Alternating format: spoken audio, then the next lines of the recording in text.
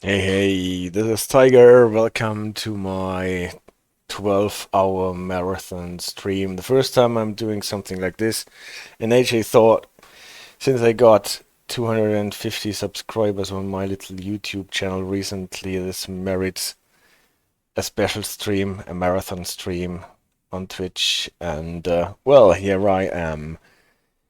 Before we start, please heed the disclaimer. We are talking about playing a computer game and leave the real railway stuff alone. This is not for us to touch, even if we try to investigate and figure out how all this works in real life as close as we can get to this at all.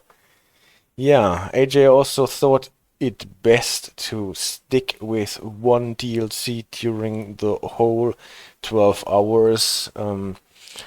I just did the calculations. If I do a 12-hour stream for each DLC that is in the stream, then isn't in the game, then there will be a lot of streaming.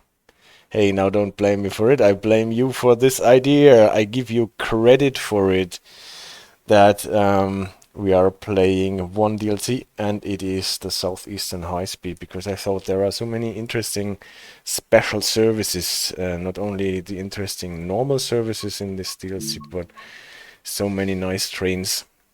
Recently also added Crompton, the Class 33 services, and they did a nice job with that, I think. They put one service with vacuum brakes, one service with air brakes.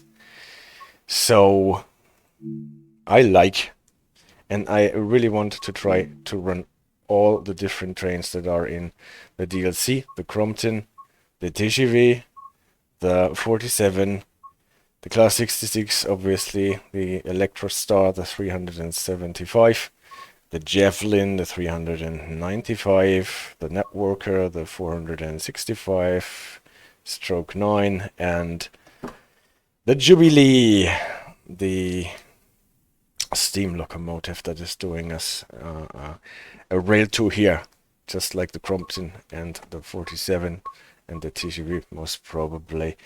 In the end, we will actually do a cleaning up with the railhead treatment train, I guess. But until then, we have almost 12 hours left to do. And I will want to go closely through the day, starting in the beginning of the day in the morning and end with late evening. Not completely one day, because I cannot fit 24 hours in 12 hours, obviously in real time. And sometimes the services that I want to play overlap a bit. So this is why I'm going to jump. And since I probably won't be able to keep up my focus for the whole 12 hours, there will be the one or other spat out, I'm afraid. Dobry odpoledne, CD Radar. This is good afternoon, right? If I got this right.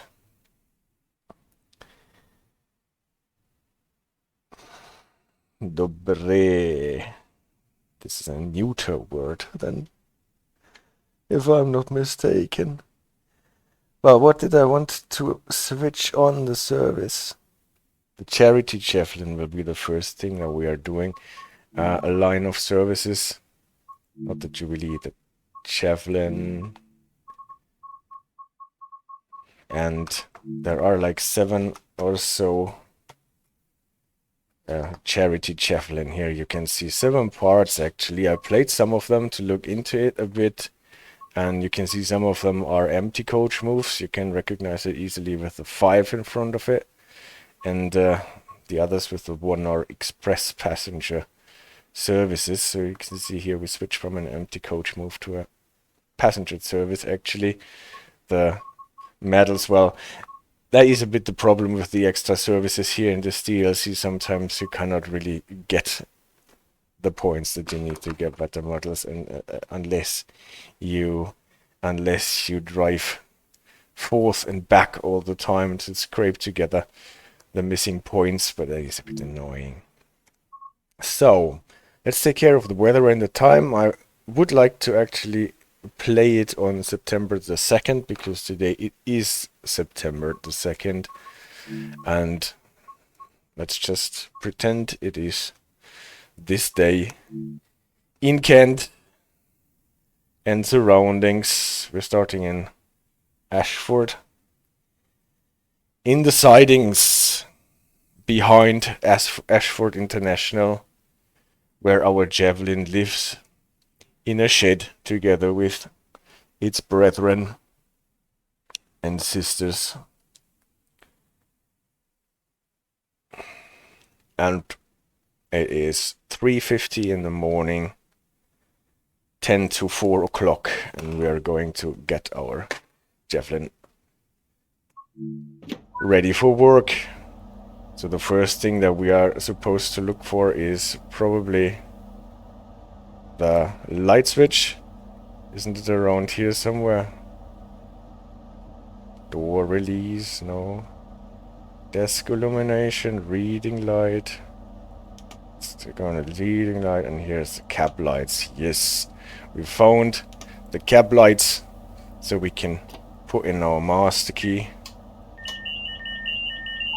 Let's hear the self-test. Day running, night running. Obviously we can turn on the KBB safety system, the TVM safety system. That happens a lot to me. I always open this door when I close this little plastic door for the safety system switches. But not so bad. We have to wait for a moment anyway.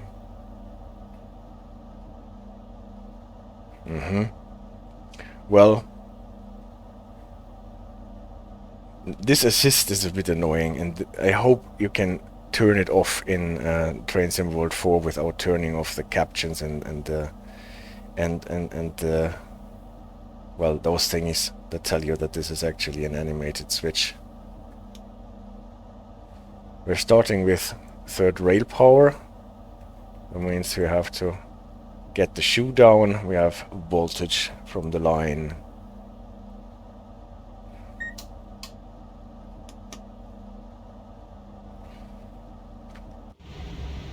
Here.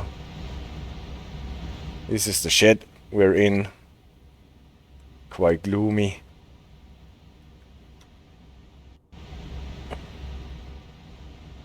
The coach lights in the Javelin are already illuminated. I think there is actually no way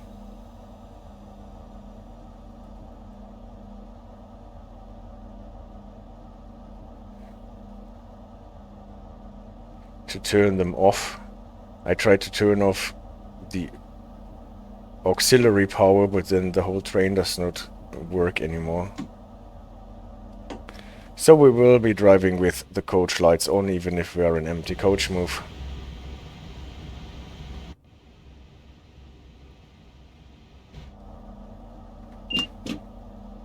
First we are limited to 5 until we are out of the shed. Then it will probably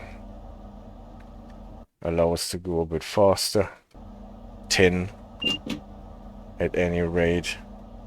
Let's use this to check if the switches are aligned properly. Fortunately, we don't have a derailment issue here with this train.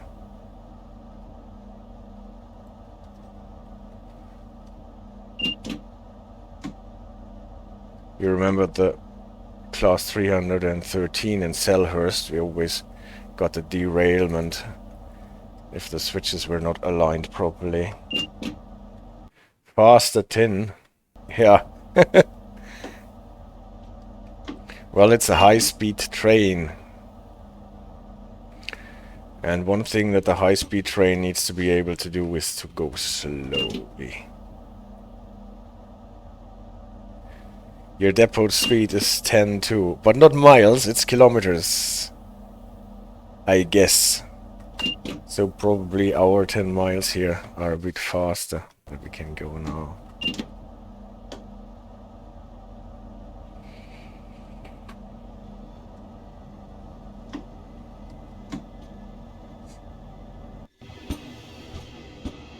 Going a shunting neck now.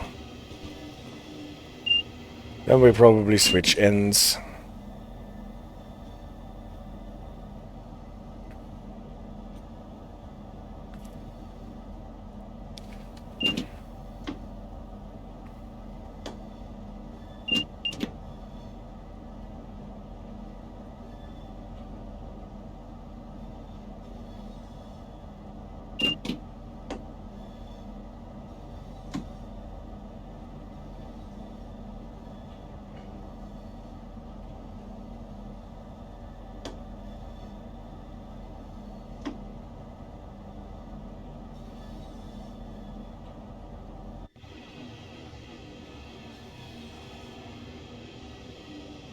Here we actually have some floodlight.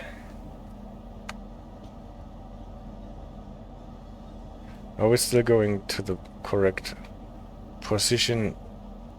Looks okay to me.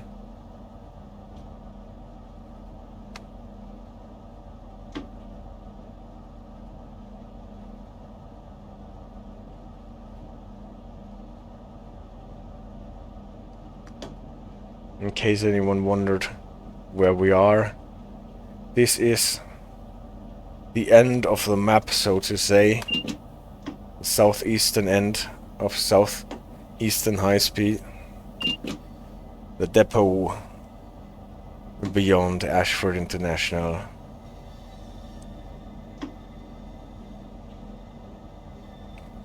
It's the train wash here. I think we will be going through the train wash. So that the train is neat and tidy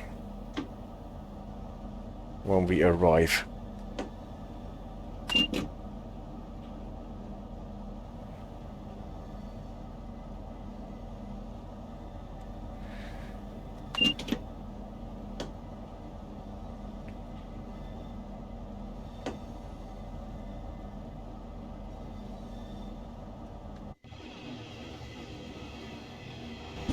Now we are in the dark again.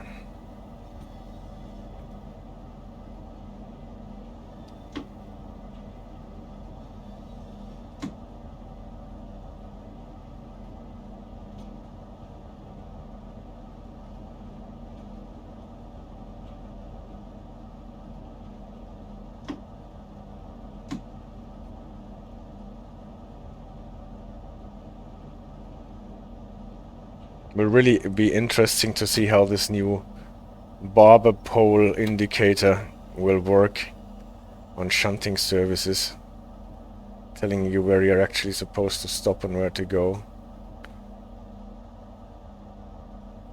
Well, I guess the game would expect you to have the object markers and those thingies activated.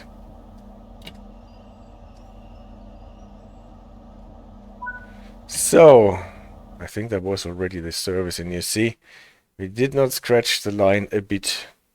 We are now getting 1,000 points for the golden medal, but only the 560.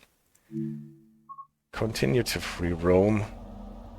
Let's turn on the lights again. Let's find the light switch again. Reading lights, cap lights here.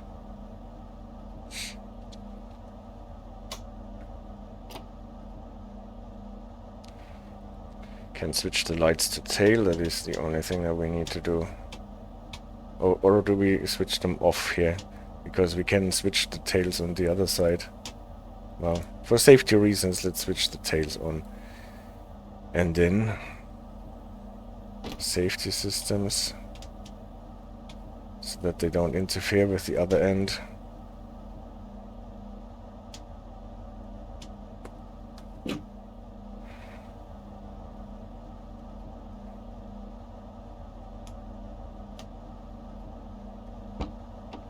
Good thing that the coach lights are on, so they don't need necessarily to walk around the train.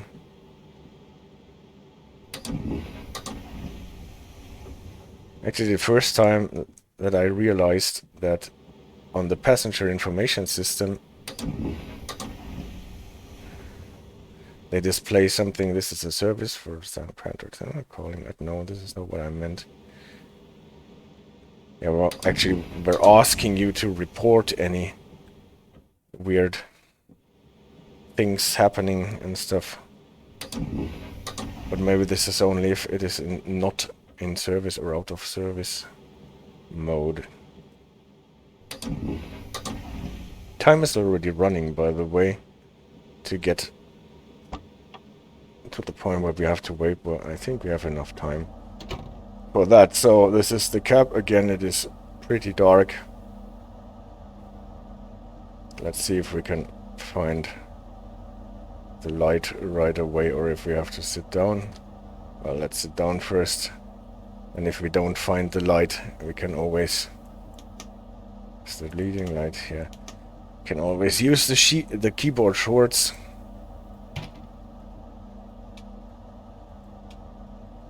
This time without opening the door.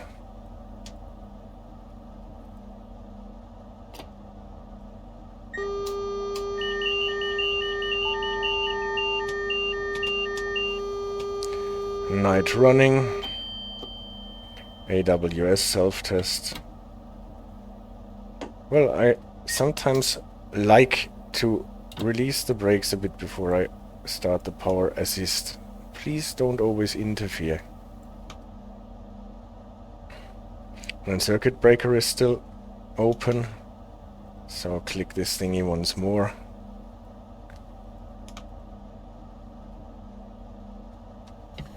And then release the brakes even more. Oh.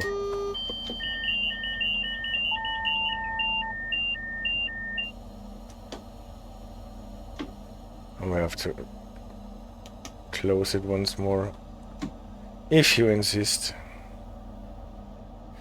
The nice thing is you can actually go by those lights, those indicator lights, and see whether you have voltage or whether you have none. Need to close the main main circuit breaker. Ah, one thing I remember at this point, before we go any further here, you can see the switches are not aligned.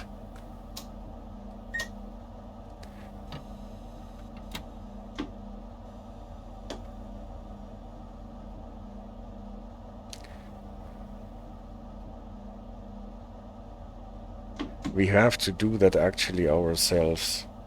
No signaler here, yeah. Even with our super modern manga train from Japan, we have to set our switches ourselves. See if that works. Yeah, we got back in there. Let's see if we can actually go where we need to go. We need to go here. So all the switches are not set. Oh, that looks better.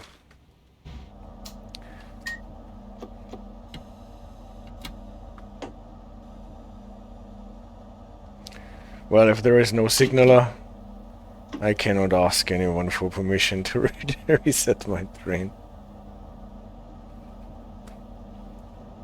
It's driver-only yard duty here. I'm yard master, driver, and signaler in one person. So the blame will be exclusively on me.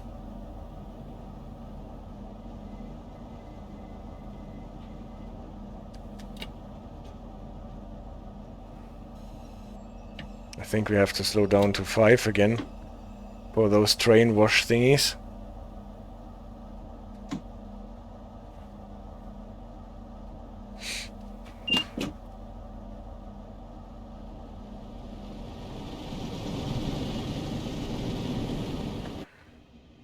Yeah, see how nice and tidy we get.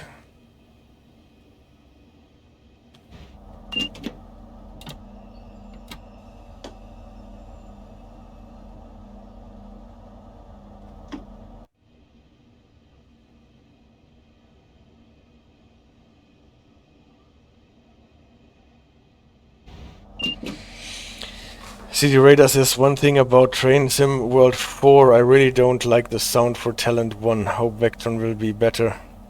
Yes.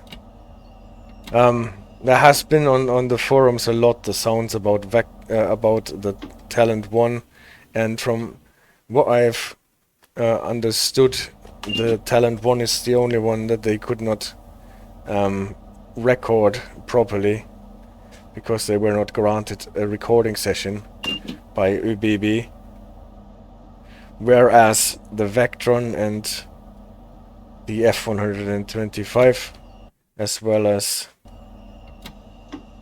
the Asuma are actually recorded in situ with a full set of recording equipment. Not so the Talent 1.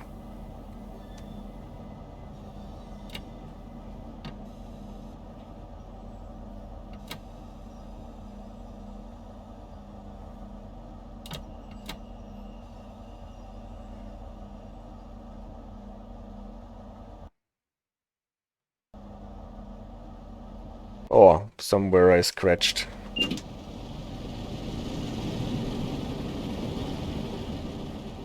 The speed limit.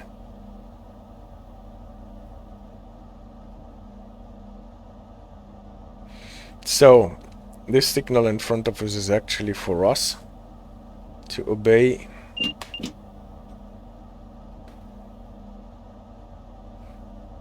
And the service wants us to stop in front of it.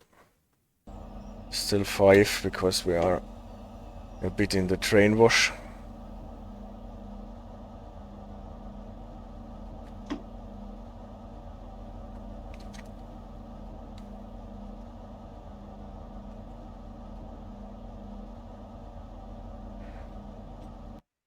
Are we going to the correct end? It says so.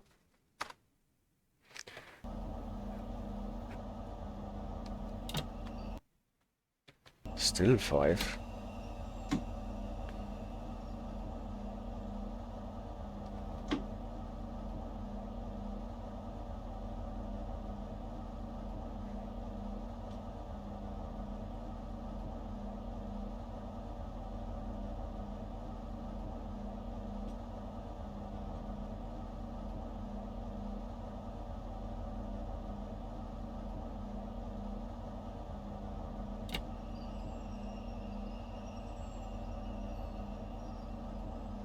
Oh, I should have stopped.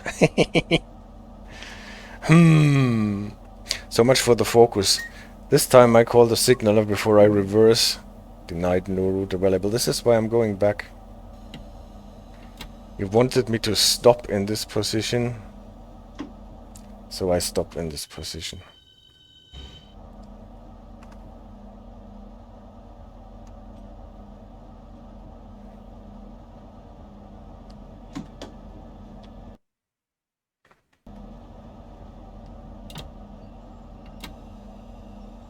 Early morning, yes.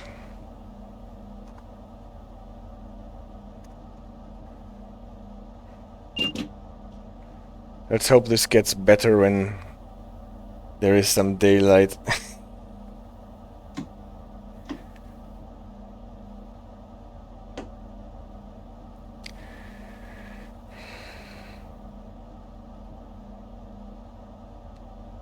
Well, there's me again thinking we have to stop in front of the signal, not somewhere in mid-air.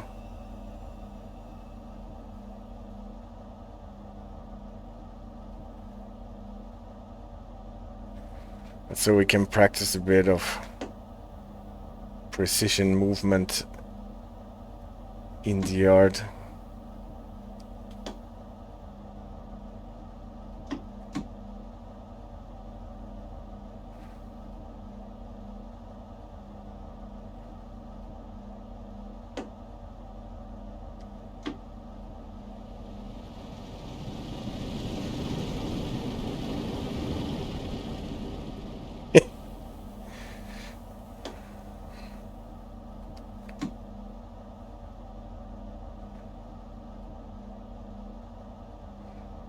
actually was expected to stop in front of the second train wash.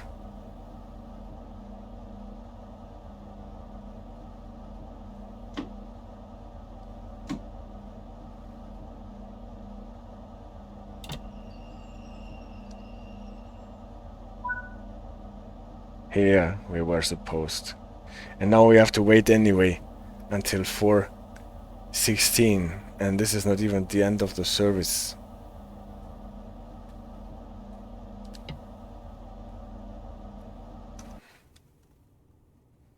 So we can explore the depot a bit. This is obviously where it connects to the line that is going on further to the southeast.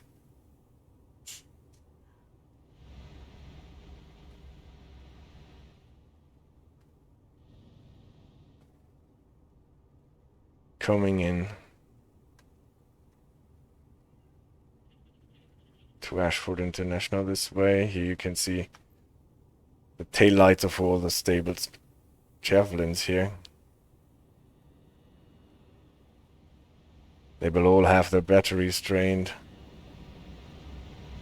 keeping the coach lights on at night.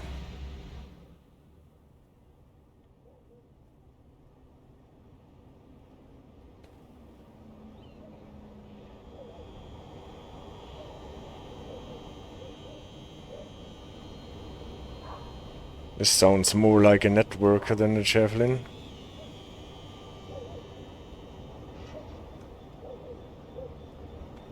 Oh yeah.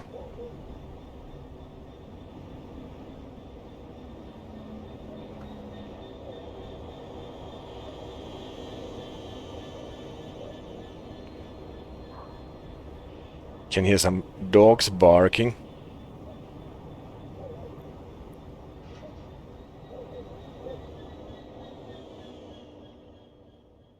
This is Ashford International Station.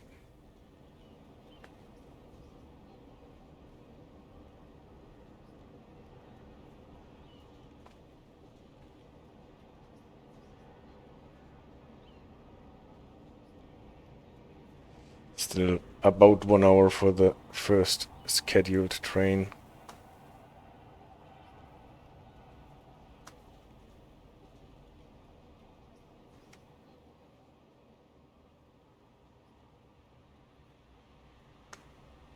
So did you watch the stream about the 4 Arlberg DLC yesterday, CD Radar? I have to admit I only watched a couple of minutes.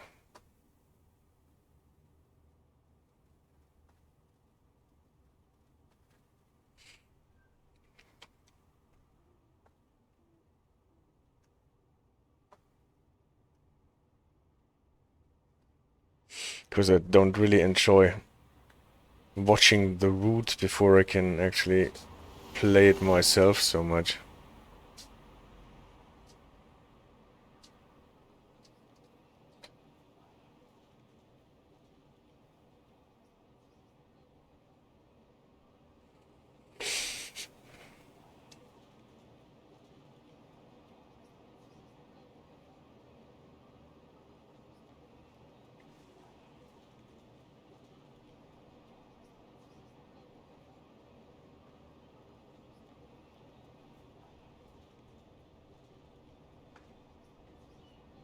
I wonder if they remove this gate when the station is actually open.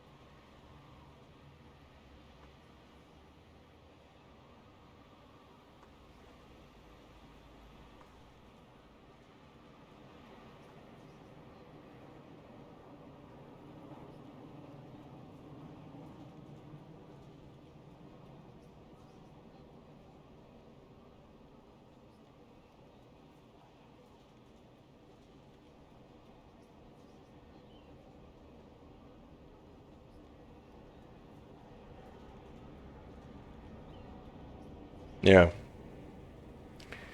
I same here. I only watched it for a couple of minutes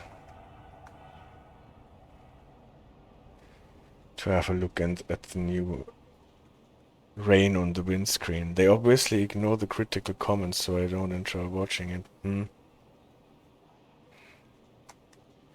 Yeah, I had this feeling a lot that they were ignoring every critical comments. But I have to give them that they addressed a lot of critical comments that had been raised over the months and years. And actually try to address them with the new features. Between the train and the platform. Mind the gap. But I agree. I have the impression that they were more open to critical discussions on the live stream in the past.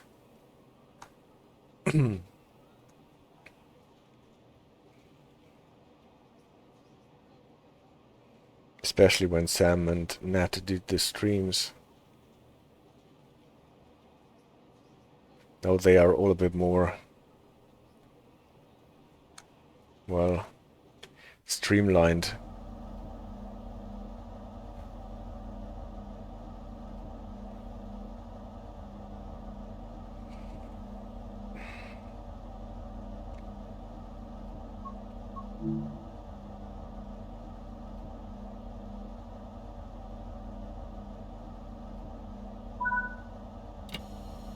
Yeah, that's true. CD Radar says they could at least try to explain that they could not get the sounds from ÖBB.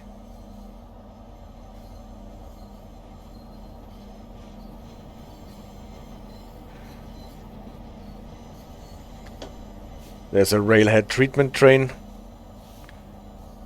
treating the rails.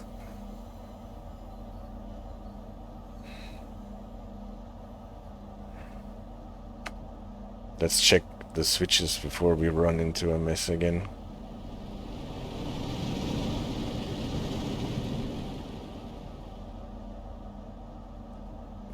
Seems to be okay.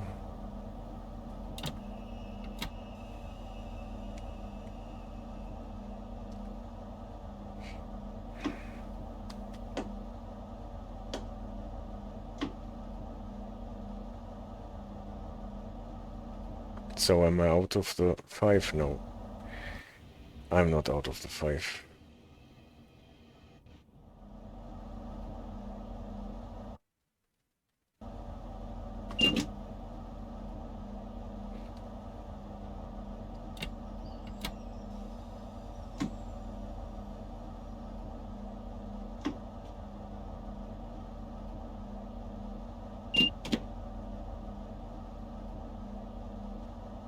So is that something that you would have to do in real life, CD Radar, if you start your train at the depot in the morning, waiting on the sidings for someone giving you permission to move?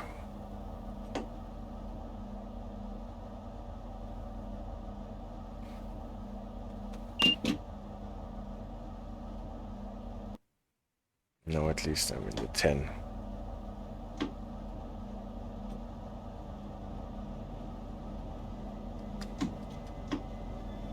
Now I can go 25 if I pass this sign here.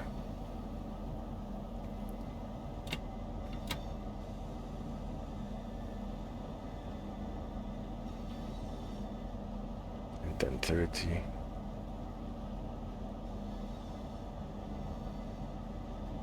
Another thing is, why make a train at all if I don't have sound? It's like making a car without seats. It can't be driven, but it can be driven, but it is not pleasant. And as we know, Trains in World, if they ever want to fix the sounds, it will spoil something else. Maybe.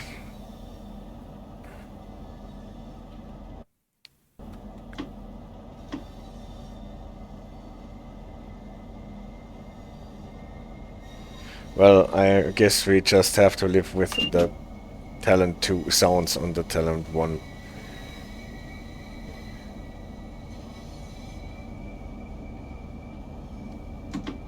I don't think there is much hope that this will change. It is as it is.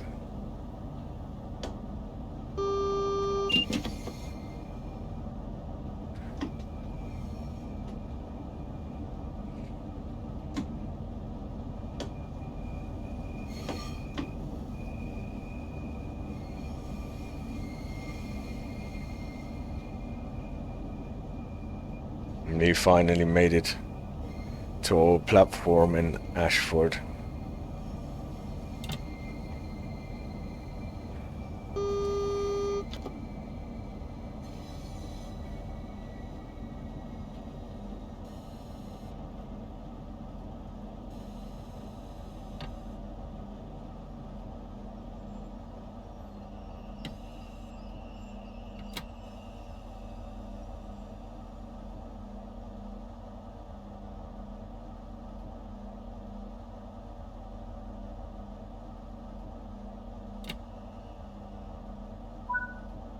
And here we are.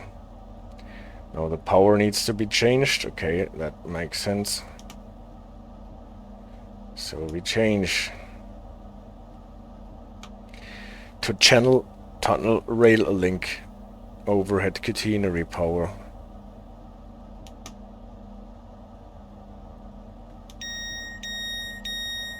They want us to open the doors, and probably this is the time where we are changing from a 5-set service to the 1-set service, and actually supposed to take some passengers with us.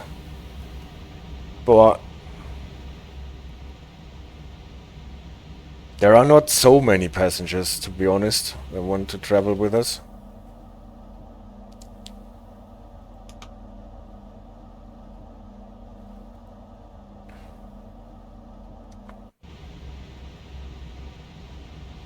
Maybe they have to reconsider their idea of starting a charity drive event at 4:20 in the morning. Probably selling the tickets for a couple of £100 each.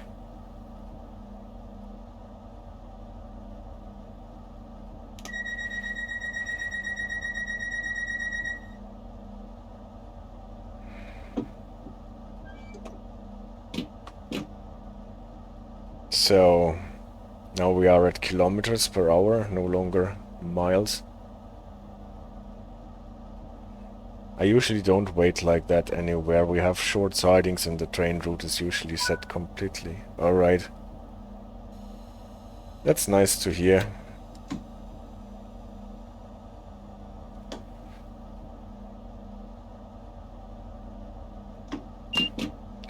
Well, I actually enjoy those services in the game where you have to wait around a bit.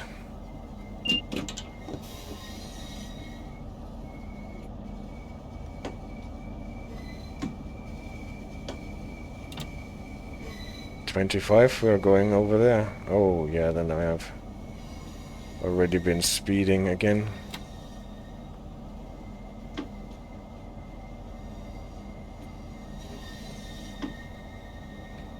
Next one is 30.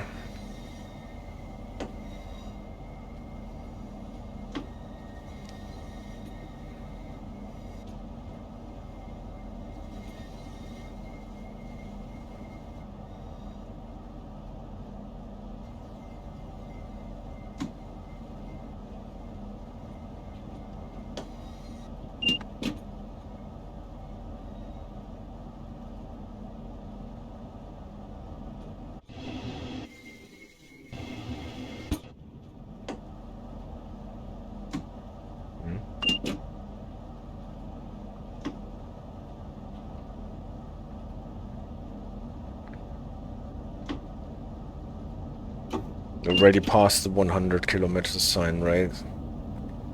So we can accelerate into our tunnel. Here's the cap sign telling us that the cap signaling will start any moment. It's really peaceful so far, right? And now cap starts. Of course, I oversped because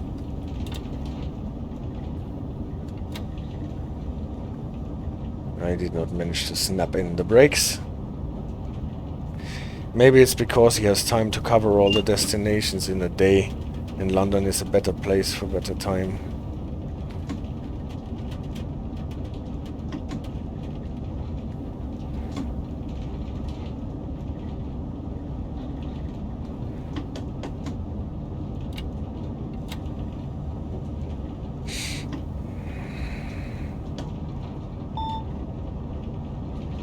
And now we got all clear for 225 kilometers. On our way to St. Pancras, so we won't stop in the middle, we will just be going straight to St. Pancras, all 50 miles.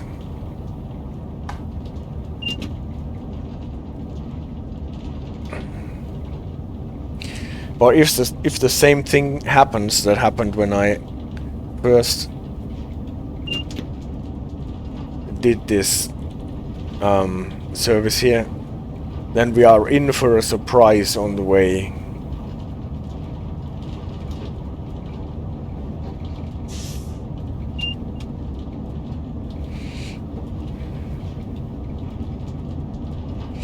Unfortunately, the keybind for the TPWS brake demand button is on the same slot as is the vigilance pedal. So the train must be totally confused by now why am I constantly pressing the brake demand button when all I want to do is to release the vigilance pedal.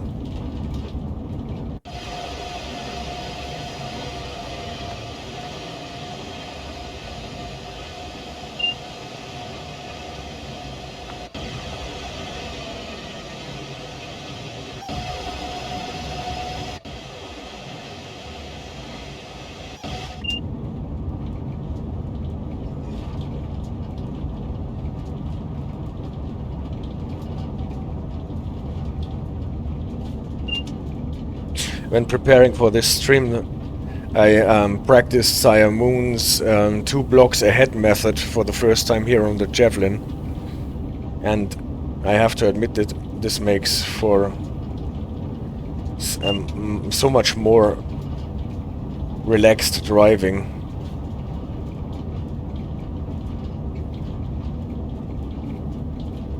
Putting the brakes to 60% and slowly drift down to the next slot or to the next step.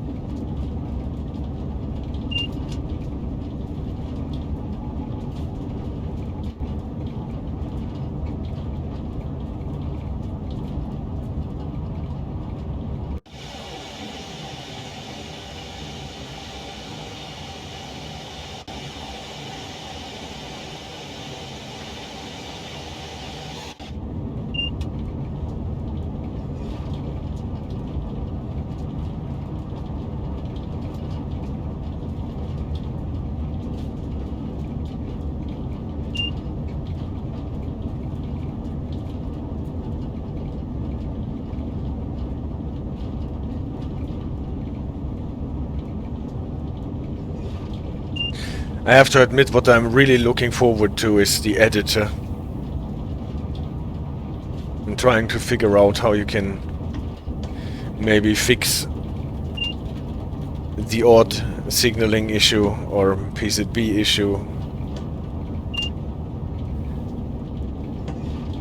Maybe finally free that poor signal at Thornton Heath in London Commuter from its prison.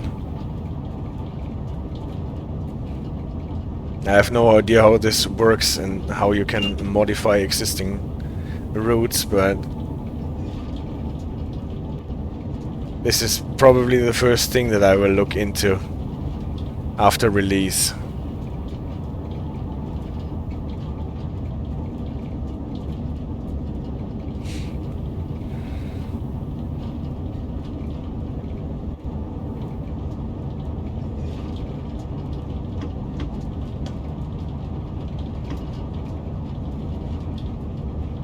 will be really interesting to see how complicated it is to, for example, light the little white indicator lights on German signals.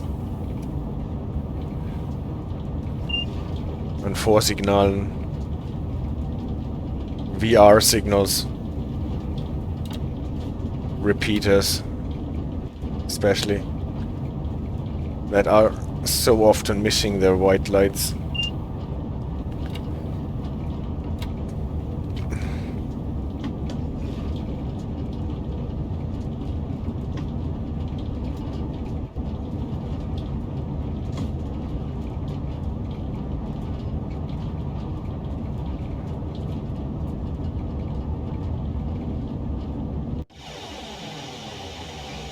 It's getting day.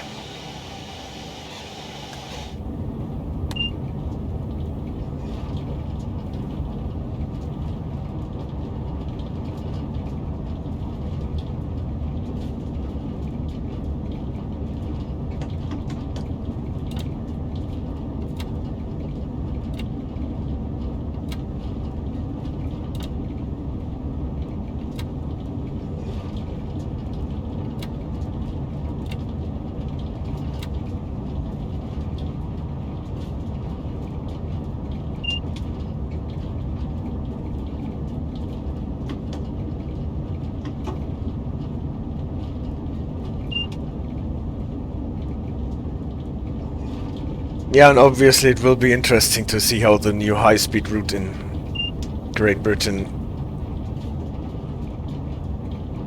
will be.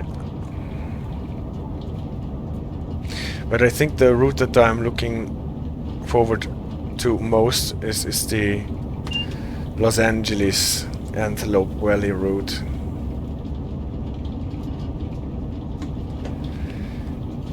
Even though there will be no PTC.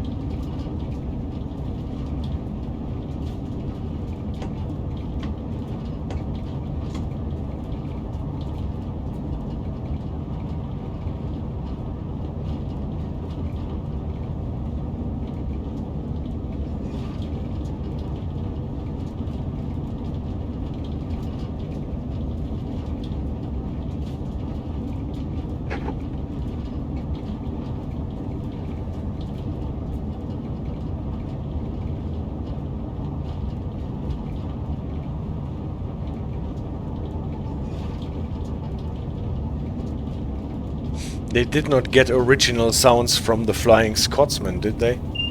Or did they actually?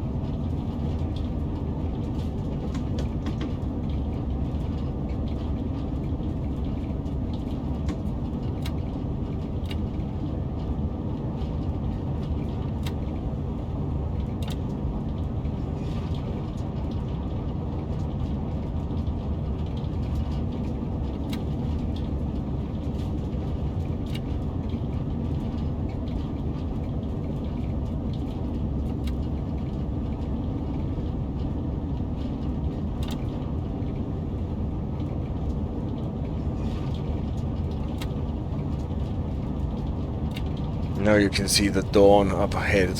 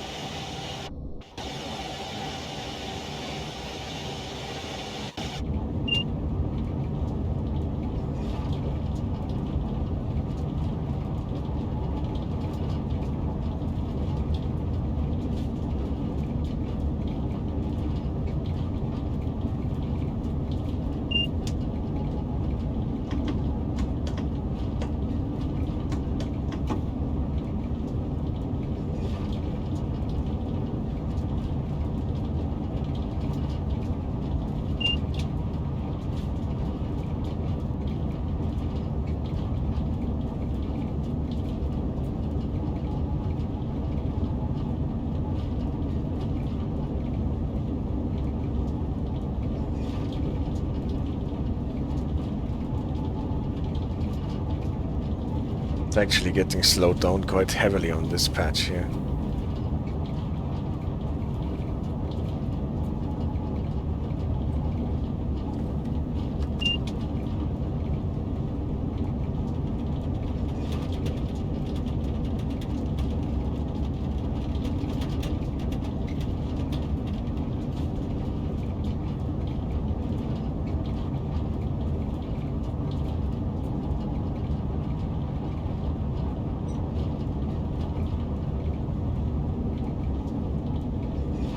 And now it's going downhill and we are picking up speed.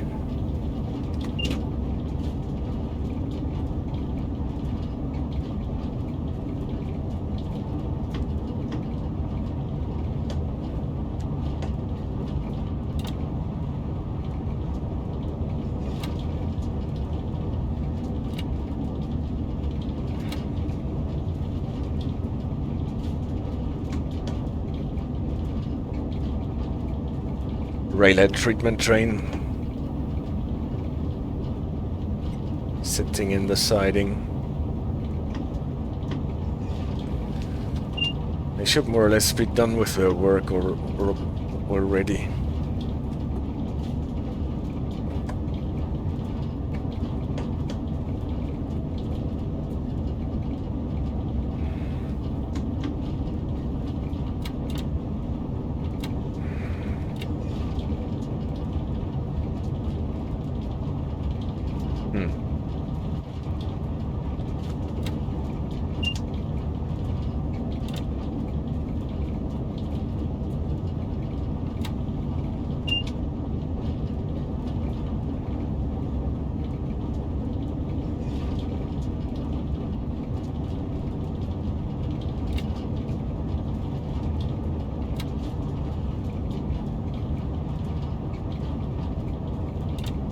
For later in the stream I have prepared an expert question on German signaling,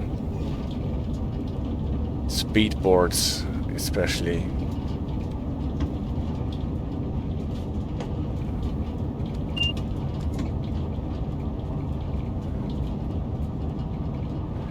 One that I am not entirely sure about the answer myself. But I think I have figured it out.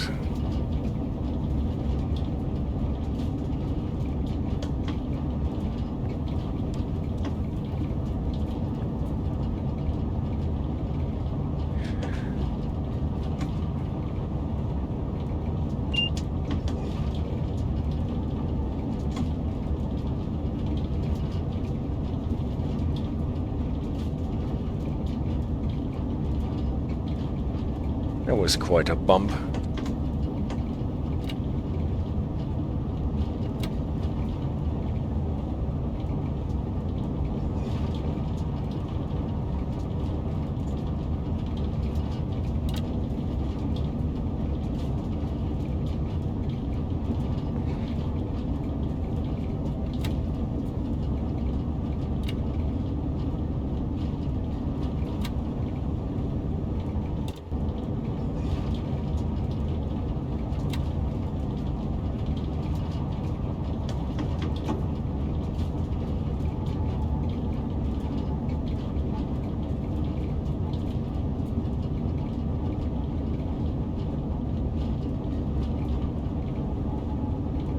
Well, with a couple of them.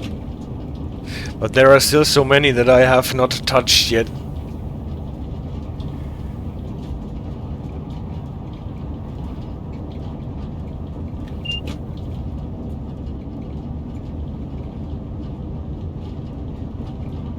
And I took some notes to know when the special services start so that I can fit them in an artificial day a bit.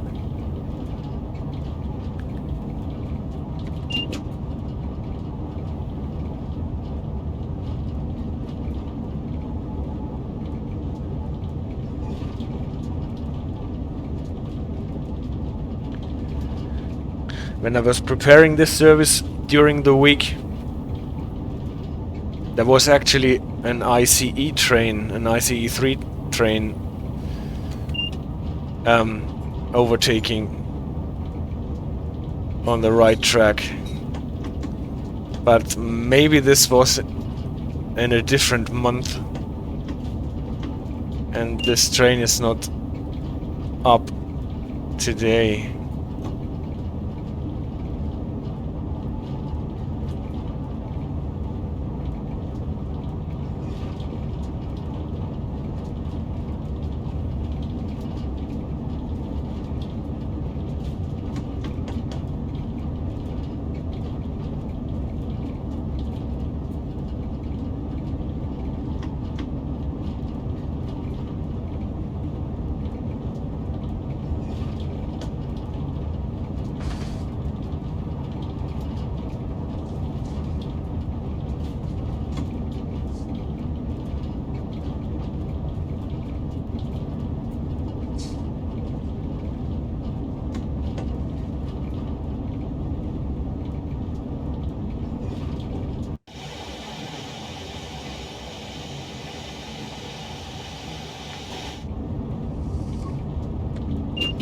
The Javelin and the purple clouds.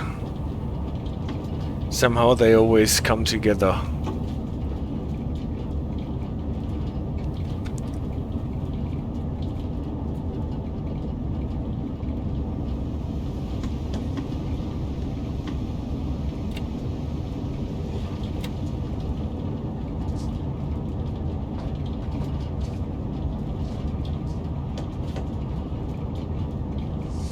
An interesting service on the Kassel map that would go from Kassel to Würzburg.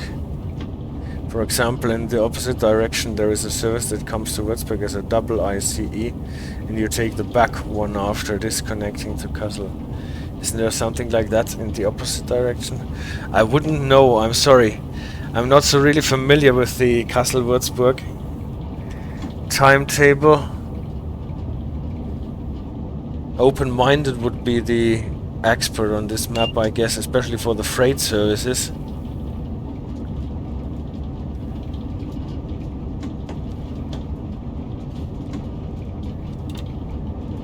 But if I come across one, I will let you know.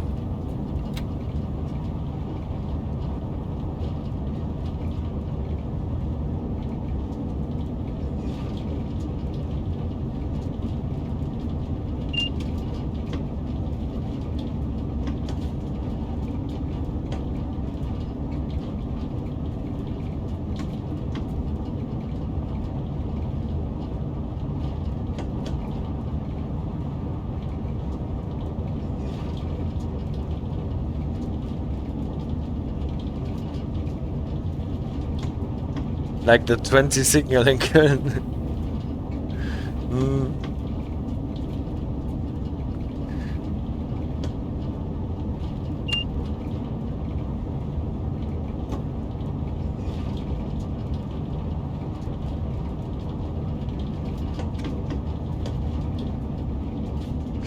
The 20 signal in Köln. Maybe this was because of the shoot signal between the signal and the platform, but doesn't make a lot of sense if the shoot signal is open to show the 20 anyway.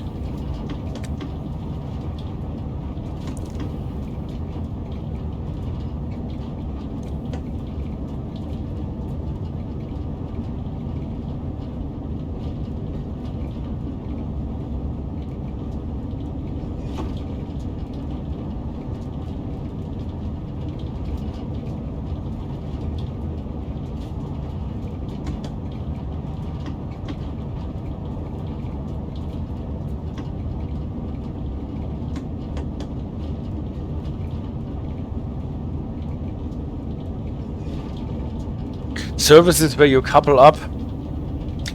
Well, I remember that there is at least one service where you have to couple up in the London commuter, where you drive an Electrostar coming from Brighton Lovers Walk depot and you couple up at Haywards Heath, I think. But with an ICE, I wouldn't know.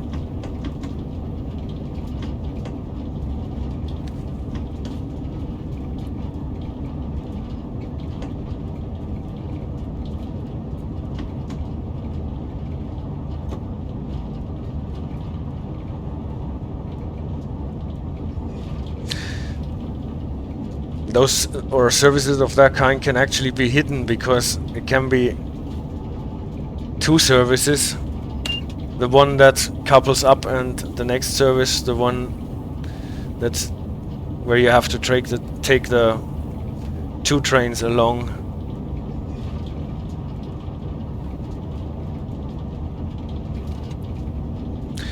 So last leg to London St. Pancras.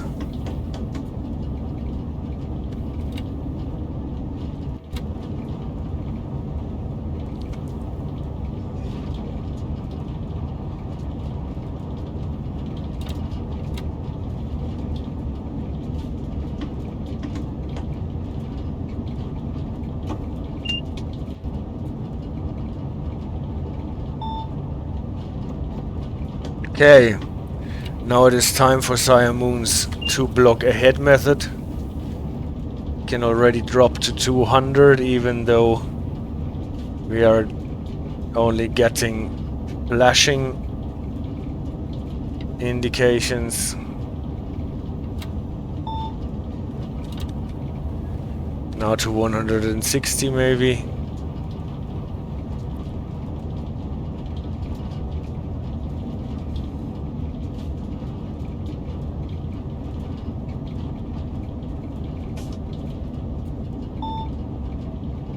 .130.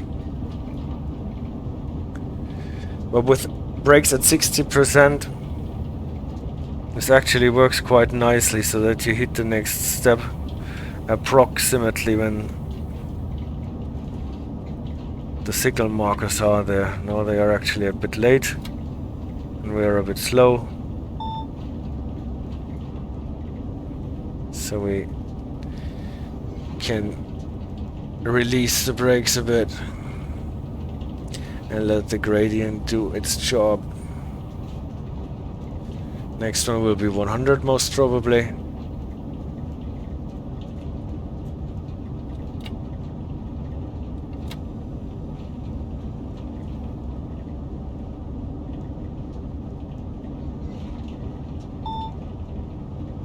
And after the 100 it will drop to 80 and 80 will be the release speed.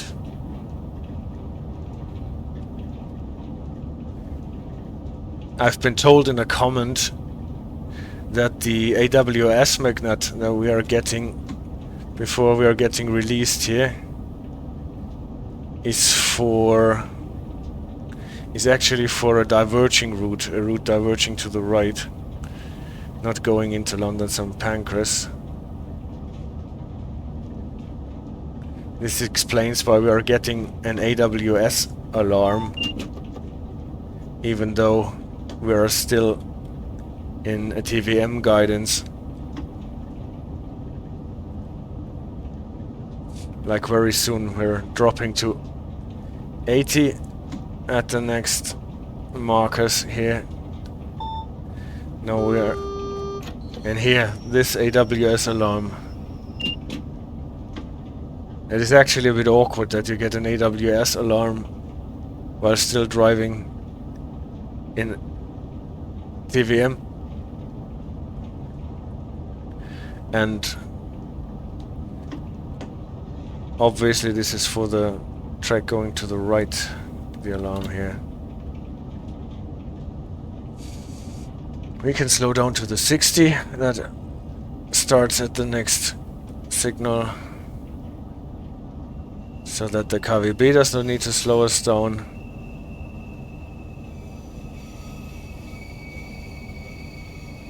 And at the end of the hill we should be down to 40. Not at this signal, but at the next.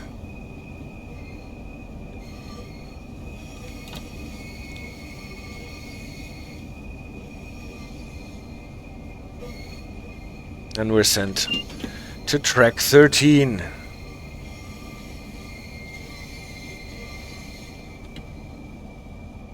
It's quite a steep gradient here. So be prepared that the train wants to accelerate.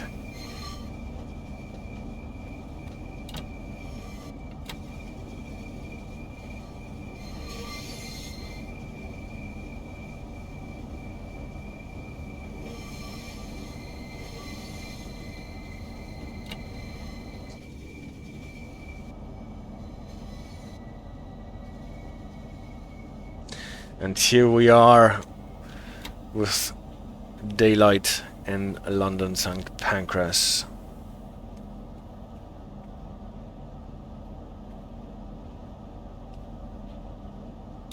Six minutes early, actually. I think we will be docked for being early.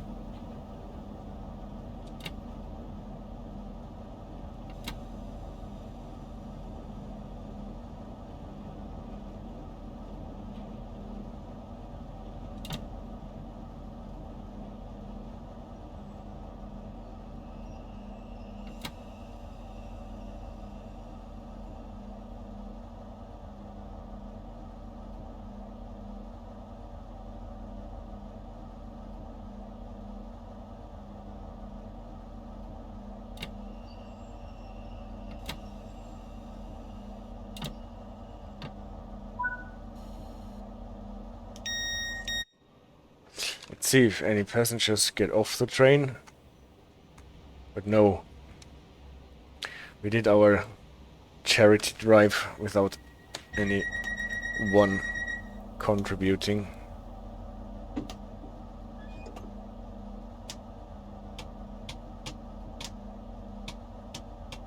Where is the tail? Here's the tail. So, lock doors. I locked the doors.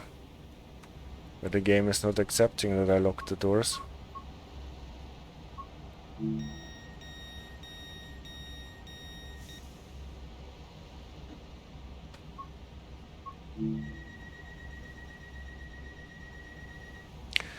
Probably it actually needs to wait until 4:58 to register.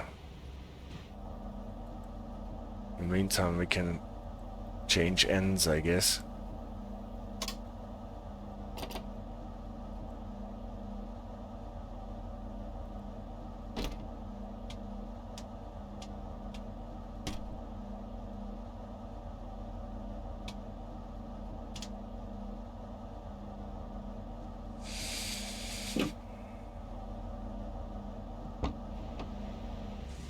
May I have your attention, please? Closed circuit television and remote video monitoring is in use at this station for your personal safety. Is that our train? and security. At 4:58. The charity Javelin, exactly. It's ours. It's announced that we should arrive. Can you do Southeastern, please? What exactly do you want me to do in Southeastern? We are in the Southeastern High-Speed DLC. And just drove the Javelin from Ashford to St. Pancras.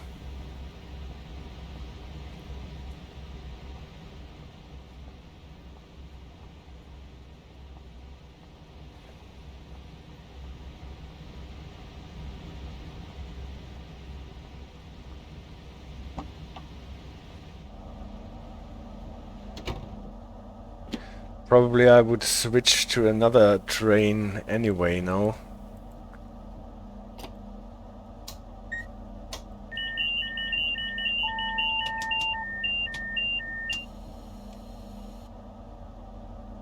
After setting up this end.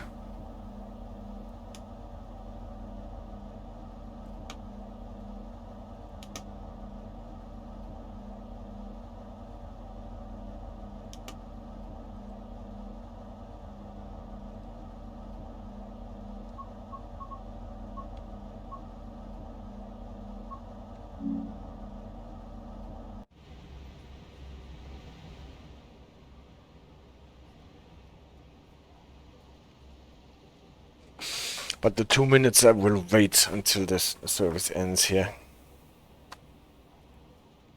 Can look around at Pancras a bit.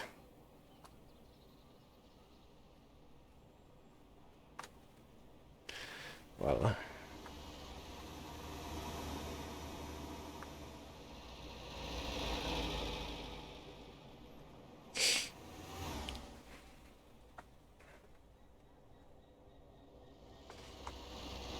one thing that did not really get noticed that much when Trains in World 3 was actually released is that the cars got headlights.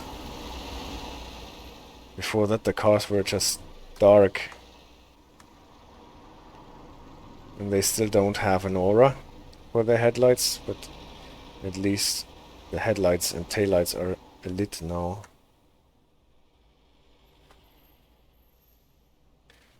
So, at 58, it should actually register that we closed our doors.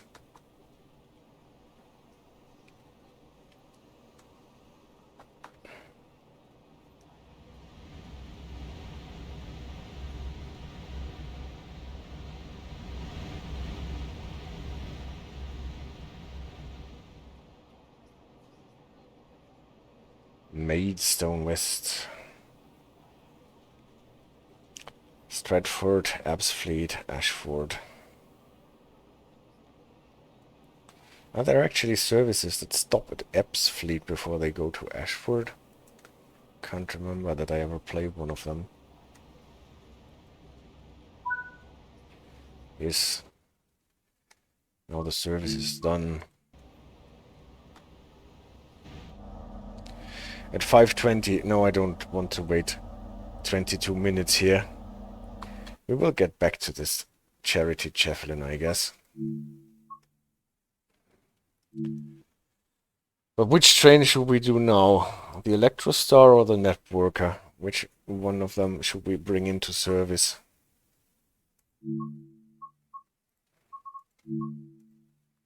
Maybe the Networker.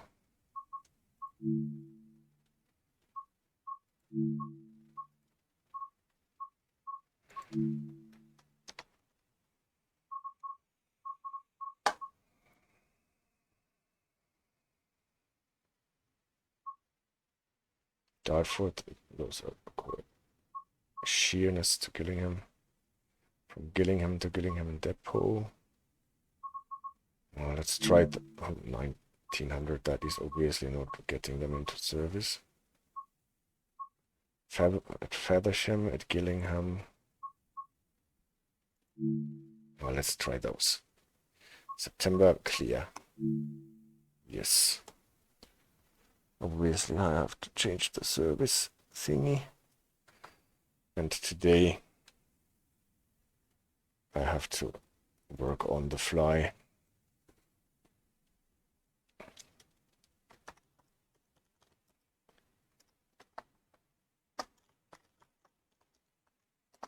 Networker.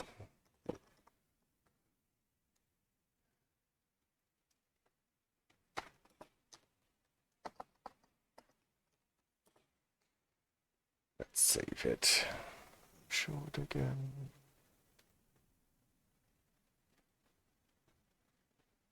Nope.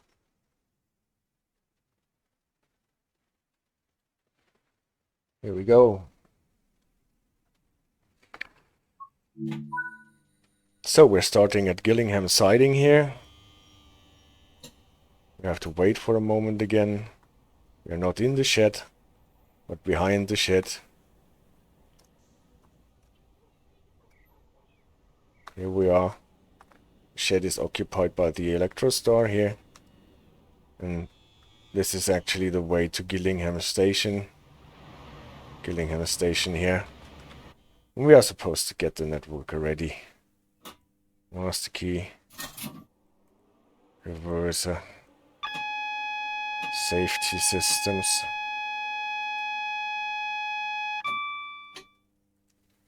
Lighting. Taillights off. Oh, we can already do day running. It's almost day. Safety. Light wipers PIS.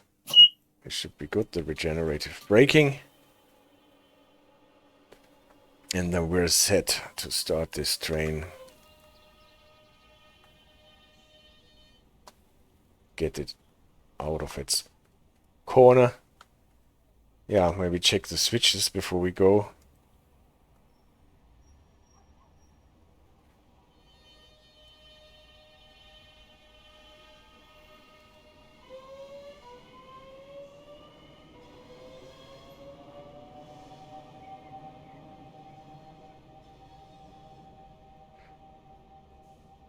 Hello. This is the alignment that I want.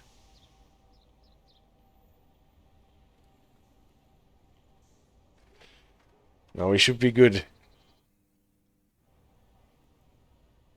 It says not in service. But this will change quite soon.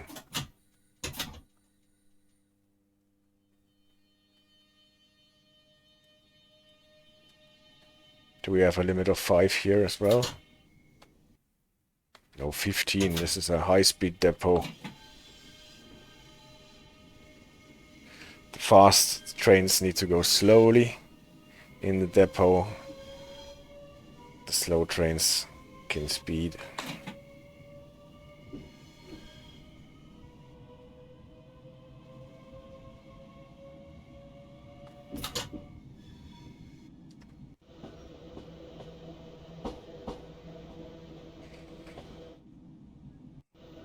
Just have to check that there are no signals in the way that I pass a danger, because I'm looking at the scenery.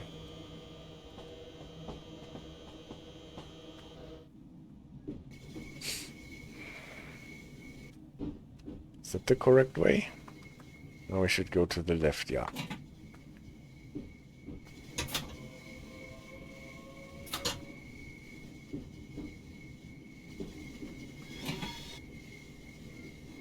Then this should be good.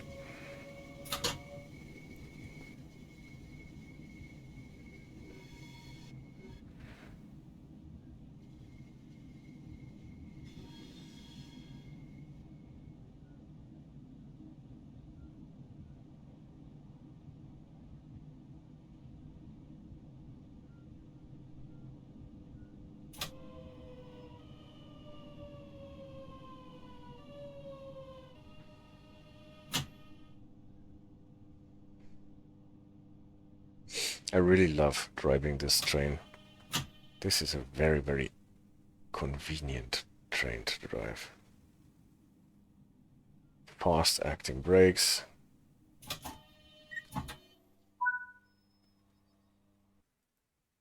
And that was this service already, very short, and no chance to get more than 530 points. Except if you're going backwards. And we don't want to do that necessarily. Taillights on, headlights off, safety system isolated so that they don't interfere with the other end. Lights, safety wiper PIS, reverser brake. Right, then we can go to the other end, I guess.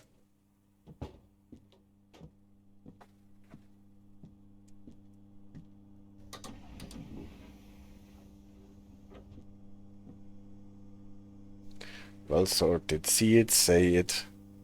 Sorted. That's nice. This not in service, this train, then it has this message on the PIS screens asking you to report any suspicious behavior and things. Well, this end of the train is dead on the PIS, I guess. Oh, because we have 2 trains. Then I cannot go on the inside, I have to go on the outside.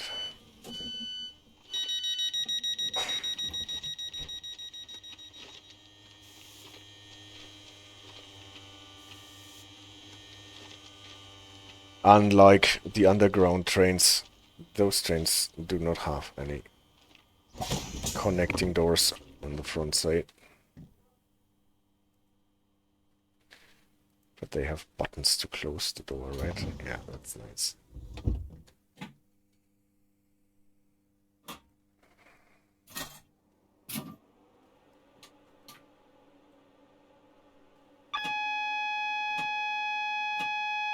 Safety systems. Regenerative braking, lights. PIS does not need to be set up by us. Alright. Are we good to go? Signal is not talking to us. Good. Then we're just going anyway. But first, set the switches and make sure well this train just ran through our path.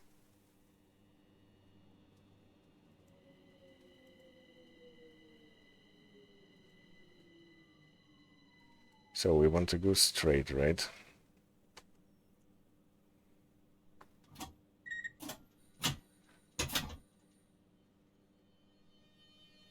So in the yards you can actually get conflicting movements.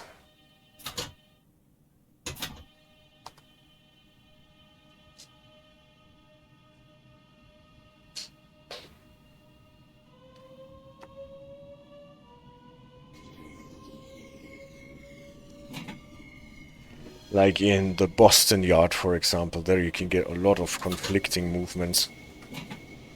I don't know, CD Radar, if you remember the service in Boston yard, where you are actually routed through a shed that you cannot pass because it's a solid block building. And I once tried to go around that, but there were so many different conflicting movements coming from behind that it was not possible at all.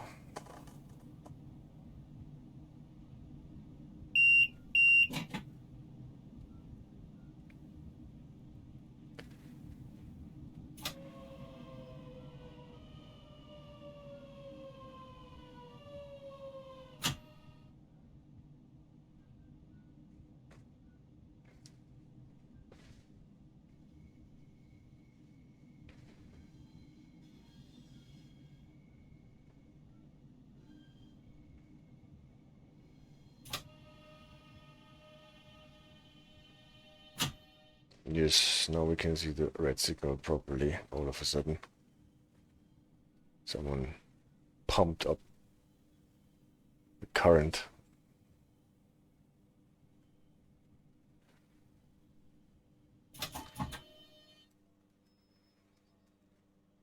Signaler does not want to talk to us. So we wait 3 minutes. 3 minutes is okay. Here we have green AWS magnets, not the yellow ones.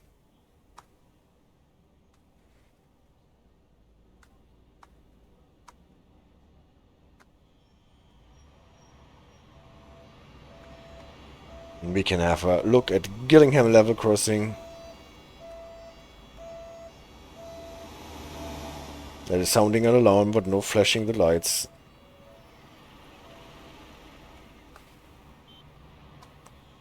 This is the siding close to the station. I think you can play this service as well. This needs to be brought into service as well. From this siding, protected with this shunting signal. If you see anything suspicious, please tell a member of staff or the police.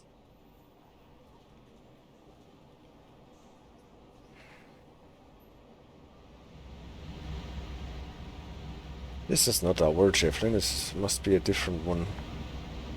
Or is it the one that we left? No. It is going from Faversham to London St. Pancras. And it's just vacating the platform where we are supposed to go, most probably. Again, Look, those signals are red, aren't they? They are red. And now they look totally yellow. Oh, they are red. That is a bit weird.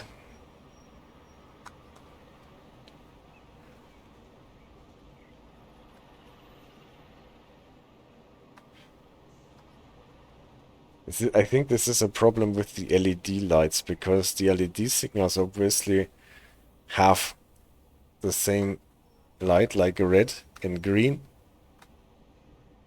on the same lens.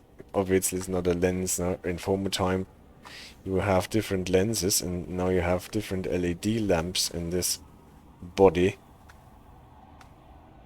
and they sometimes come over very reddish, and then very yellowish if you get closer. Well, let's see how this works out in Train Sim World 4. So, Signaler, are we getting a go here?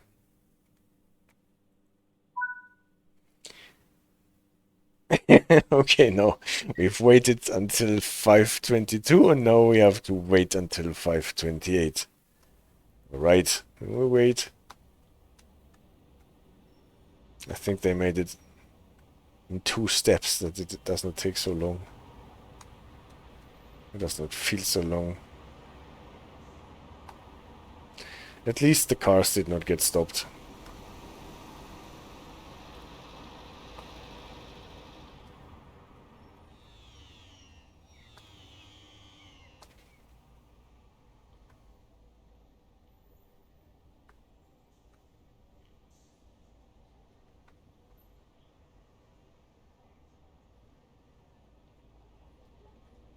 It will really be interesting what people will build with the editor.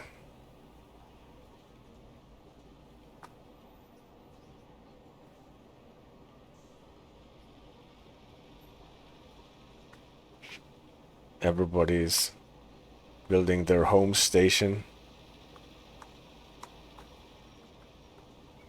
And we have a lot of the world covered already.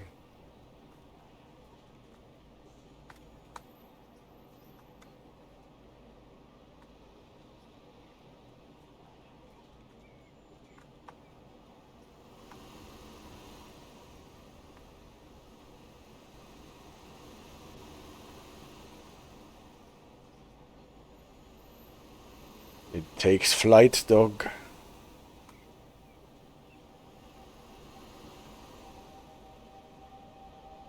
I see.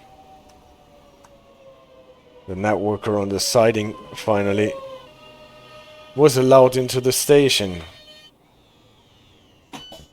Yeah, it's the one that was sitting here in the siding. And now they send it to the bay platform. This can be called a bay platform, I'm entirely sure. Maybe not, because you can't actually exit here and enter from the other side. So it's probably more a loop than a bay.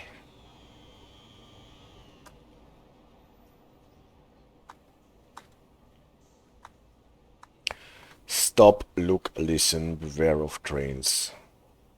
Do not touch the light rail.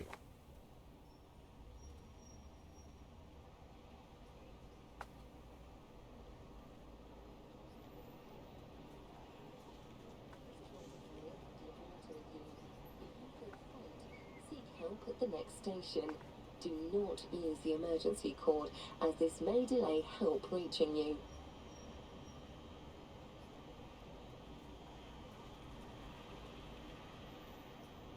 Also, the banner repeaters in LED.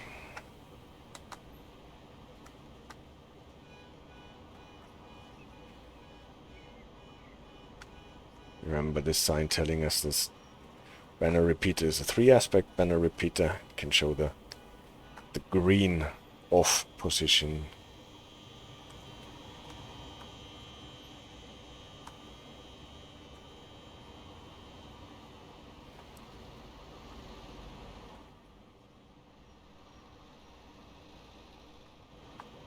Did you find a driver? Yes, they actually found a driver for that service.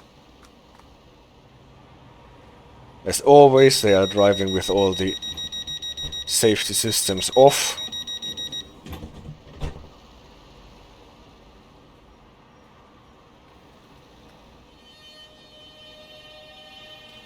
And off he goes.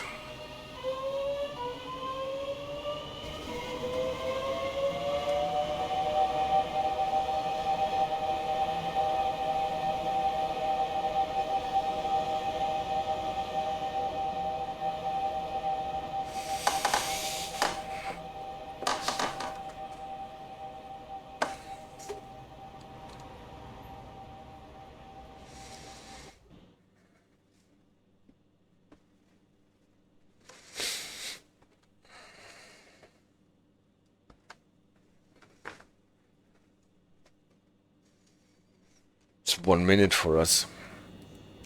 Oh. The Electrostar crept out of its shit. See? This is where it was sitting. And the second one.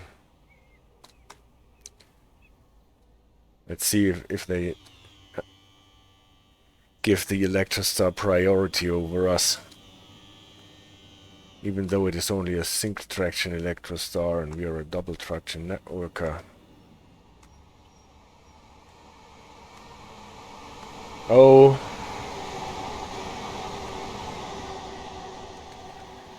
But the Electrostar is in ATO mode. No driver.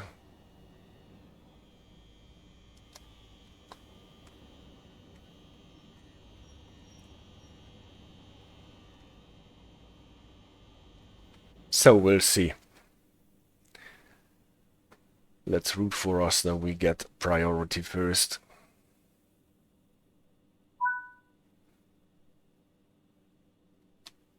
Yeah. With pleasure, but you would have to give us a go signal and then we can go into Gillingham Platform 1. Our Gillingham Platform 1 is the one that the other one just vacated.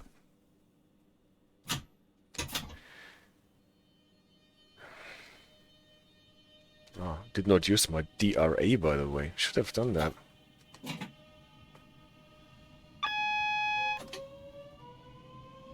I need a device to remind me of using my reminder device.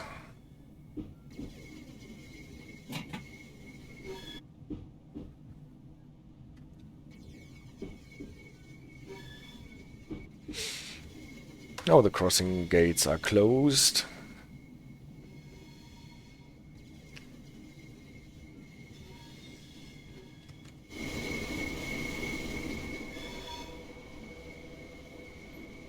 So, it takes quite a while till our long train has made it into the main line.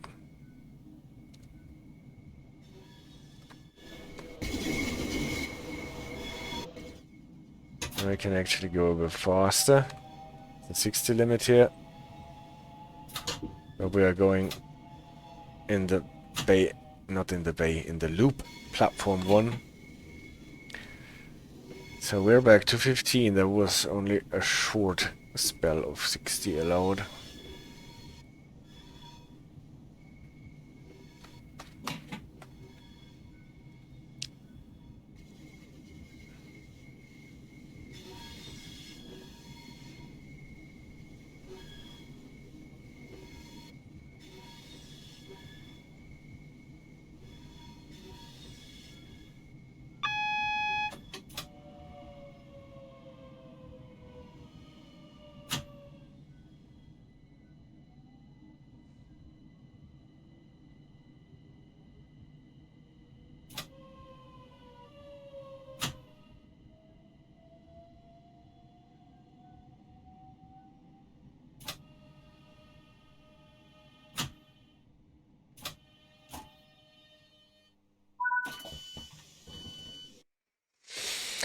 And that was that service. Again, only bronze, because there is not much you can do.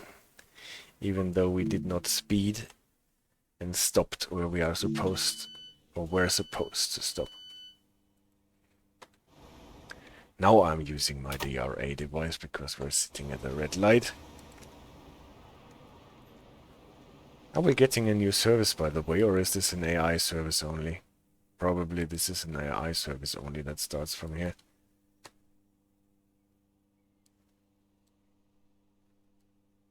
Probably leaves the map nearby. At least it does not give us any service from here.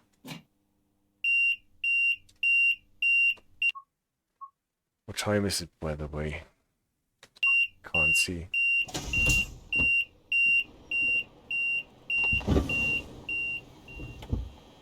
So we brought the nut worker into service, but we are not driving it from here. It's going to Dover Priory at 5:50. That is in 20 minutes. Rainham, Newingham, Sittingbourne. Let's see if we find that service 5:50 to drive it, because I don't want to wait 20 minutes here in the game. Was enough waiting already.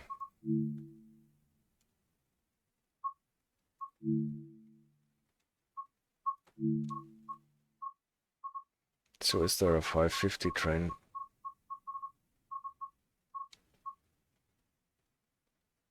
Nope.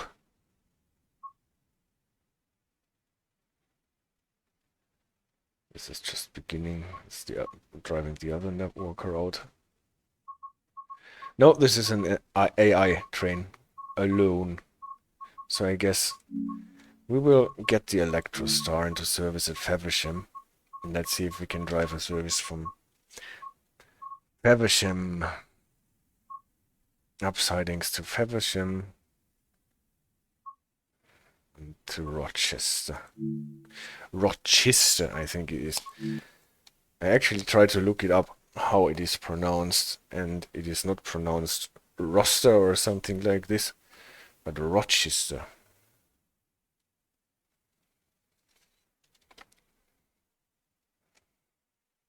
At least if Wikipedia is right. No, I don't want to do that. I want to have the correct day. The 6 o'clock service is okay, but it was already light.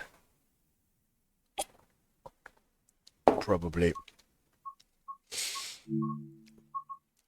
That's actually funny.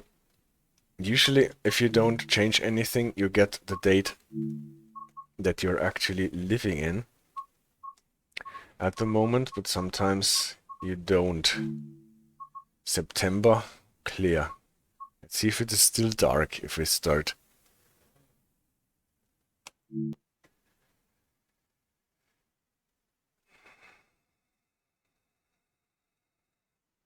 Since Faversham is more to the east, it should be even lighter than in Gillingham. See? It is already day. Key. Reverser. Safety.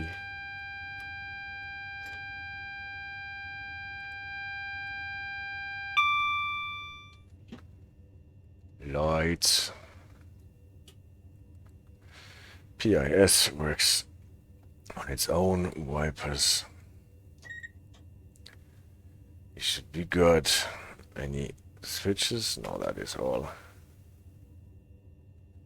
Signal is still red.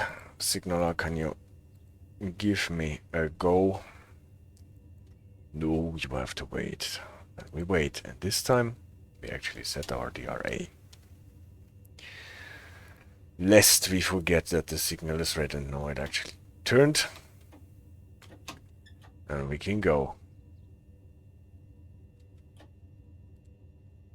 This train is very silent. Can hardly hear anything from the cab. What are we actually? 10, 15? 15 probably.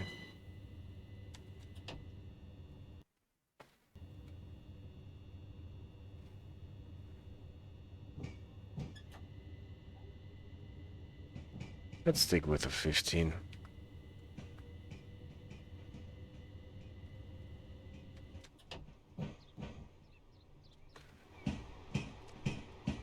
So now we are the blue Electrostar.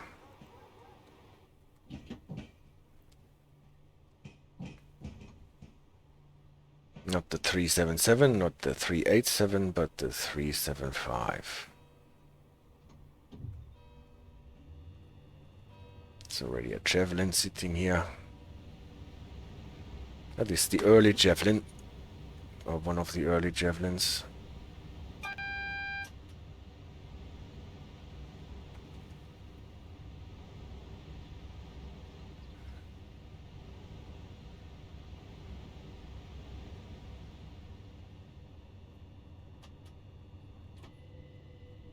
What is it? No AWS magnet for the red light.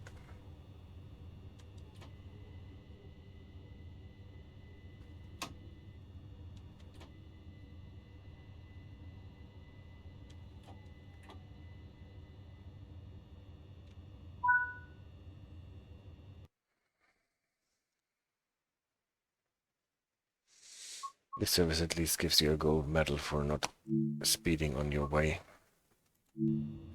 So can I? Yes, I can actually play this service. That is nice. More Carrot Street.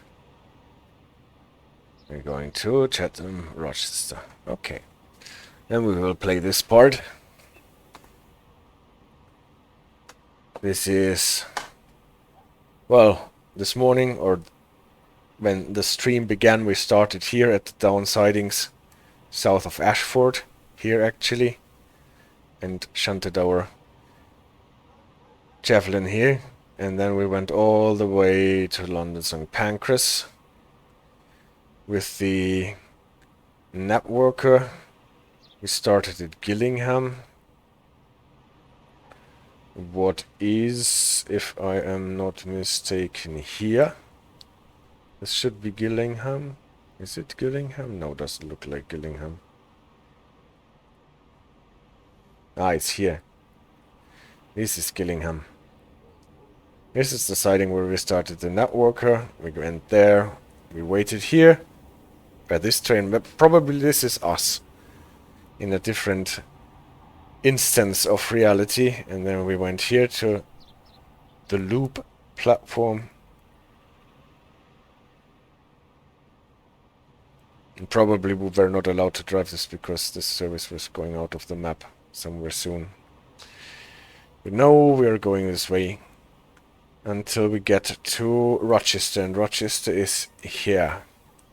This is Chatham, Rochester, Strood, where those lines come together. This is Who Junction, where a lot of the Class 66 shunting services work.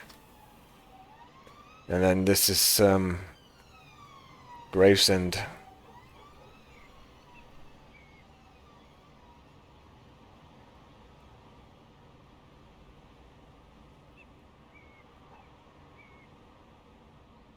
This is the path to Dartford.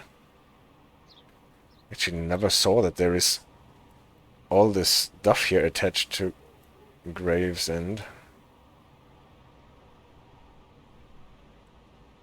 Is it actually? So Gravesend is actually here. This is the bay platform in Gravesend. And here is the junction with Absfleet. This is Absfleet. And if you want to go to St. Pancras, you have to switch here, go through Absfleet. And if you're going to go to Dartford, you go straight ahead here. But I've never seen that there is so much track here in this corner. I wonder if there are any services going there at all. Also that here. Guess it's only for the AI trains. 1 minute until we depart. A beautiful Faversham in Kent. southeastern part of England. Not super many people want to travel with us. But well.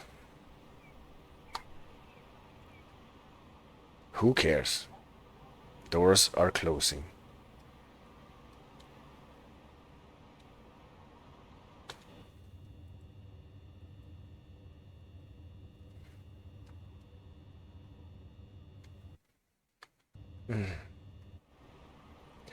Since we're on the loop siding, we have to stick to the 15 when we're driving on until we are out on the main line. And then we can obviously go faster. 60, I guess.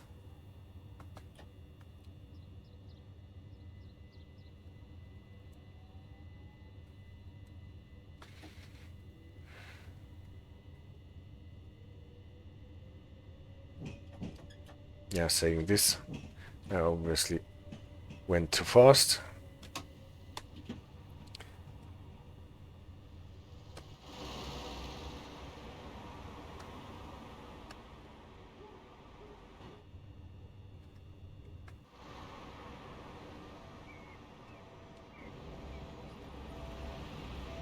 This is actually nice lighting here, without it getting too intense.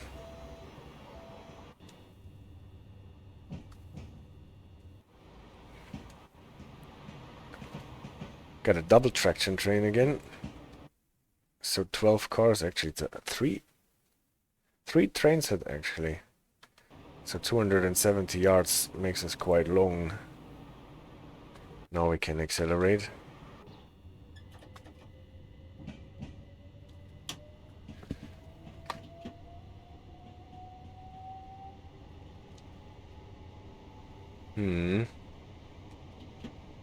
Got docked for the speeding in the pit lane.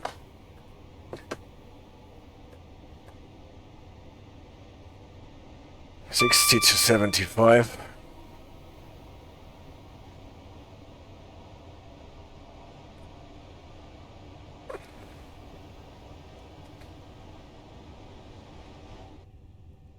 It's crazy how silent this train is from the cab.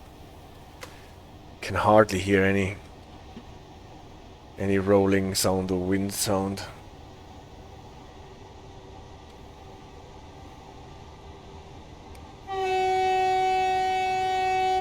The horn, on the other hand, you can hear.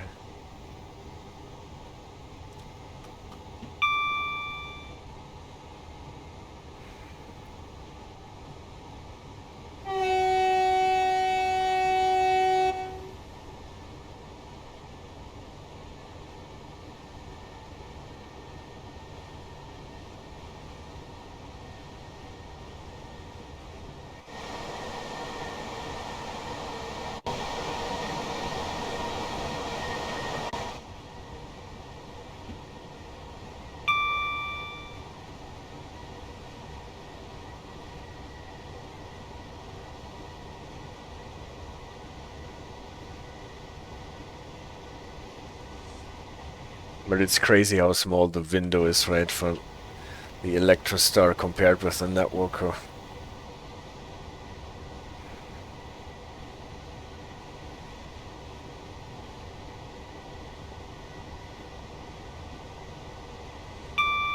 $75 at the moment. Soon getting raised to 80, I think. Oh, I have to stop at Stainham. Don't forget that. 85 actually. Can we go 85? Oh, this train actually can go 100. Unlike the net marker. Soon may the Vellerman come. Who is the Vellerman?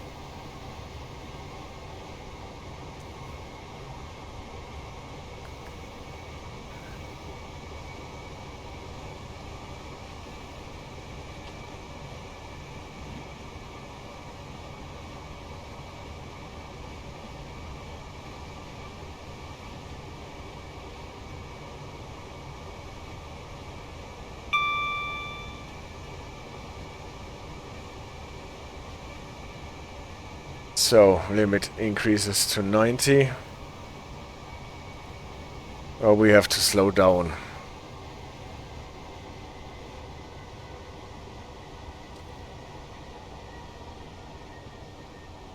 Actually a bit more.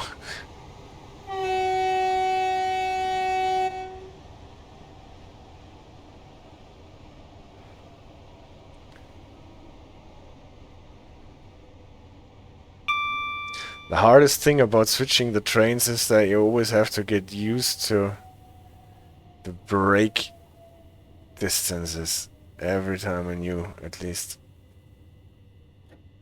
That's how it is for me.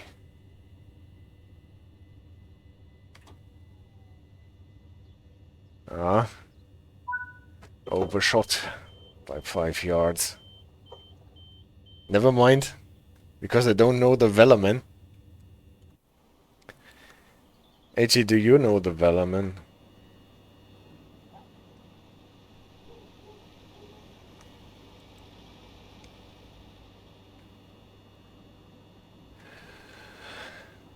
At least they allow us to go to the 12 cars stopping point.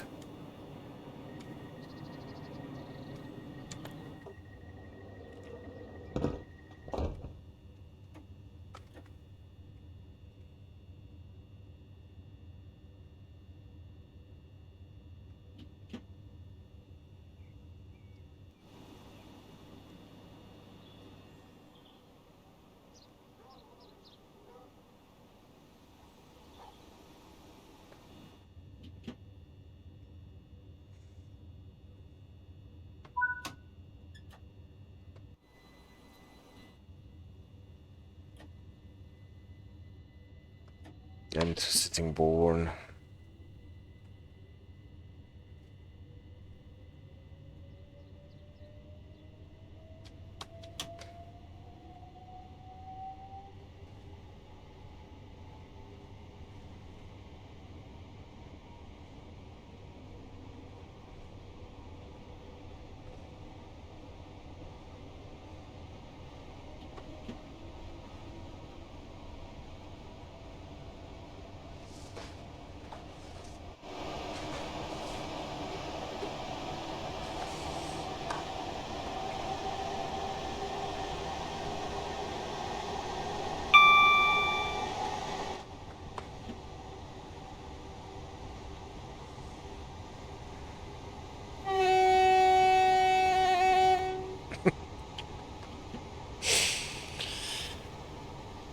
You enjoy your lunch. See you later. See you later.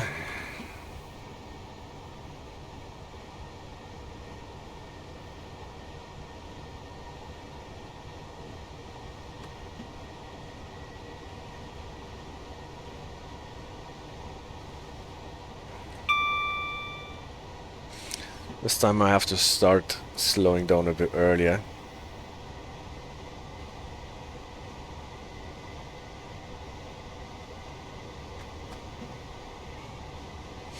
Here will be a reduction to 85, what doesn't really bug us.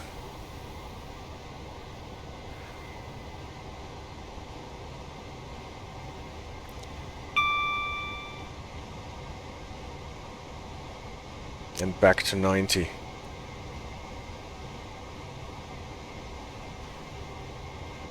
Those are these little reductions in speed limits so that you don't fall asleep.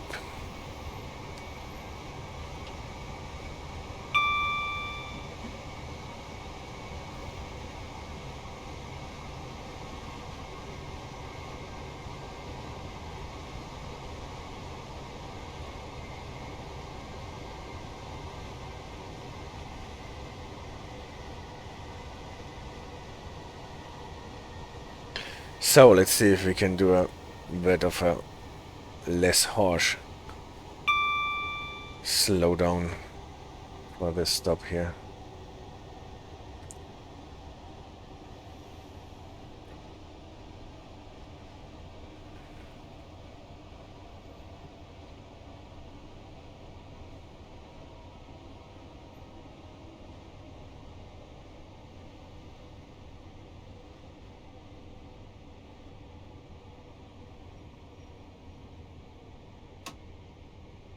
Well, obviously we are a bit too slow now. Well, that's okay.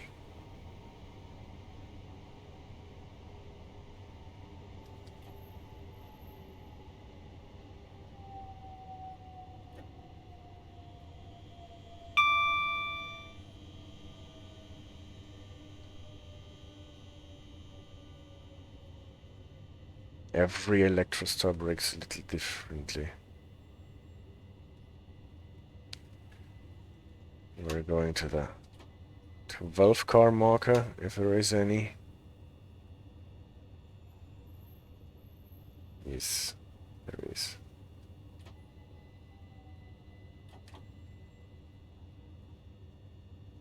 It still creeps on a bit more than expected. So this is Sittingbourne. Here we will do some shunting with the Crompton, the class 33, soon enough.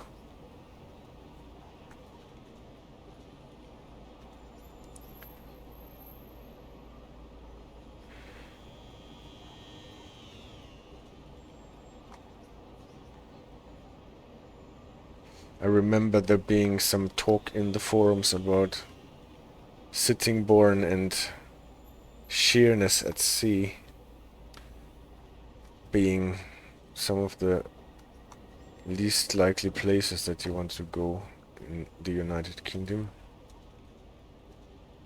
I don't know. Looks quite nice.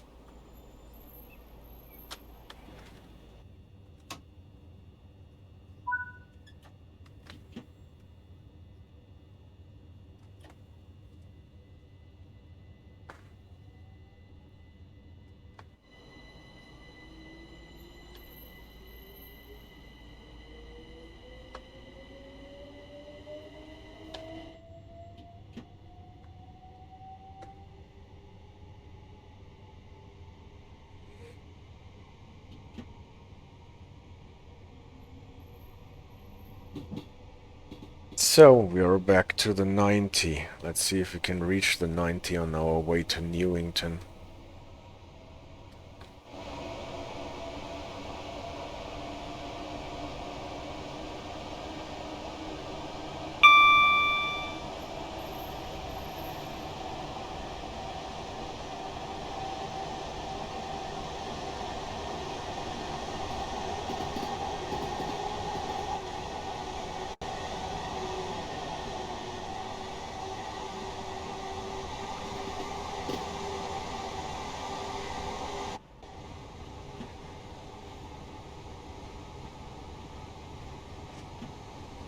All good.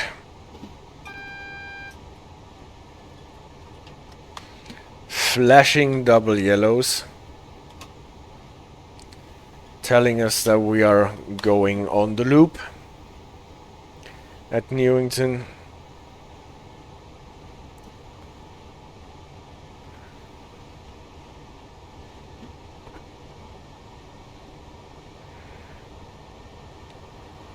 No need to slow down actually at the moment.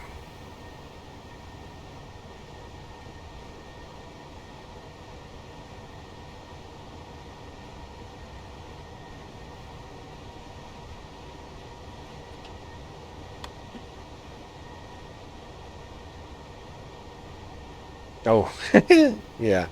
Good thing we did not accelerate beyond the 70. Here's the single flashing yellow. Maybe 40 on the diverging line, so we can bring down our speed to 40, since the next signal, the one at the junction, will most probably be a yellow and directing us to the left.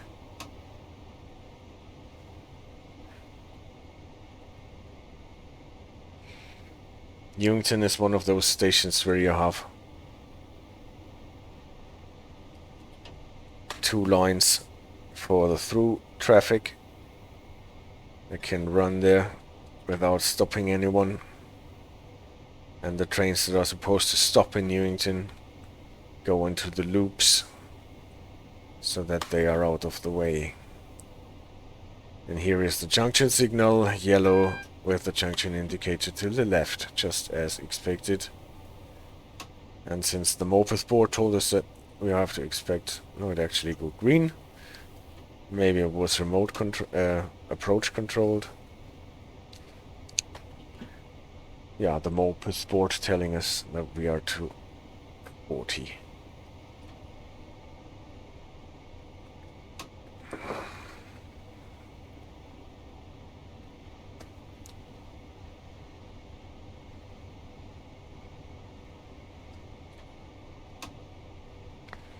Here it is, 40 to the left, and we're going to the left.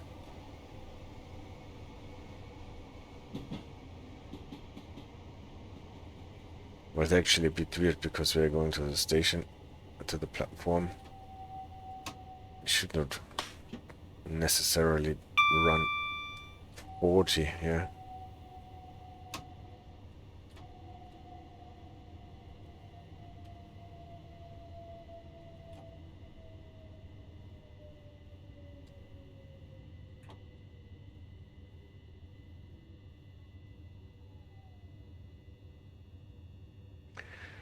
This Electrostar is slower on the brakes than I always expect it to be. The 377 brakes harder. Or maybe this is because we are actually running 3 train sets in one. 12 cars, 1, 2, 3, 4. Red for the first class.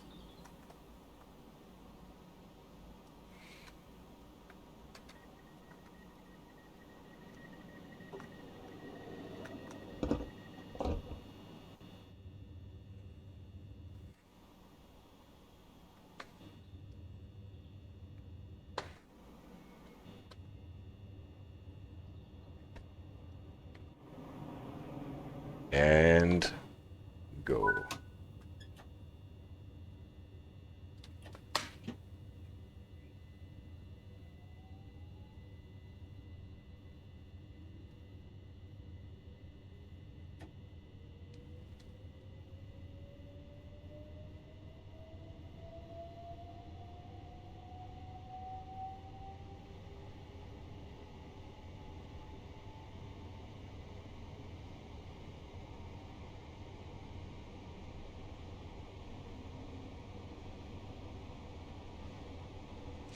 .75 limit.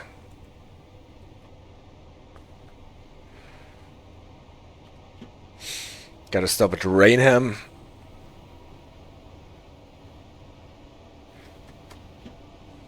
Rainham is a station without loop tracks.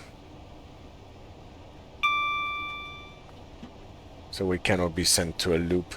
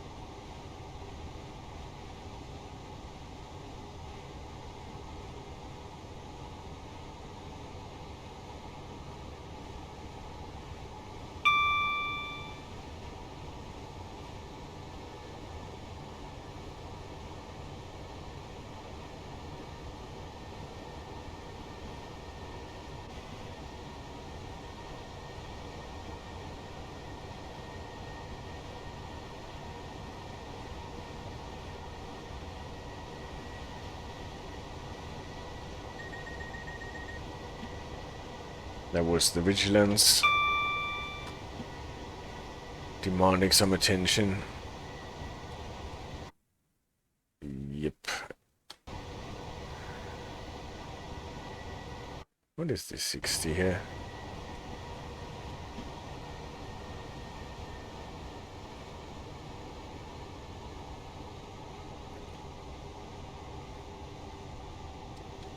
Is this actually a thing, or is it just...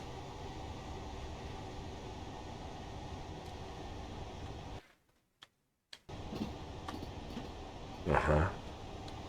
Interesting.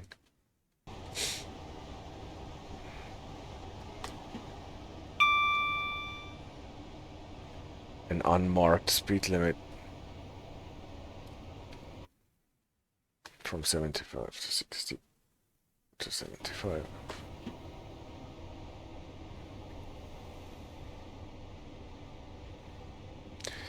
At any rate, we're going into Rainham.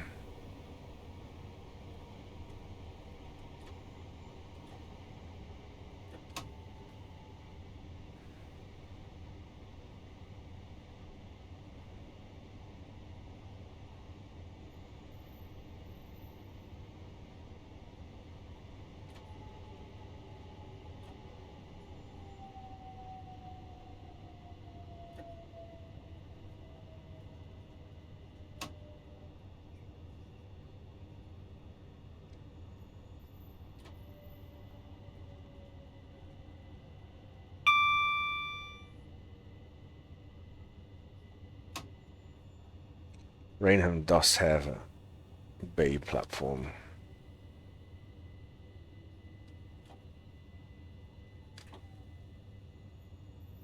Will I ever manage to get this train to a stop at the sweet spot? Oh, it sneaks on me.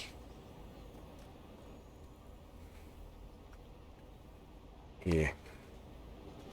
That is actually a real bay platform because it has only one end connected to the main line and the other one is a dead end. And most of these... can't really say that. At least there's a platform 0. But there are platform 0s that are not bay platforms.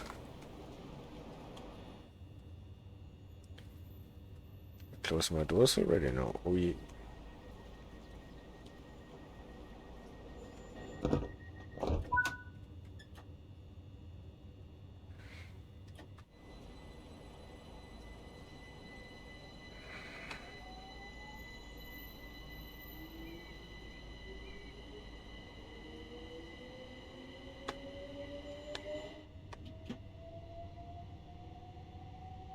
Speed is 90 until we get close to Gillingham, then it will be reduced to 60.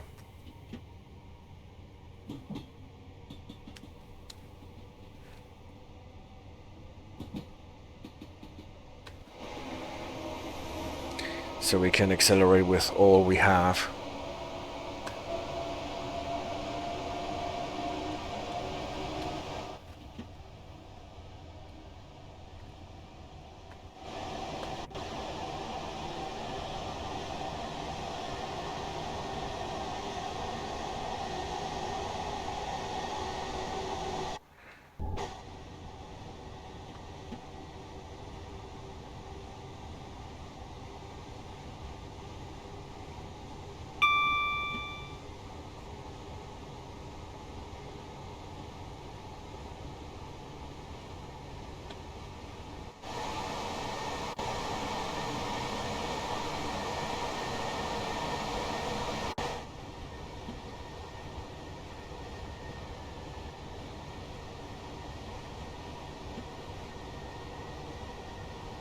You remember Gillingham is where we brought the nav worker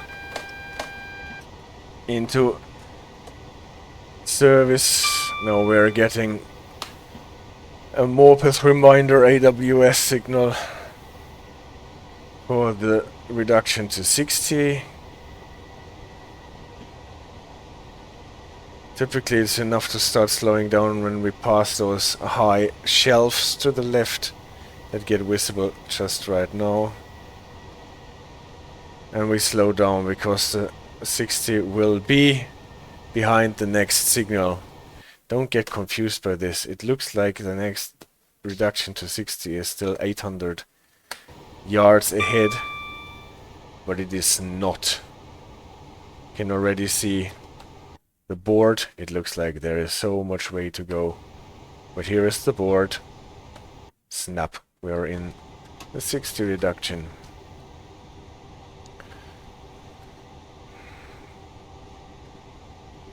This is the yard area to the left.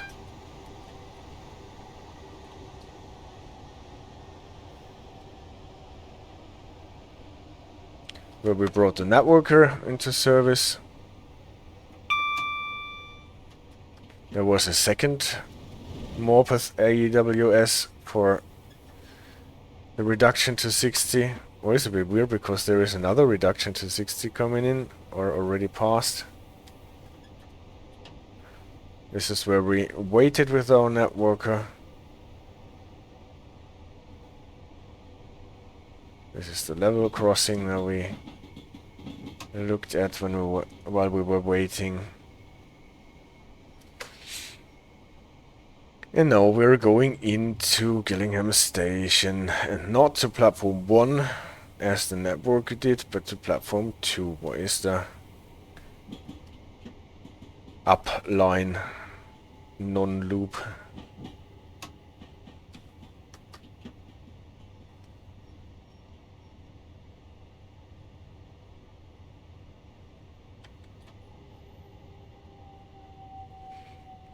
We have looked at this banner repeater, now it actually shows the green aspect.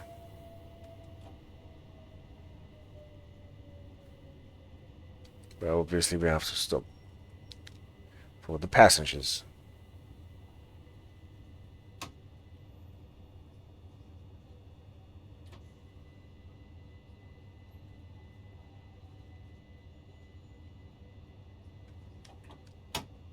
Yeah, emergency. Well, at least sweet spot for once.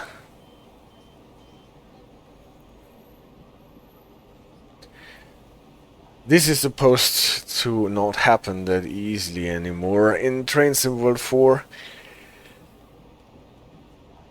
There should be better, well, delays or stops, or that you actually have to remove your finger from the keyboard key and deliberately move it on.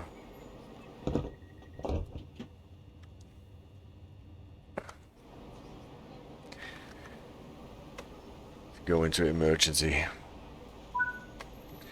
Good thing it does not really do a lot on the Electrostars.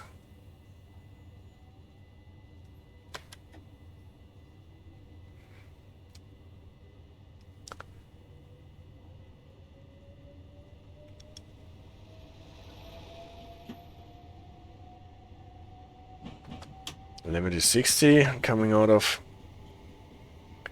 Gillingham. At the end of the tunnel there will be a reduction to 50, and then at the entrance to the next tunnel a reduction to 30 before we get to Chatham. And this is already the Morpeth board announcing the reduction to 30.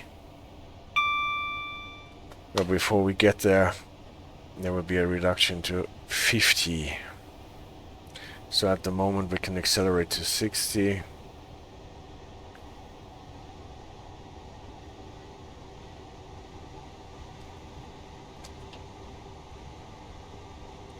And prepare for decelerating to 50 at the end of the tunnel. Or actually at the signal at the end of the tunnel.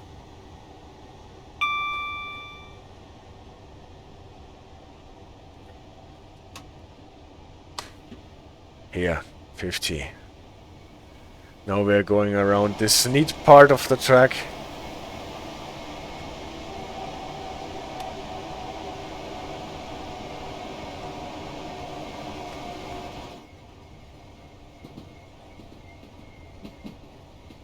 And we are approaching the reduction to 30.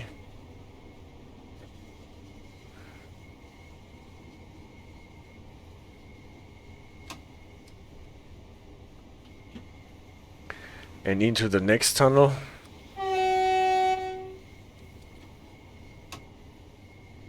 Don't know if that is still a thing to honk before you enter and leave a tunnel. If so, it must be quite annoying for the people living there.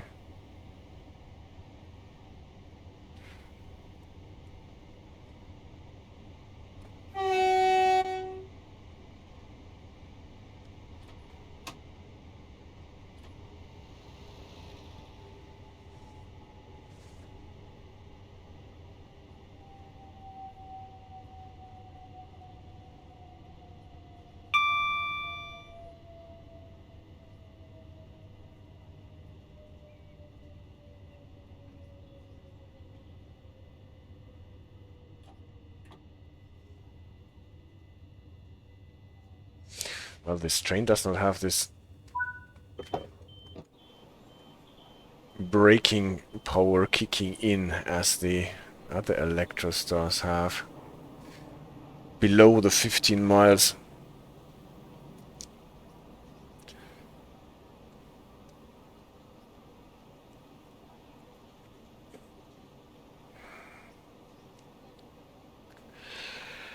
So this is Chatham.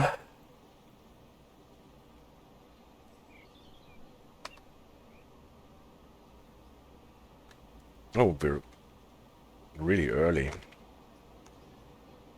Almost 1 minute early. Driver only operations monitors.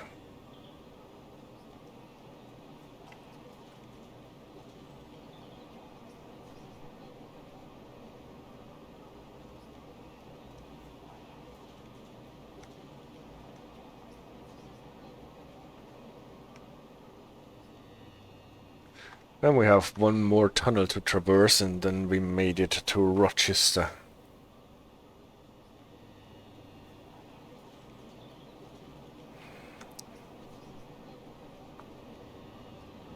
At least here you cannot miss where you are. This is Chatham Station.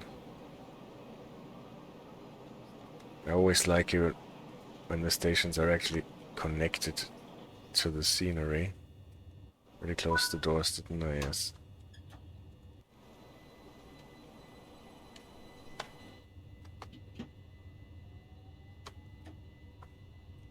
Limit is 30, don't forget.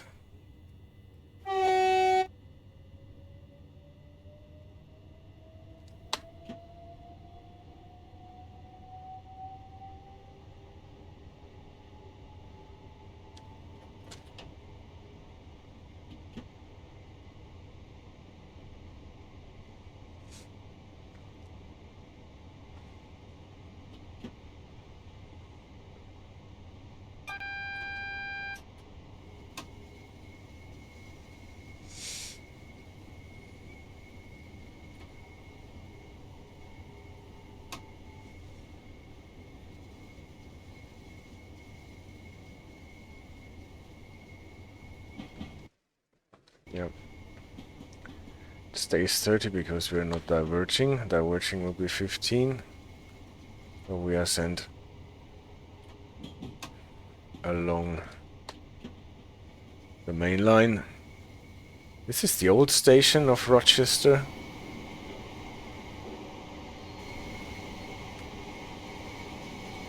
You can see... Ooh.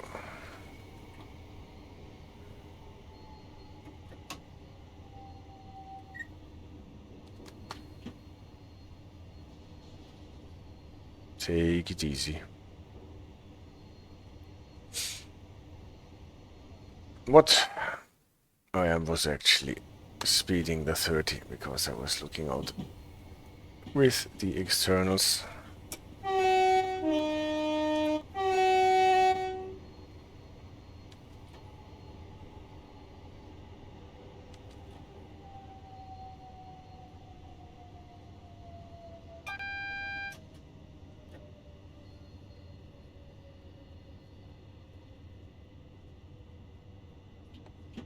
Please remain behind the yellow line at all times. Trains pass through this station.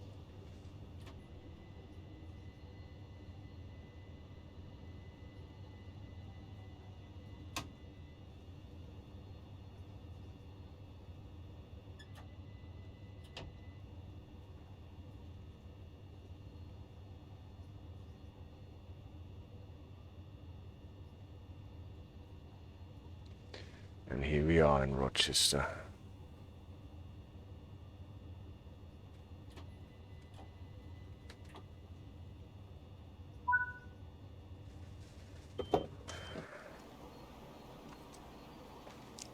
Rochester Cathedral, I think.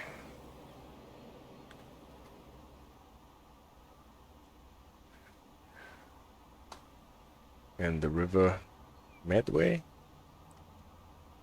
if I remember correctly, with the famous submarine.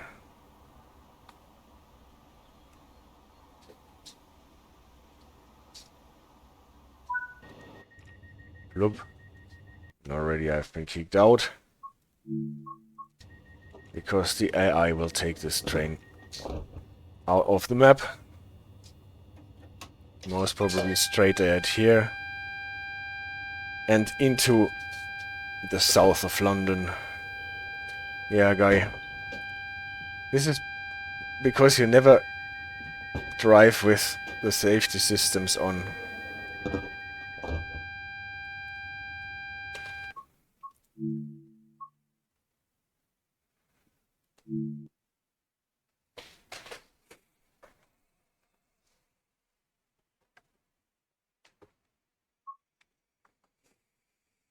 So, what are we going to do now?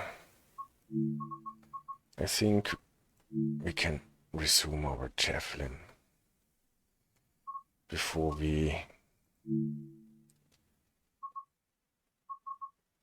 do some of the rail tour stuff.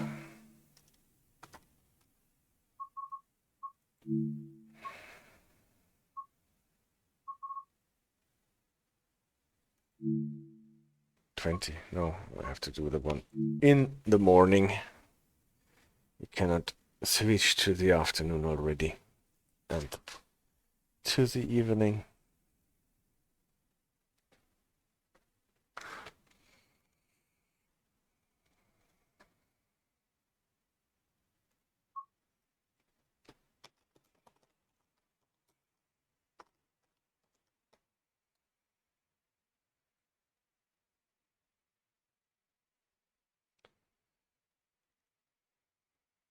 Yo.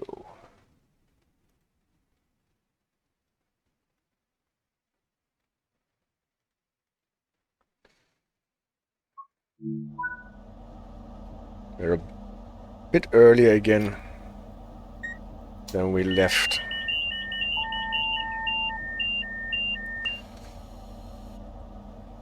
But nevertheless, then we will just get the Javelin back on track.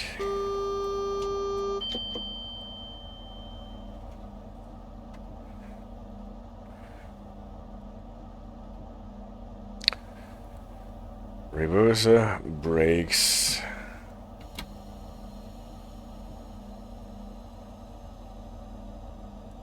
And power. Safety. Yeah, safety, because we're waiting at the red signal. We want to have the RA. Safety, lights, wipers, PIS. All good. All good. If you watch this at the beginning of the stream, we got this particular train from the sidings and the shed at Ashford all along the way here to London. Some Pancras are actually supposed to be a charity service. Not too many passengers on the train on the trip from Ashford to here. Let's see if this is going to change.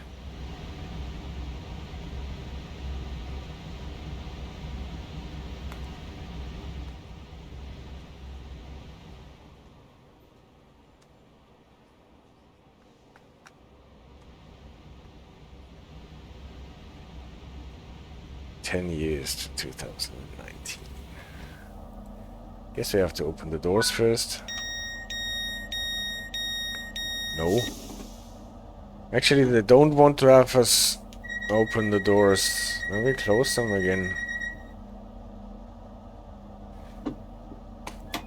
They don't want to have us to pick any passengers.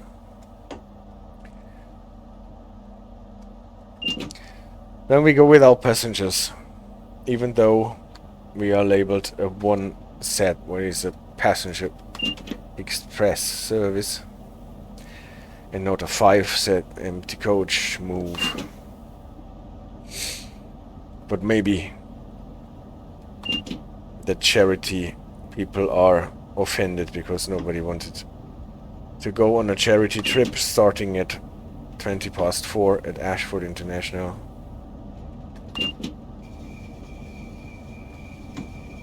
And now they are sulking and are not letting anyone aboard. A nice freight service sitting on the left.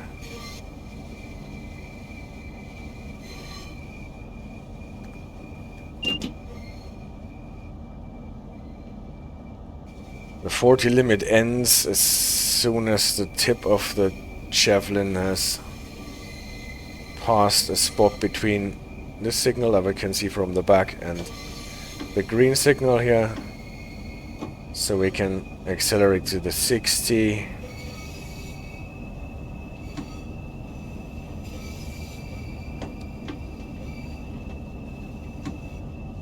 Gradient will prevent us. Here was the 80 sign.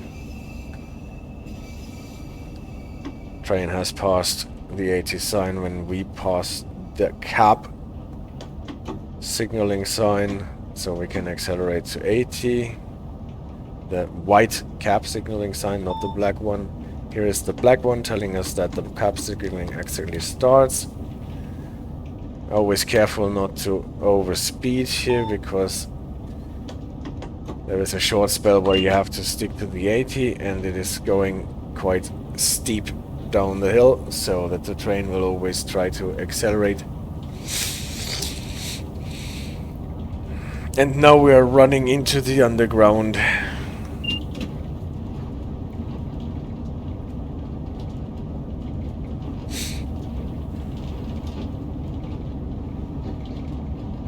This is not the yellow light that is coming up, this is the, well, end of the world as we know it.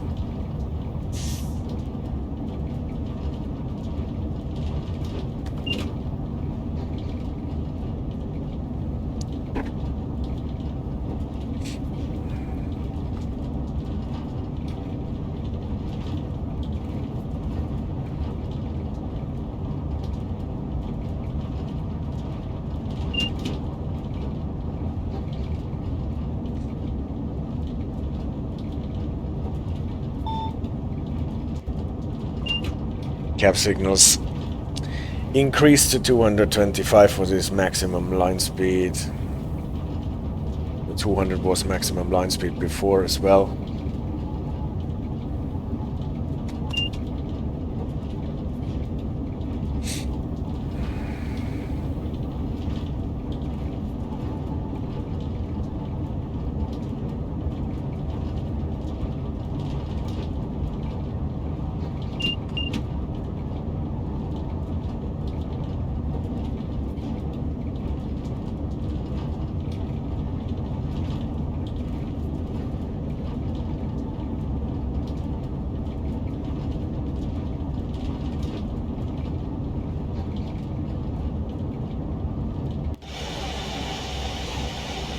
Unlike in the London Underground, we can use the external cameras here in the tunnel.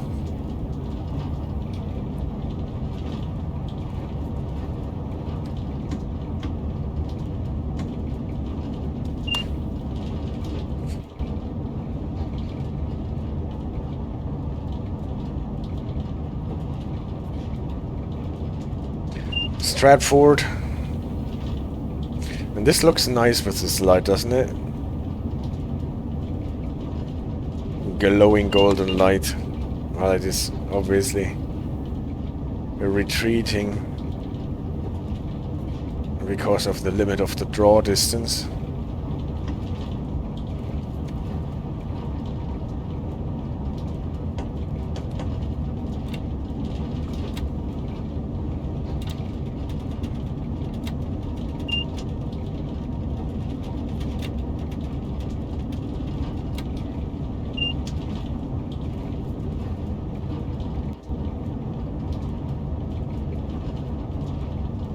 Stratford International with no international service.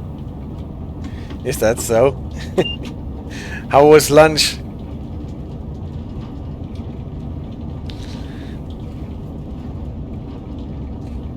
I saw AJ grabbing some lunch earlier.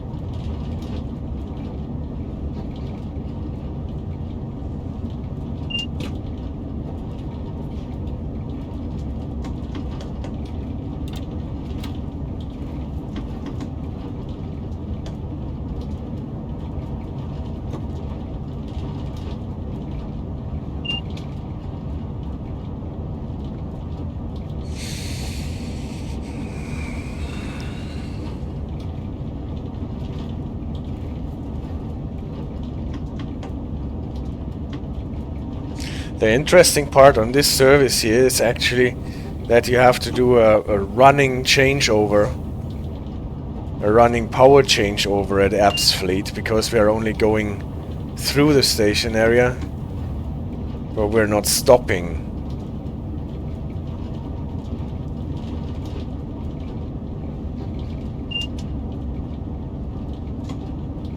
And this is sometimes a bit awkward.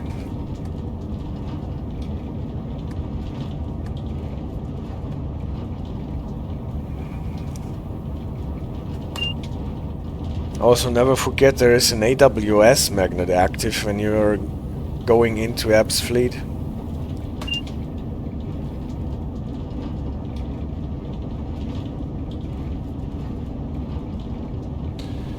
I can give you a penalty break if you don't acknowledge it.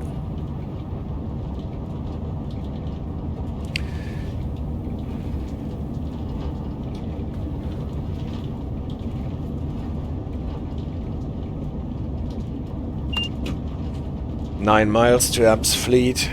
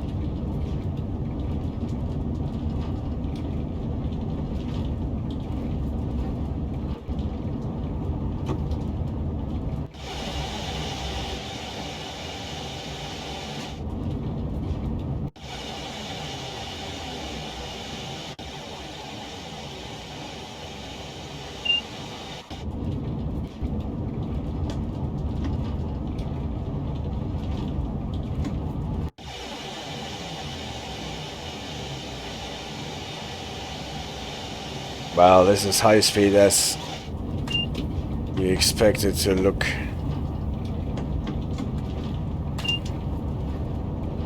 Like spaghetti junctions on motorways.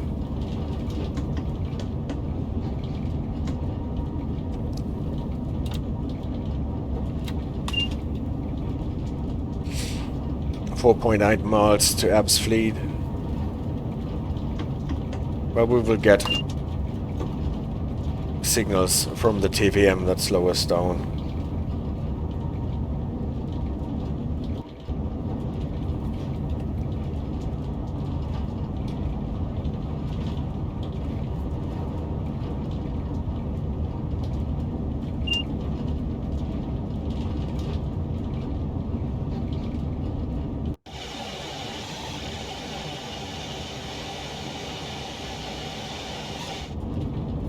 What I love in this part is that the scenery actually reaches very far to the horizon.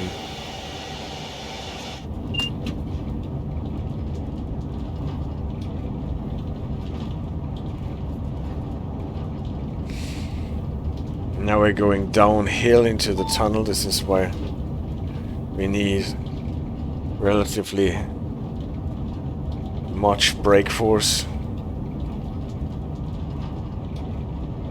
Again, I'm always aiming for the next step already if I get flashing indications. Not going for the 200, that will be valid at the next markers, but already for the 160. That will be the next limit. And now we're actually down at the bottom. And we don't need that much brake force anymore because the train is slowing down on its own. And we can try to stabilize below the 130. What will be the next steady indication anyway. Now it's only 1 mile to Absfleet. We can already prepare for the power changeover.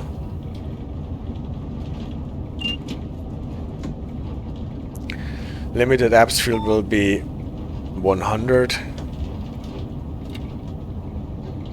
And then dropping to 60 miles, where it's a little less than 100 kilometers.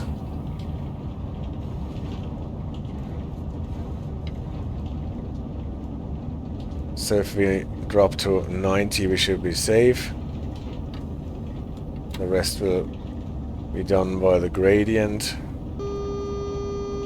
There is an AWS. We switched to the third rail. And now it is always a bit shaky to get the shoes down. But it worked. It is always good to hold down the pan up, shoes down button at this point. Regularly it's enough to just tap it. But according to my experience, it is easier for the system if you hold down the button at this point. Careful, we're in a 60 limit still until we are through this little ditch.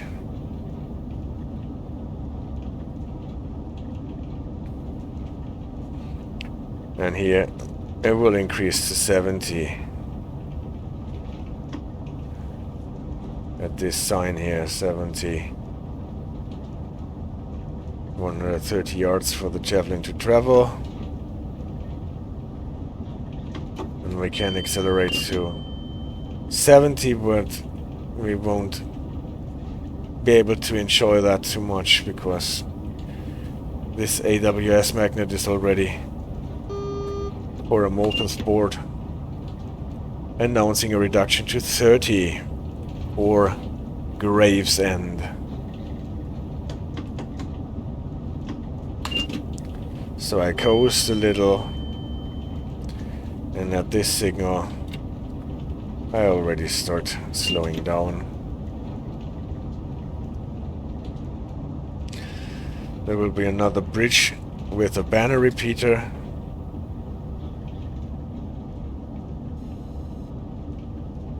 And after that, the repeated signal, and behind the repeated signal, there is the limit to 30.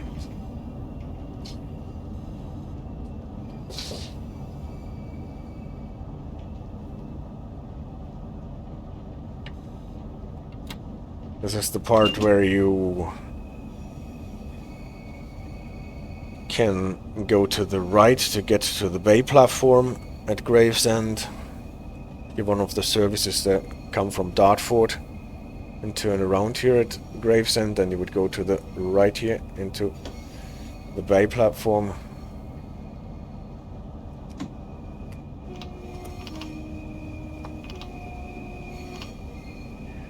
And we're just passing through.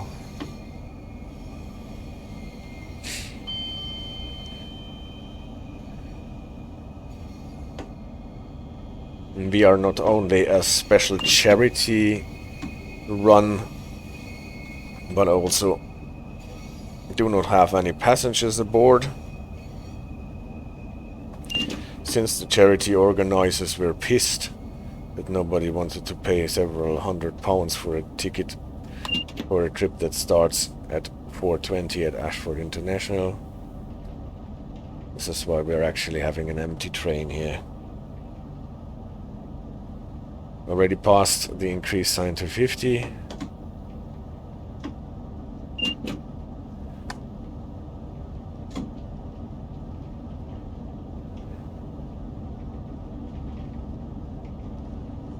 Here's a bit of an incline, so that accelerating is not that easy. But always careful because the incline starts or ends here.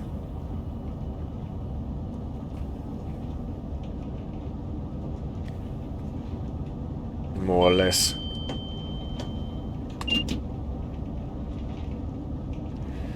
and your train will tend to overspeed here at this point. 70 for us. But no before the train has passed the sign. What is... No. So we can accelerate to 70 and actually run through... What is it? Hyam, I think, is that station here. And then the two tunnels that take us to Strood. And before we get to Strood, we have to slow down from 70 to 15, what is obviously a quite steep drop in line speed limit.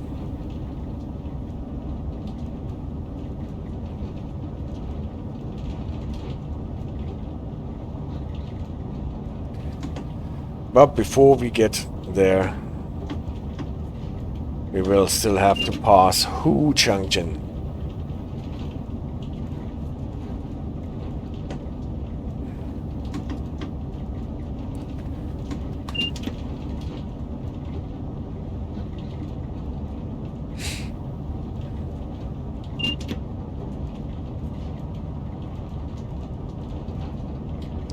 Why this is called Hoo Junction is more obvious when you're coming from the other direction.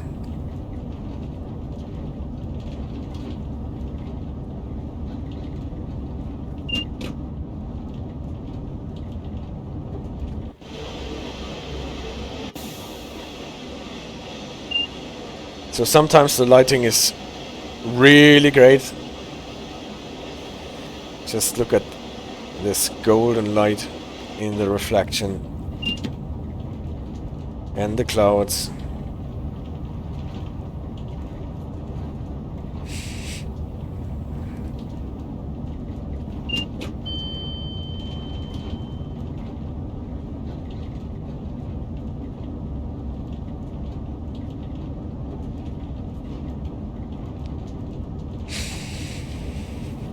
So here we are at Hoo Junction with all the Class 66s sitting in the sidings and the freight cars.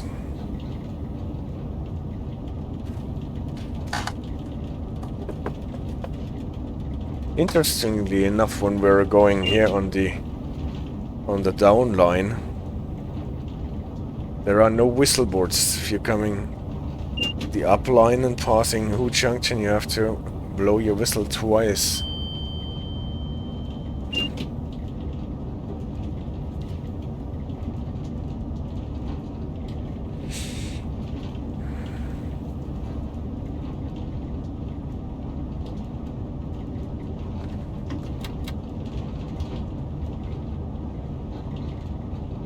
Now we're approaching Hyam.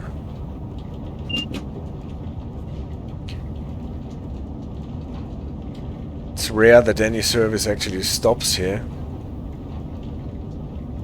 Probably only AI services or very few player services.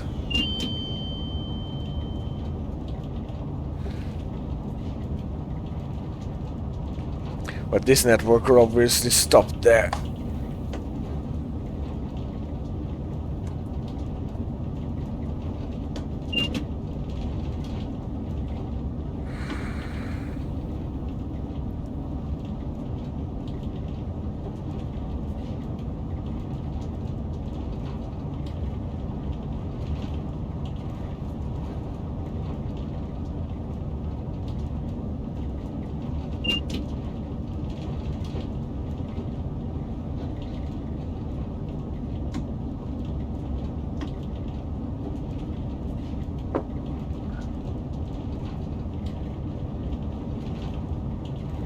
So, first tunnel done.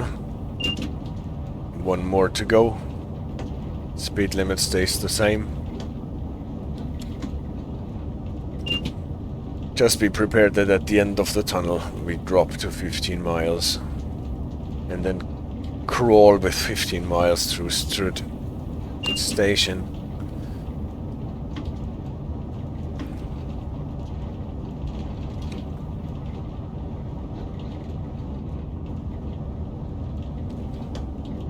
I usually take this signal here as a marker for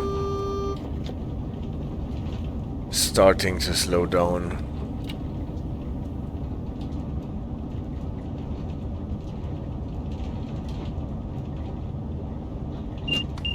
There is the other signal for the other direction. That can be taken as a marker too. Well, from my experience, it is more relaxed to start slowing down at the signal.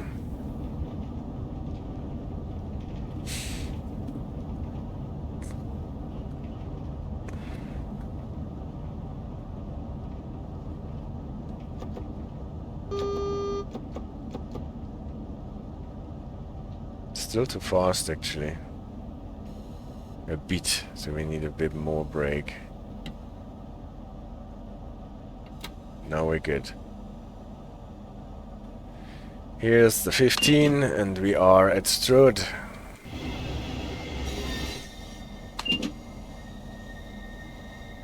Going uphill a bit, so we need to always accelerate a tiny bit.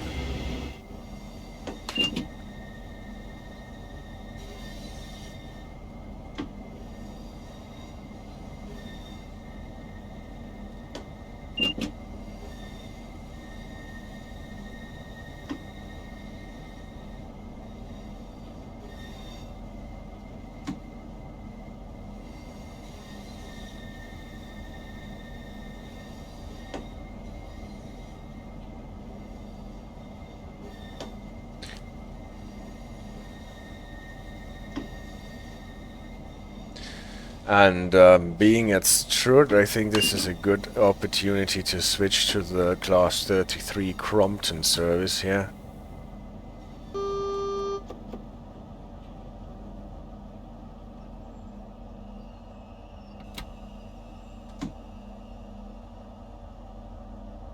Still uphill, so don't stall the train too soon. Go to the S marker, what is the stop marker for trains of any length. It doesn't really work out because we are at the sweet spot already. Now we have to wait until 5:52, and then we will start playing a service with Class 33 Crompton, the Kentish Crompton service, and it will be starting actually here on this part of the track. This is usually a part of the track that you cannot use as a player, because this line is not represented starting at a certain point. Well, we can place trains here and they start going into that direction. So our Cromptons will be sitting here and start across this bridge, and that one, obviously we know that already, with the submarine. That is Rochester, where we ended with our Electrostar service. Here at Rochester station. There's another Electrostar sitting. This is more or less almost just like the one that we got there. Well, we have to wait another 5 minutes until the game registers that our service here is complete. And I will take this opportunity to have a very short break.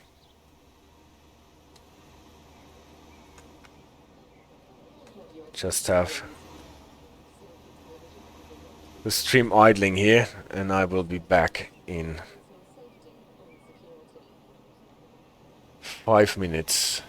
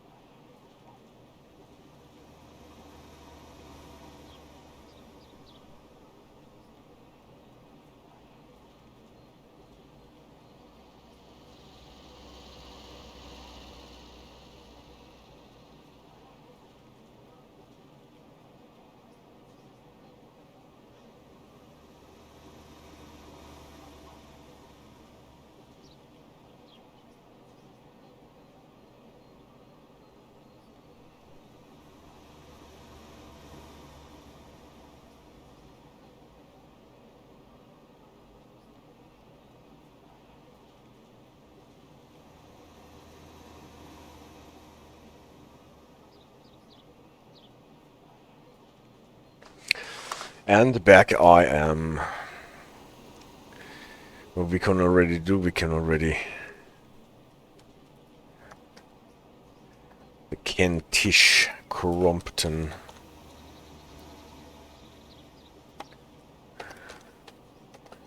Prepare the service indicator while we are waiting for this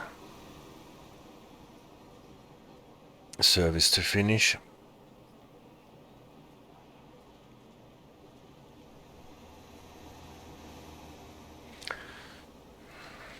Then I just have to not forget to turn it on.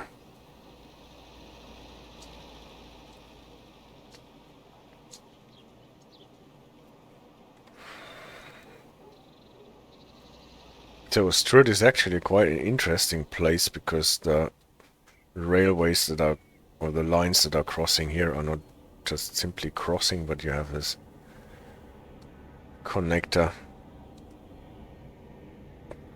That is the one where all the player services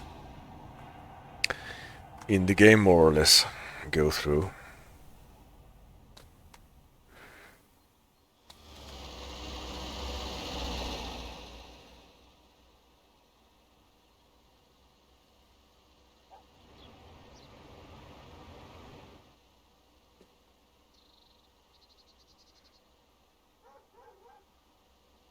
Again, dogs. So, now we've waited long enough and our service is done. That allows us to switch really fast. Yeah. Well, I don't really mind these waiting spells as long as you get some special services for it. And talking about special services, now this one, the Class 33 in the British Rail green livery, the Kentish Crompton, September clear, okay. It's almost around the time that we got there with our charity Javelin.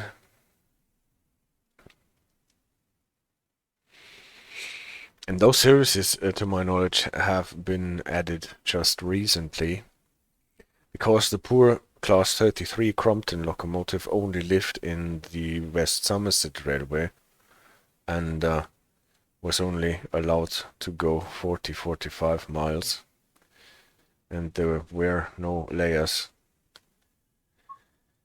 for it to go a bit faster. And now we got those services here. Yeah, it is this baby. Master key, reverser, excuse me. We have a local brake, a straight brake, independent brake, if you want to call it like this, and those are the train brakes. And the interesting fact about this locomotive is that it is dual braked. You can use vacuum brakes or air brakes depending on what kind of cars you're actually towing around. And since we are towing around those old Mark I cars that are steam heated and vacuum braked, the steam heated part is not so interesting for us, but the vacuum braked part is interesting for us. So we need to operate the cars with our vacuum brakes, and this is why the brake selector is already at vacuum normal. And you can see we have a lot of brake gauges here. But before we talk about that, we should have some lights, white for the front. Then we have this interesting, and we have this destination indicator here, where you can set numbers, letters and colors. And from what I have learned, it is actually nice, huh? Networker passing here to Strood station, and this is the Javelin actually that we took here. Can you see it? Isn't it that nice? It is still sitting there.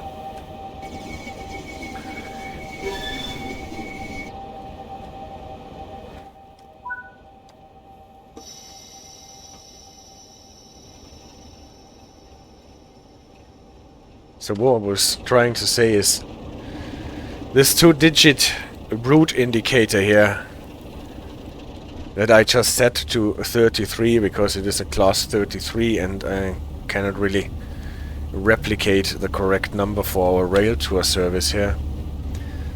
That refers to a system to indicate the routes here in the Southeastern network, but obviously we are not going one of those historic routes, so there is not much point in trying to pick the correct one.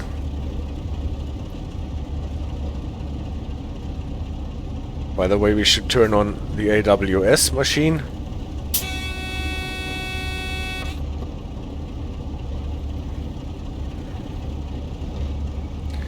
And in any case, you separated your buttons for the AWS and the vigilance pedal. For whatever reason... Are we going? No, we're not going to the siding. For whatever reason... Here the AWS is on the other slot. Not the slot where I usually have on my Q key, but on the slot where you usually have the vigilance key.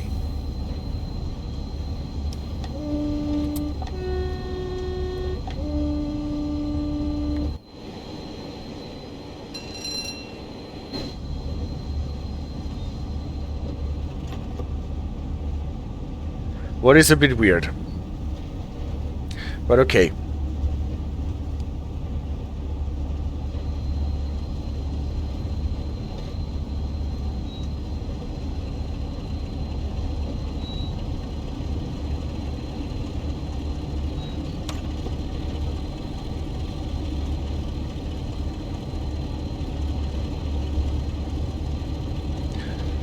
What is also something that you need to get used to on this train is the brake indicators, because we have just seen that we are towing around vacuum braked cars,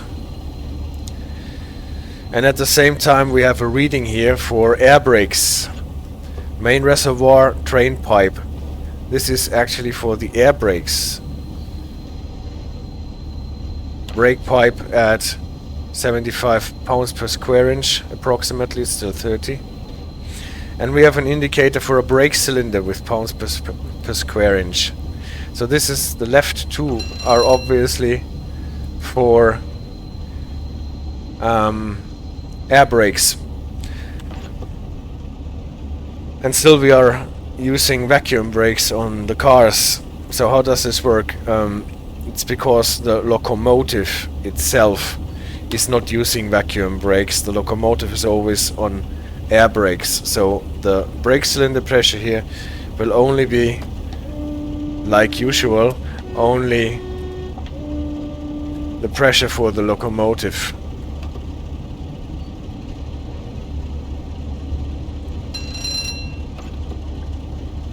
Whereas the third one is the dial for the vacuum brakes, and on the left side you can see the vacuum train pipe, on the right side the vacuum chamber. So when you're applying brakes... Oh, I'm speeding. Shouldn't do that.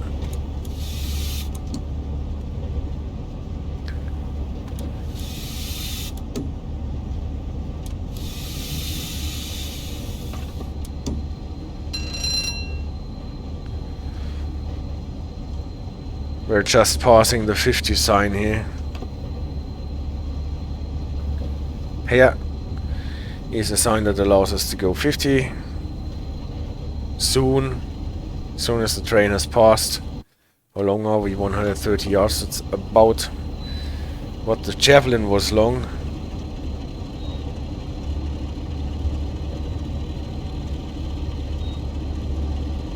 Now we're going on an incline. Yeah. So if you're applying brakes, vacuum brakes, on the cars, then you can see the left hand here drop, just like on the British Railways Class 101, indicating how much brake force you're applying, with 21 being vacuum brakes off, and 0 will be full service for the vacuum brakes.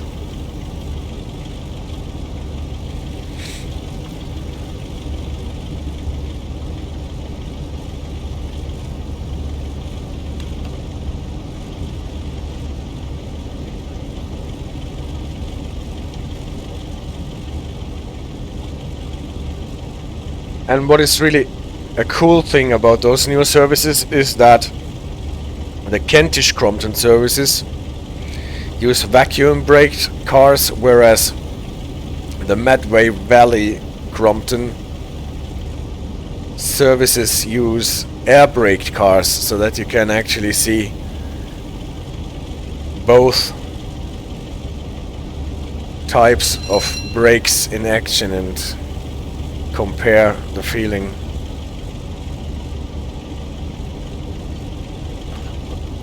And since we are all, or at least I am, quite used to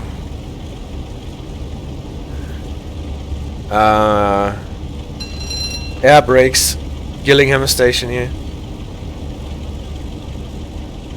it is always quite awkward to use the vacuum brakes, to be honest.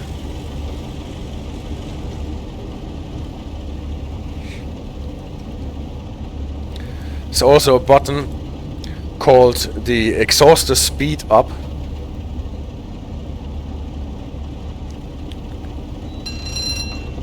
What reminds you of steam locomotives.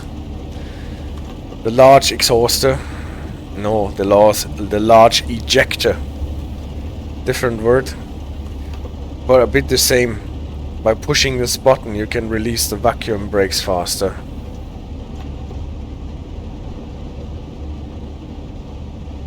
Otherwise they take really long to release. Here's the 80 sign for the increase in speed limit to 80. And well, it says maximum speed 85. Why shouldn't we go 80 at this point? But you will see the game is actually limiting us to 75. Or is, as it seems, the speed that this vehicle is limited to by the game, at least. Don't know if this is a bug or if this locomotive has been reclassified to go not faster than 75 miles after it got its writing here.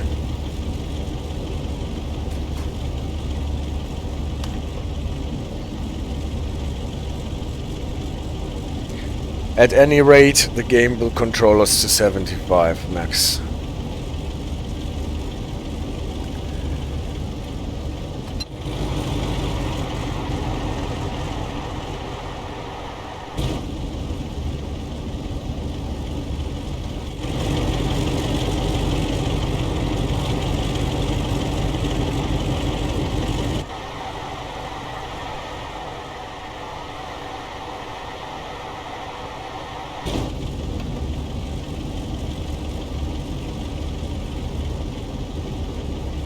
The DSD pedal here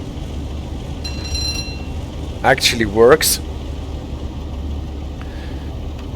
but there is no switch to turn the DSD or vigilance system on or off. It's just always on, and as long as you're sitting down the pedal is considered depressed and you don't need to let it go and press it again.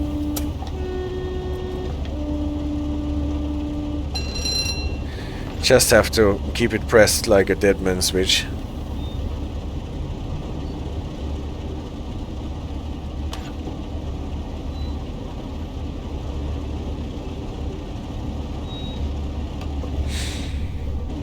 That's Rainham here, right?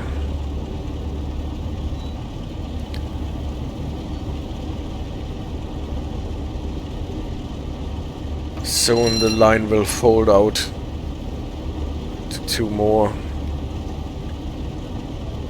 lines.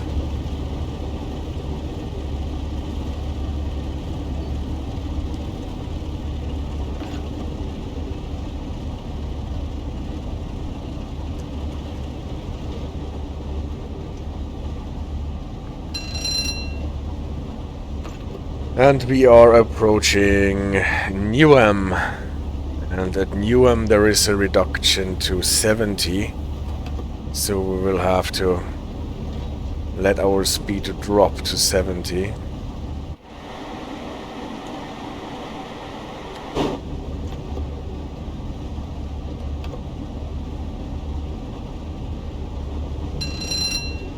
What already happened, so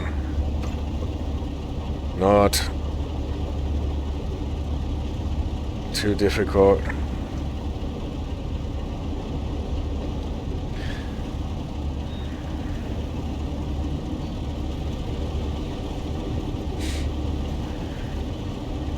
What is very important on a train like this is that you really have to take the yellow aspect seriously, because it takes really long to slow down this train when it is going 75 miles per hour. Now around the bend there is Newham, or is this Newington? Can't see now.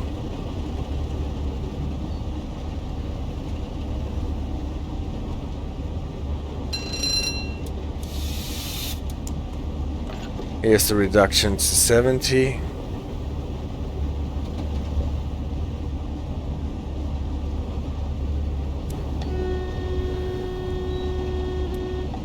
Whistleboard, we're going up a little hill. You can see we're losing speed really badly. Javelin coming from the opposite direction.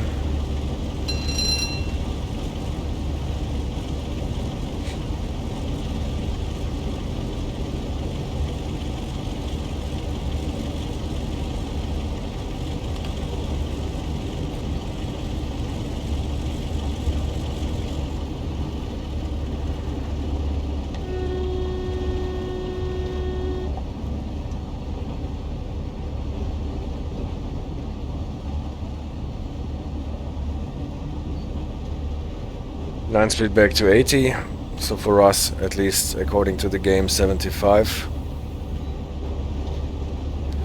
And as I said,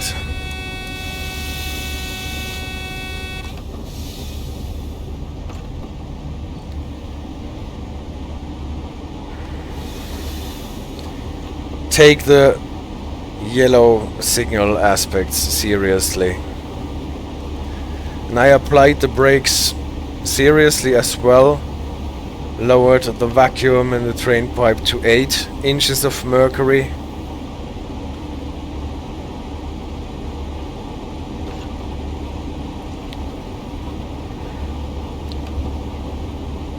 Let it recover to 10 or 12 maybe. Oh, or not. Already at the single yellow.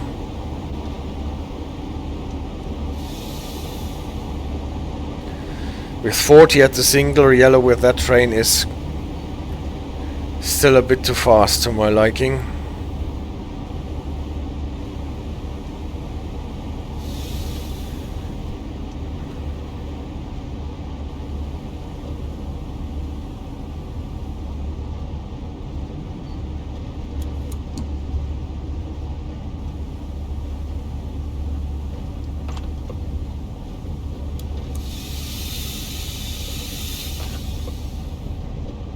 Don't want to be faster than 15 when I hit the AWS magnet.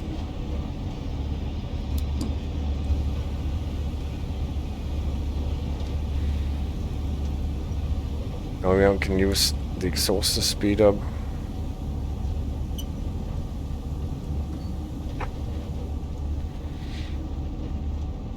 It would actually help if I knew where exactly the next signal is. But on the other hand, we have 10 more minutes for 0.8 miles. We don't need to overdo it.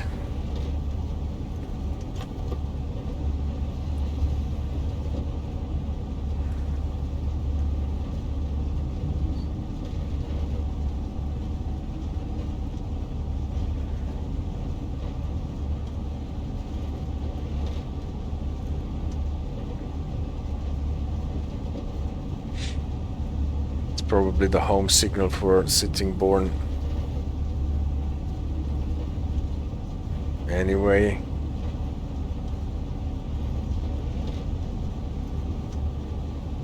We're getting a banner repeater after this junction. I cannot read it yet.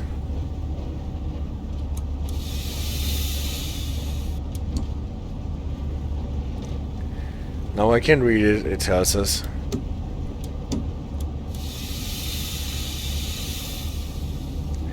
That the signal is red. Now we can actually see it.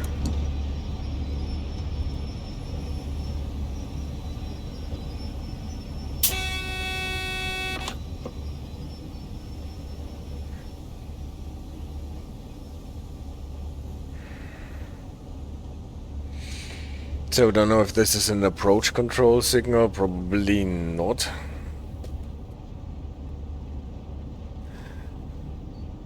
Even though there are speed control grids from the TPWS.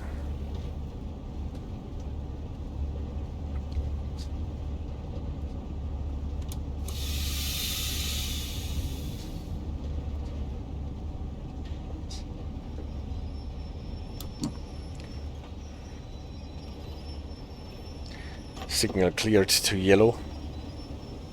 Maybe speed controlled, approach controlled after all.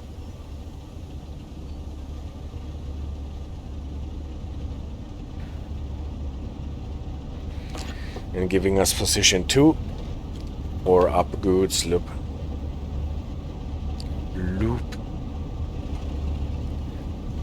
Or we'll have a 15 limit.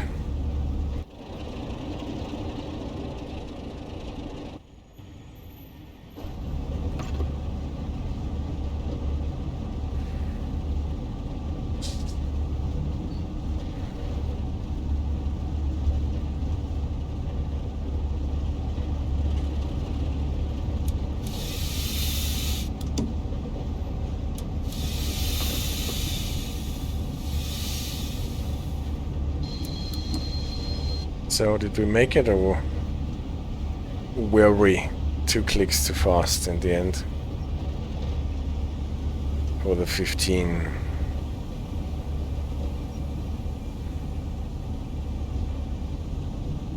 No, it was good. So do you remember when I said at the beginning of the stream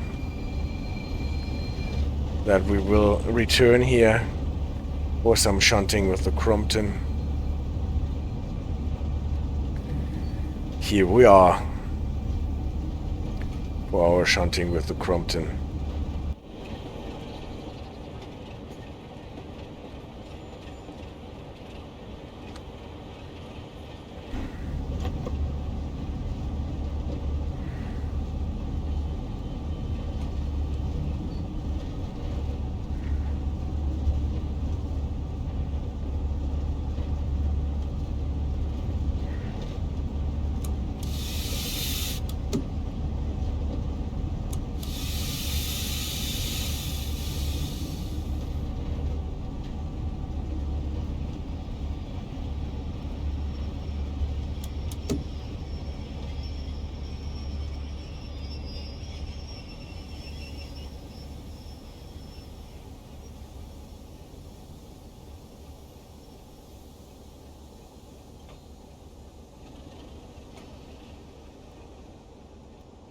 So, ever so slightly.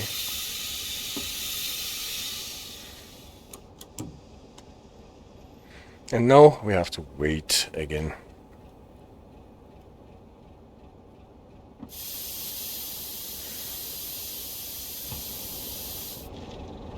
What I can do already during the wait, I can turn on the red tail lights on the back end here.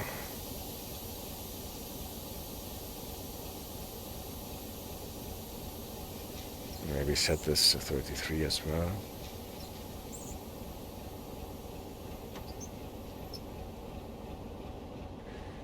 Because we will be shunting the locomotive around and go back while driving from this side. But first,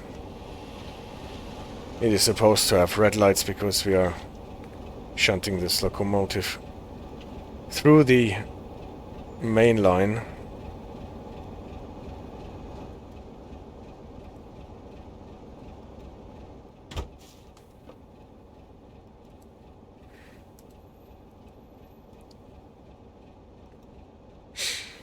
You can see that when you're getting up and not longer pressing down the DSD pedal, then the brake pipe will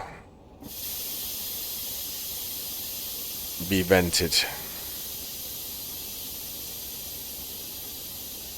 Here, after a while, after a couple of seconds, the train will just vent the brake pipe, applying air brakes. Well, not completely, as you can see. And as soon as we're sitting down, the train pipe is filled again. It happens so fast because the brake pipe is only used on the locomotive when we have vacuum braked cars.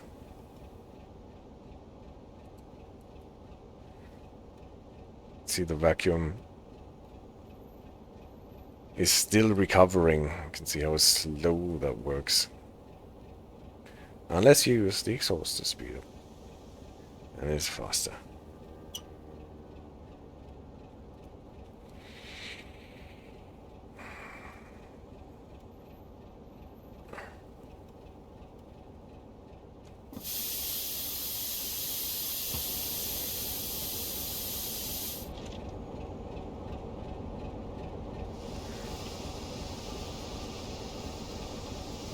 This is a really colorful locomotive. Not only does it have the two-colored green with yellow front British Railways livery from the time, but also yellow parts at the wheels, red springs, blue parts. Can actually refuel this thing here.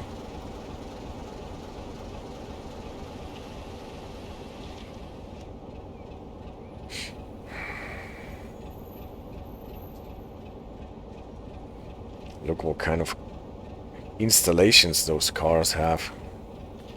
This is obviously a connector for connecting them among each other and probably to the locomotive as well. Looks a bit like an electric connector. They are coupled with the chain link coupling, not with the buck's eye that they also have.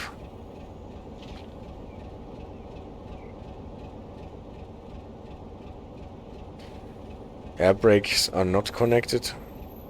You can see how the vacuum hose is connected with a red fitting here.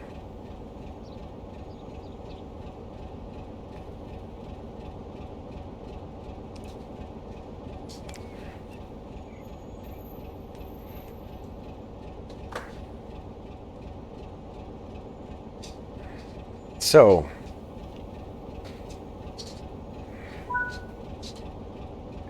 uncouple the vehicles.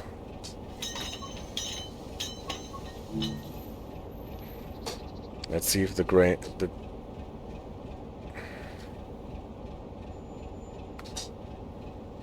no, unfortunately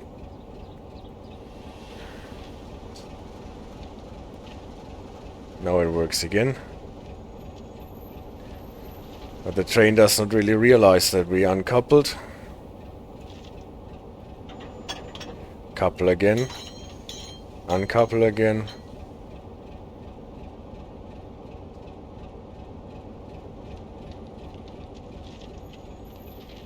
One trick that I used before.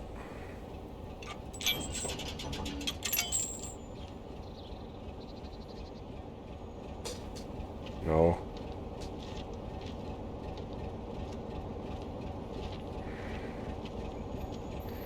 Maybe if we just give it some time.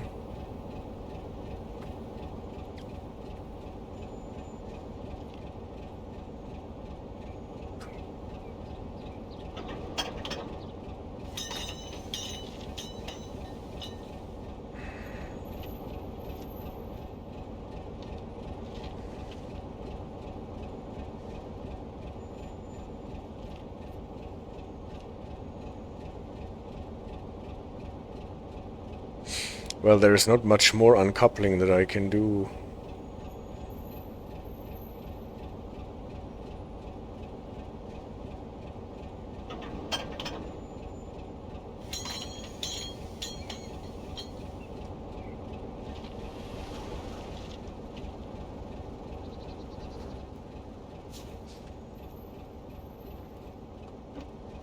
Maybe if I move... Ah, finally. Then I will close the door. Signaler gives us a green light.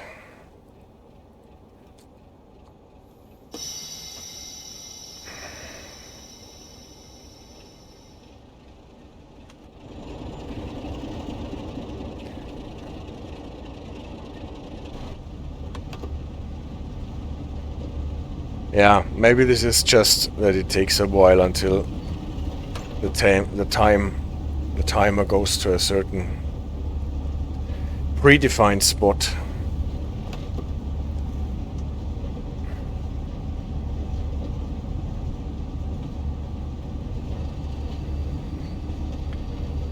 Nice thing now that we are running light is that I can use the loco brake. The straight brake or direct brake.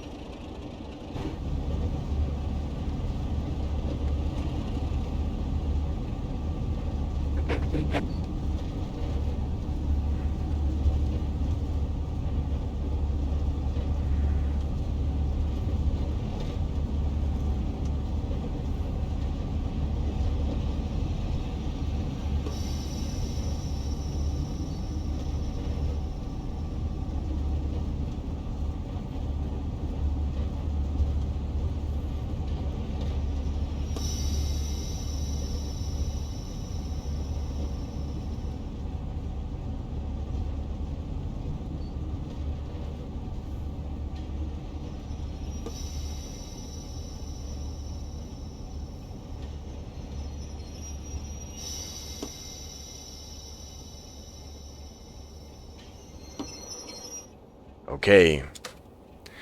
Wait for a moment. Okay, we use the moment to go into the other cab. Shut this one down. That means at first local brakes 100, then the train brake.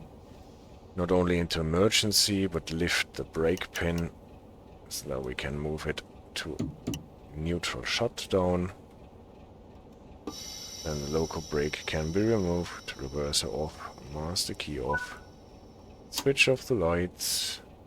Wait until 7:31.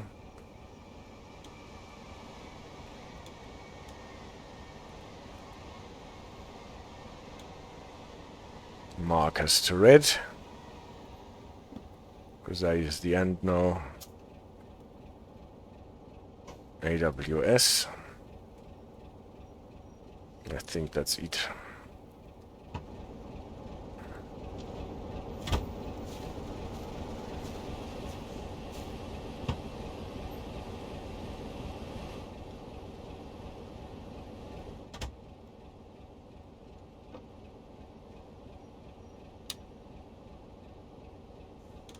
Now this is going to be the front.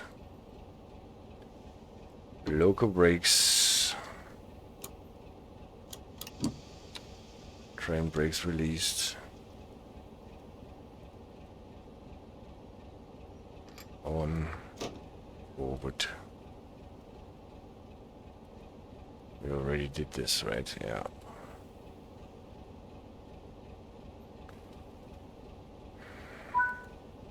Okay. Signal is still giving us a red light. Now it changed.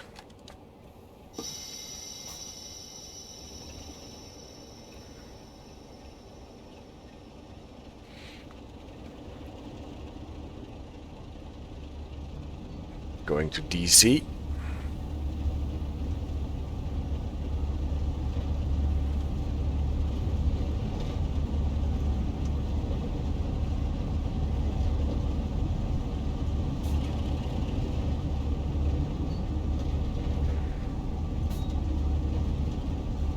Just need to be careful because there are a couple of more signals on the way.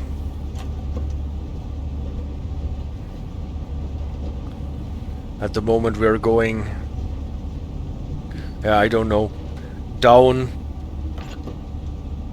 sighting probably not, or indicating where we are going.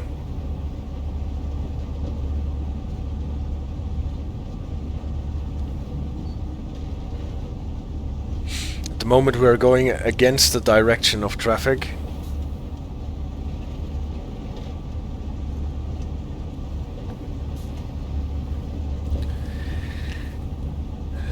Because we are just turned around our direction and yeah. Now we're going to 1.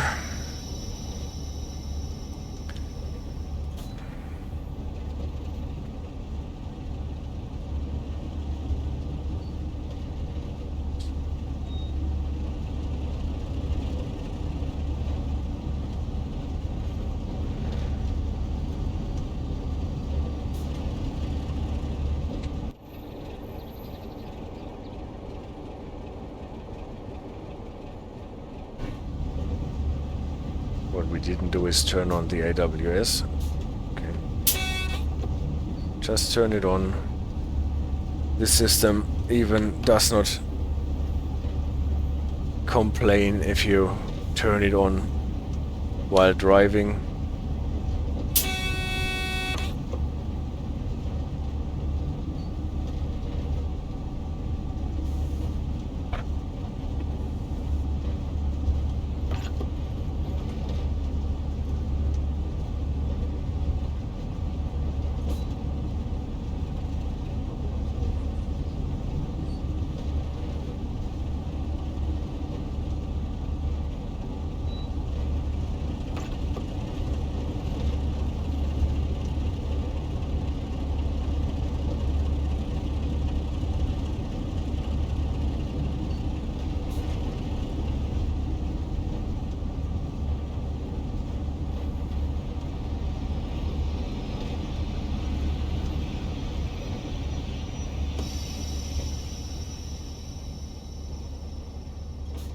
That was a bit too much brake. Because we still have to get to the other end of the switch and the other side of the signal.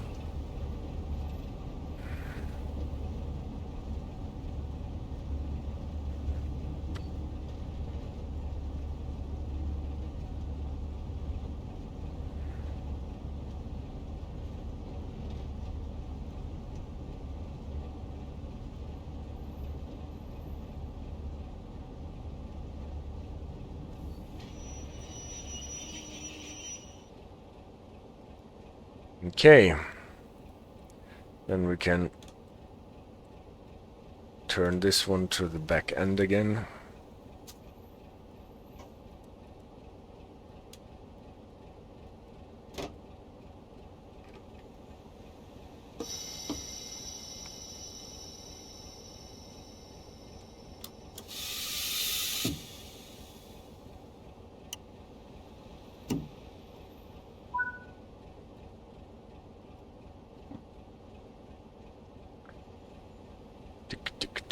automatic. Let me not go.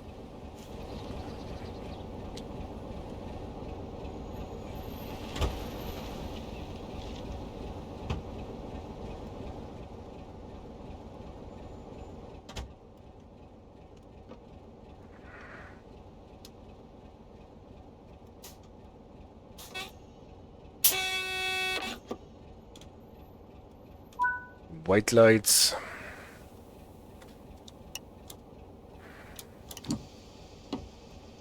Oh. I'm almost afraid I did not release the local brake on the other end.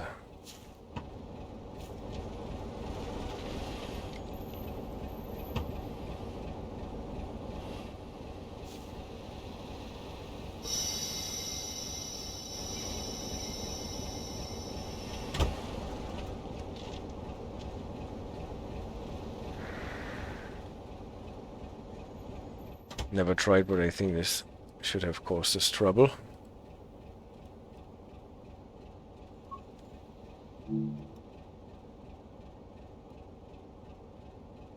It says proceed at restricted speed. Why are you not switching your signal then?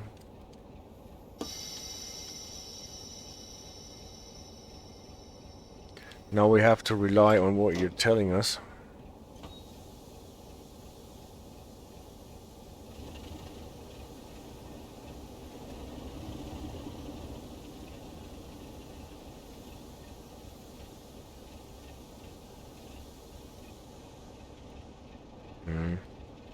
Careful not to throttle into the releasing brakes too hard, otherwise you can stall the engine. So you're sure I have to proceed at restricted speed? Well, if you say so.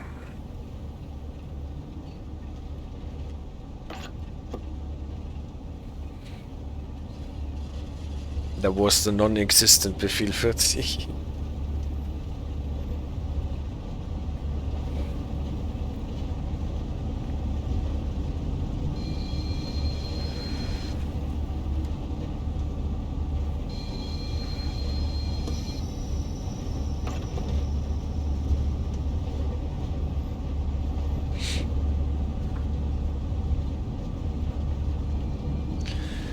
Well, okay, I understand he couldn't switch his signal because the line is occupied and the cars are standing there.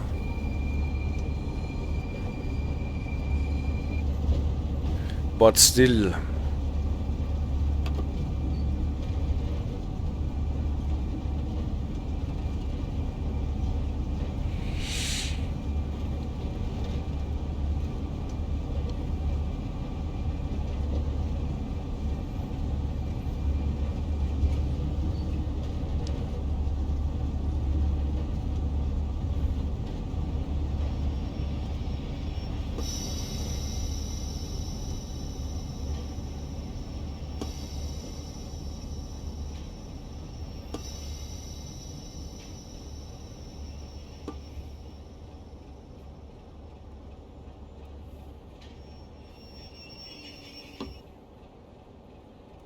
Okay. Before we can couple up here, we have to prepare the coupler. The Buckeye, we can't use that one. We need the hook. Same time the buffers are coming out of the car.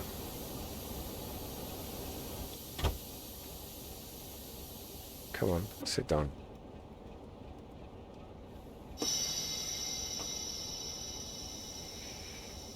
Too bad we did not bring Hank along.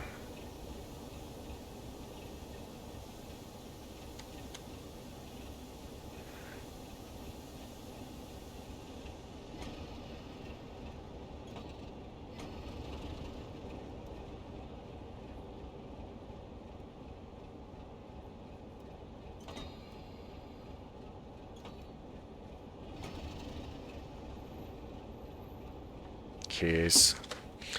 And stop.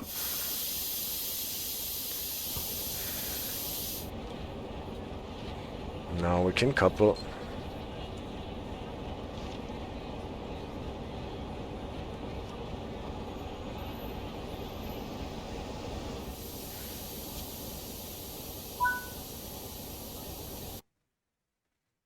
service, and that was that service.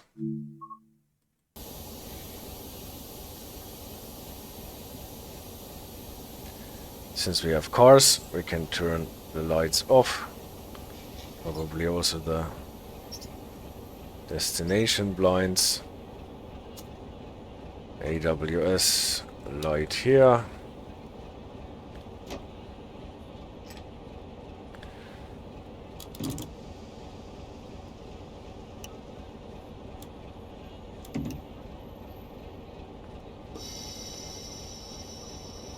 And we can go back to the other end for driving it back.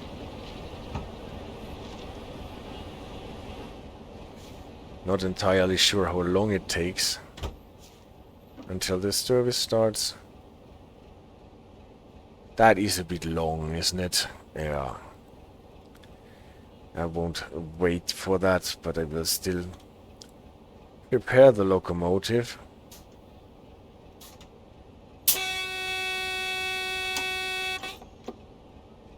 So that we could use it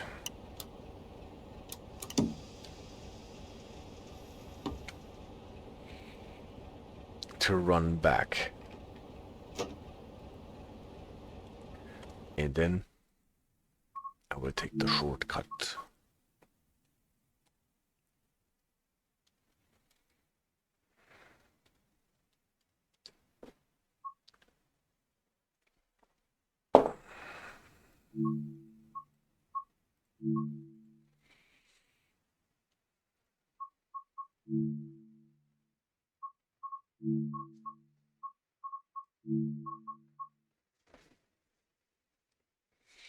It's always a lot of switching the caps around when you're doing this shunting, right? But I don't think that you would just go backwards and reverse your locomotive without, well, turning the orientation around by using the back cab. At least not when you're doing it on the main line.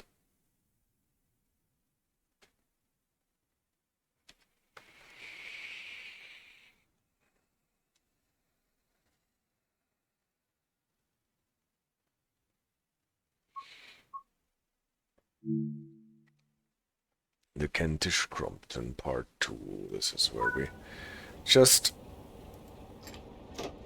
got out of our locomotive. We have to set it up again, obviously.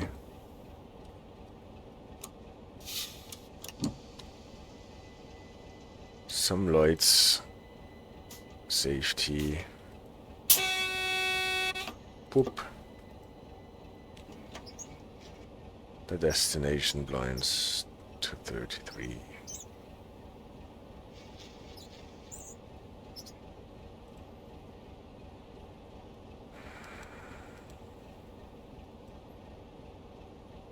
Reverse brakes. Safety lights. Wipers. PIS. Okay. Funny thing is that the camera orientation is sometimes the other way around. I did pre-order it, or I already bought it on Epic Game Store, the Train Sim World 4. And, well, I will try to get the two videos about the Austrian signaling system and the South California signaling system more or less during the early access period.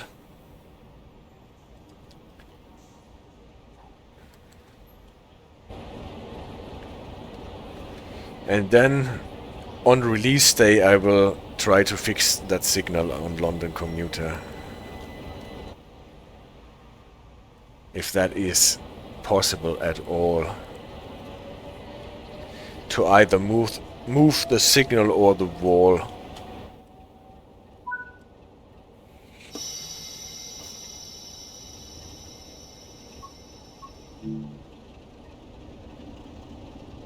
What he denied?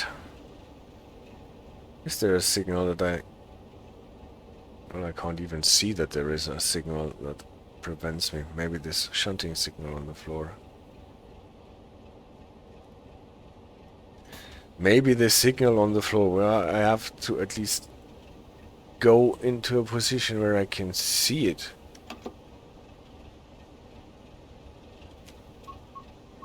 You sure? Okay.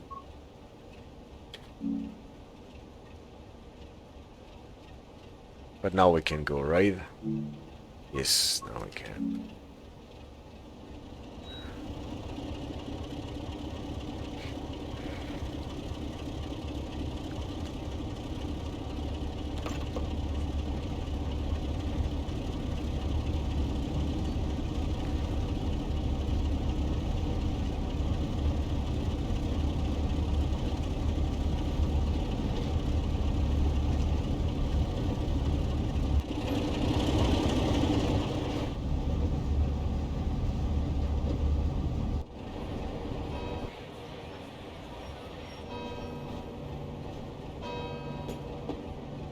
Church bells. Why is LZB faster during the day than at night? Ha!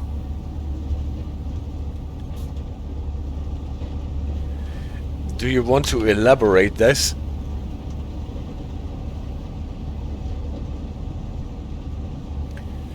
Did I say that LZB is faster during the day than at night, or where did you encounter this phenomenon?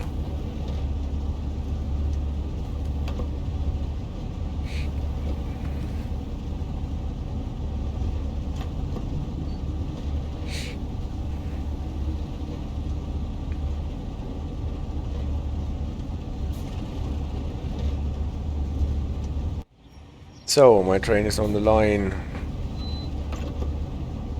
I can accelerate. On castle map, during day you go 250, but at night 200 maximum. I don't know if they have some restrictions. On highways they sometimes have those restrictions for a noise reduction during the night to protect the people living close to the motorways. No idea if this is a thing with trains too. If trains traveling at 250 are actually making more noise. Or maybe it is because you have the freight trains on the track that are going there, obviously not with 250. So maybe it is to have the freight trains and the passengers on the track at the same time that you need to slow both of them down to the 200. But I can only assume there and speculate.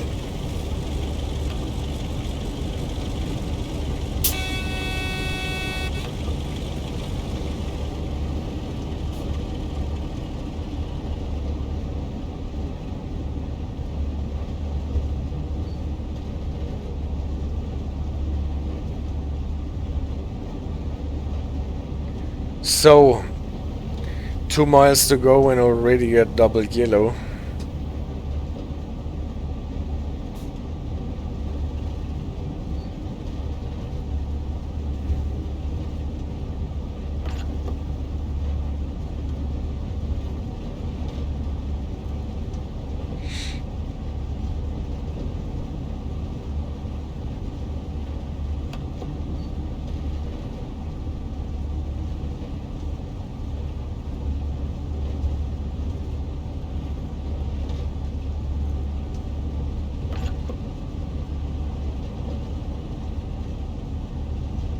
Yeah, I guess it's the thing with the freight trains.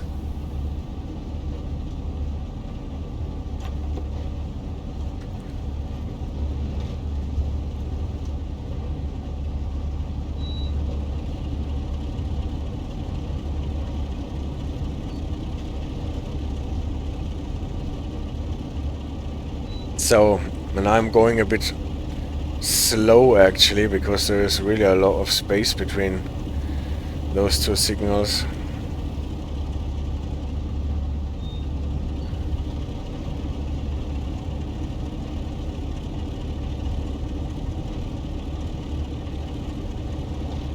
Here's the next signal. Let's see if it is a single yellow.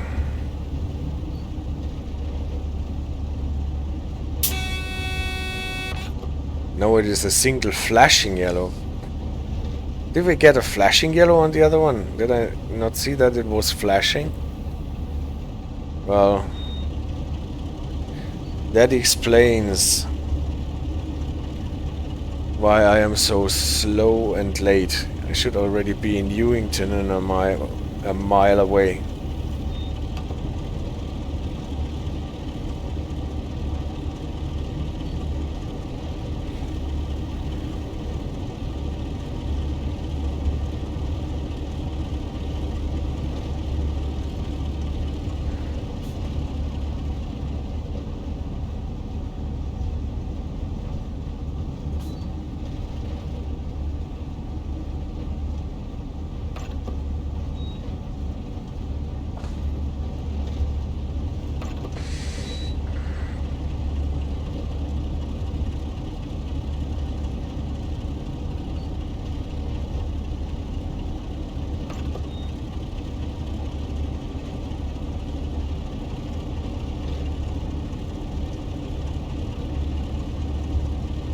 So the diverging speed is 40, but obviously I have to stop at Newington.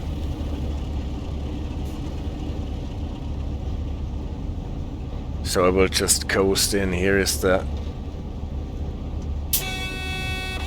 yellow at the diverging.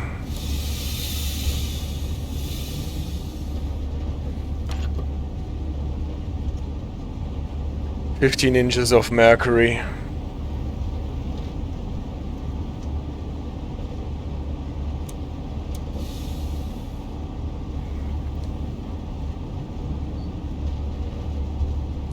Well, hey, it's a rail tour, it's okay to drive this not so aggressively.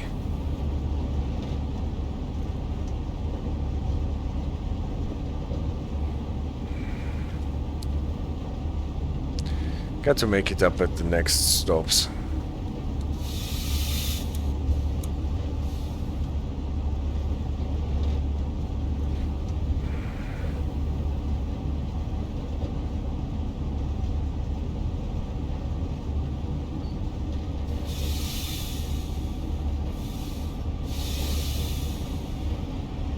"10 inches, will this be enough? 300 yards and 20 miles. It's even too much. Stalling the train too early.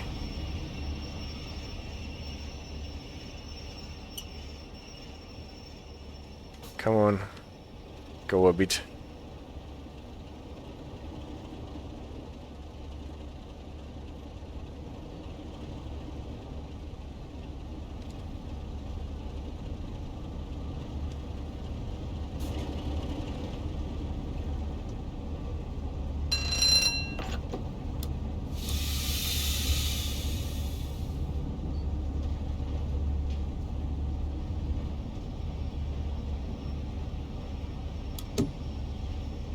Well, this is definitely something that I still have to get more practice at with the vacuum brakes here. With the vacuum brakes on the 101 it is a different story because they react much faster.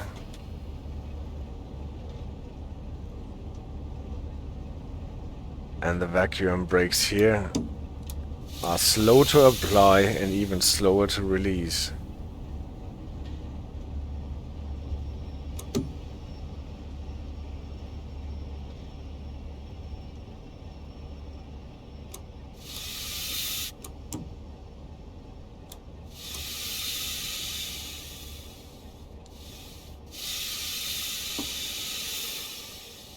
Well, at least they can stop it at the 2 yards mark.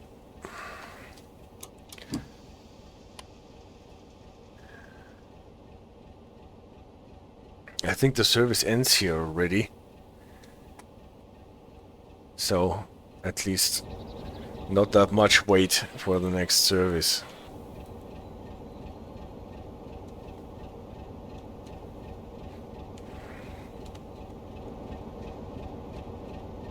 What is nice is how they simulated the slam door effect on those trains. So if you close the doors, they are not closing at the same time, but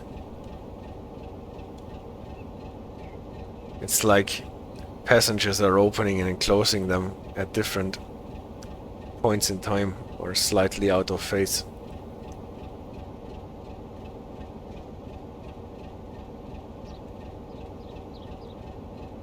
Just imagine this for nowadays, that passengers are opening the doors of the train cars when the train is just arriving, even before it got to a complete stop, and jumping out. It's like you can see it in those old clips. It was totally normal. Today, it's hard to imagine. Javelin for London.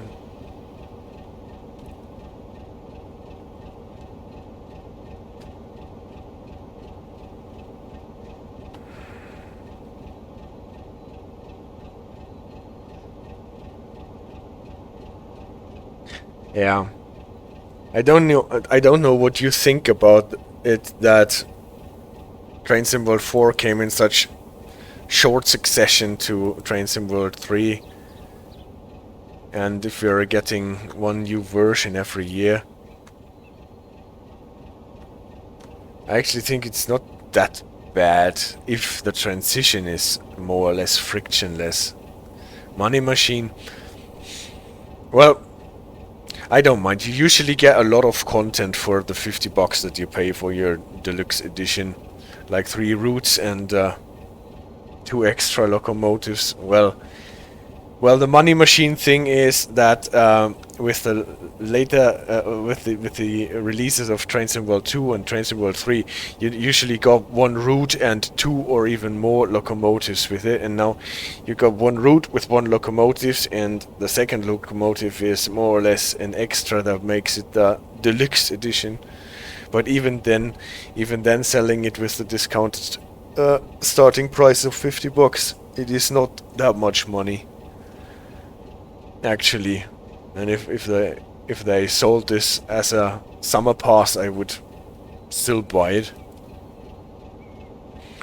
And for Train Sim World 3, the Kassel Würzburg and the Cajon pass were really big routes, and since I did not buy Spirit of Steam before, I got this in the pack. There was definitely not so much money invested if you compare it with like one single route, let's say Bremen-Oldenburg for 35 euros, and then you get a rather shortish route with not so much going on. And the routes that come with the new base game versions are typically really packed with content, like Kassel Würzburg, to play all the ICE services and the freight services. That keeps you busy for quite a time.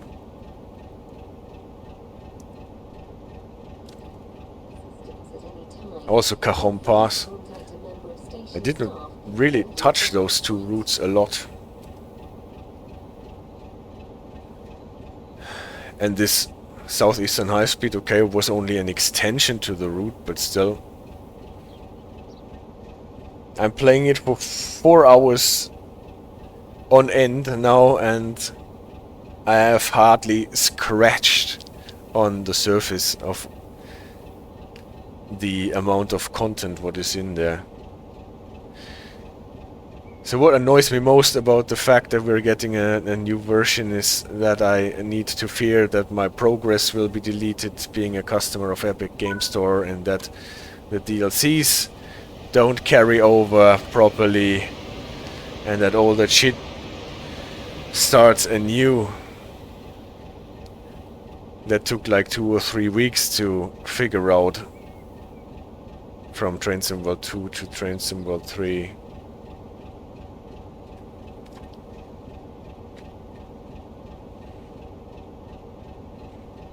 So I hope that, well, they promised that it will be not a problem with the progress transfer, and it will not be a problem with the DLC transfer. And if that actually works out, then they can release a new version of the game every year if they want. I don't mind.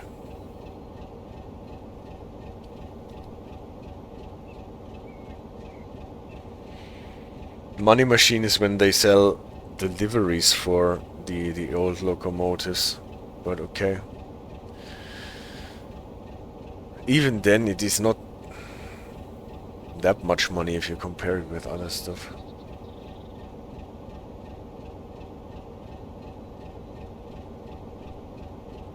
Still not much money if you compare it with games that charge a monthly fee just to be allowed to play it over and over again, whether there is new content or not.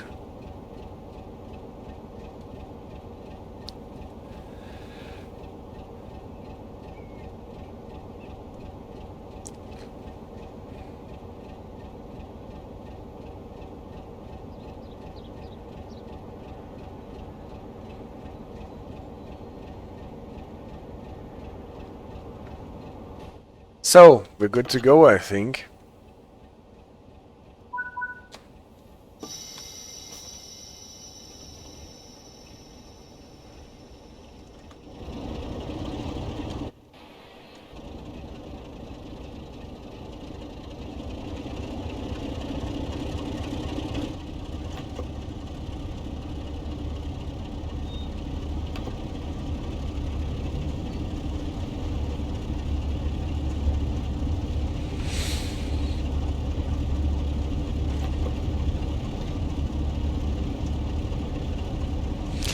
And to be fair, if all the improvements actually work out, then it will add a lot to the game. If the new scenario editor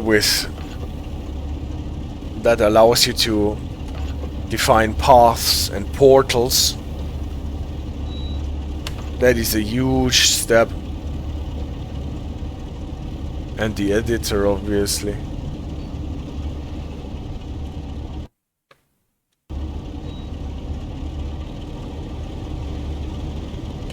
That is a funny thing here. This 60 is nowhere actually signaled. Or did I just not see it? We are allowed to go 90 here on the siding. And then all of a sudden, when going over to the main line, we should slow down to 60. But why is it not limited to 60 all the time? And why is there no sign limiting us to 60 before we get there? Can't expect us to know that by heart.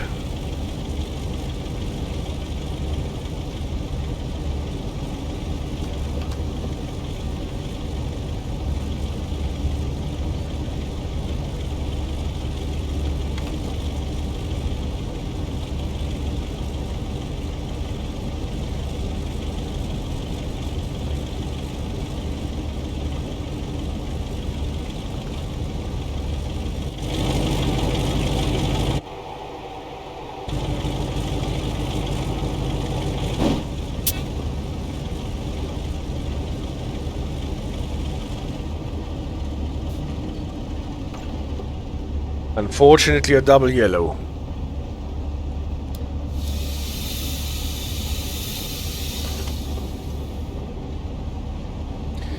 So we don't really have to care about the 60.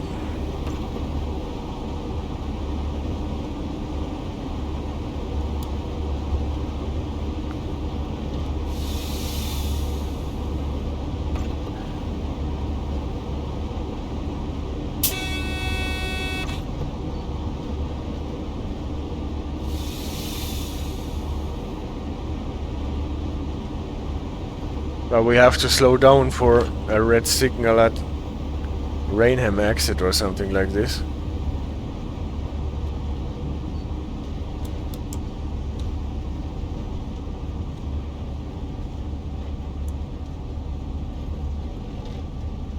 I'm always a bit late when releasing the vacuum brakes.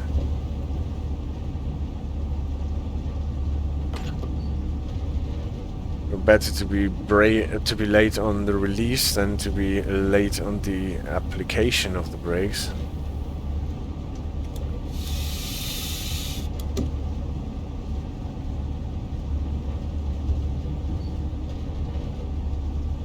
First the merger.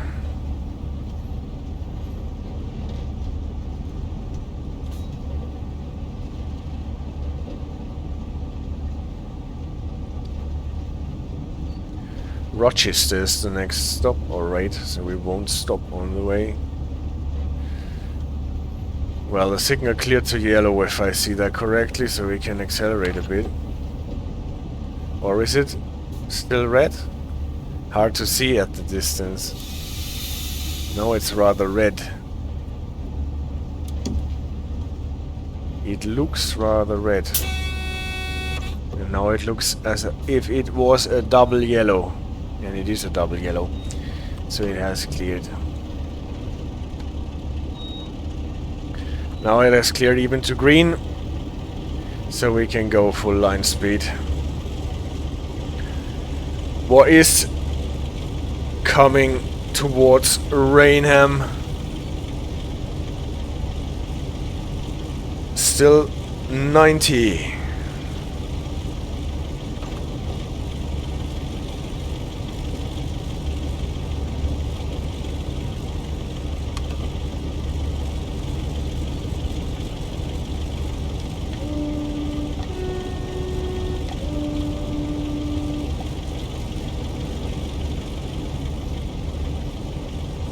Good people of Rainham.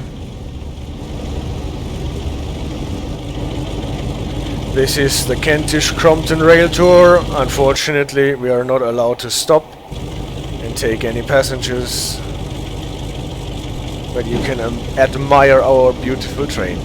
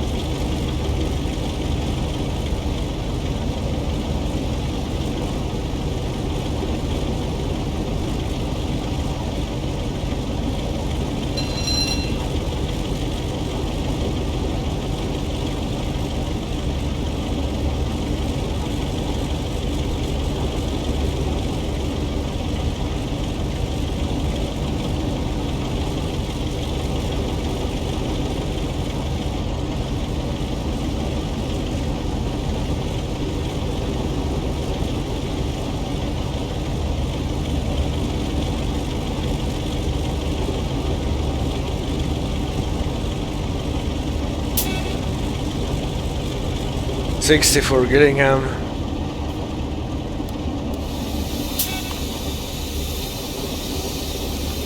Also a double yellow.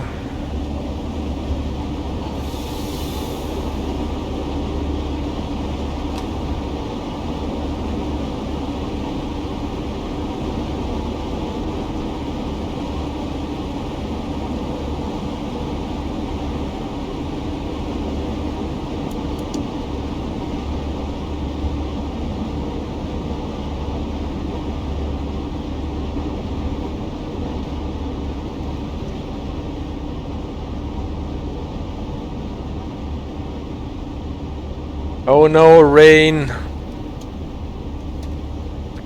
After all. And a single yellow before Gillingham. That means Gillingham entry will be at red.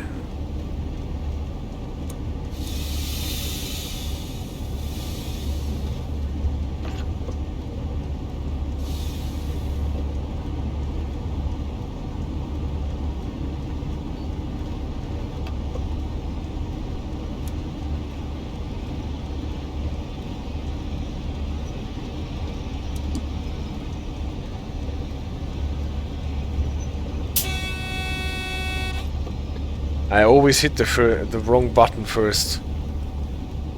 AWS alarm is hardwired in my muscle memory with Q key.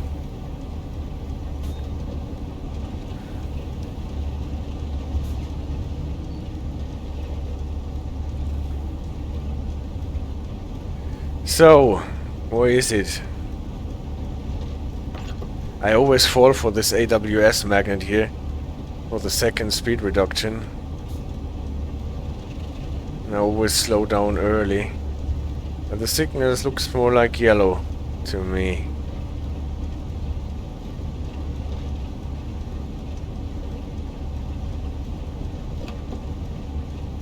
It looks more like yellow, that means we can actually go on.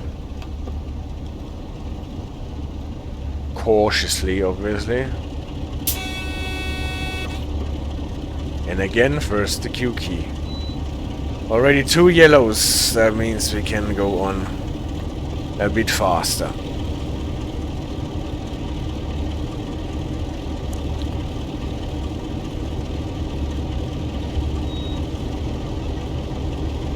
To green, we can go even faster.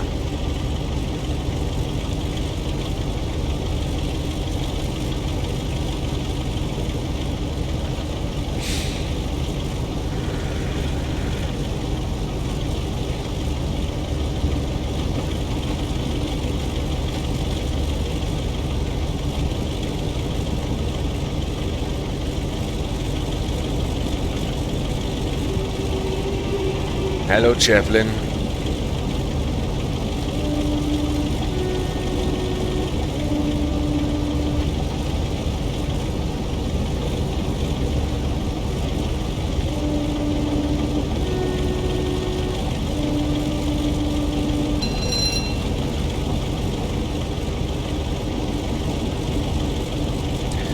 So this is the part from Gillingham to Rochester via Chatham.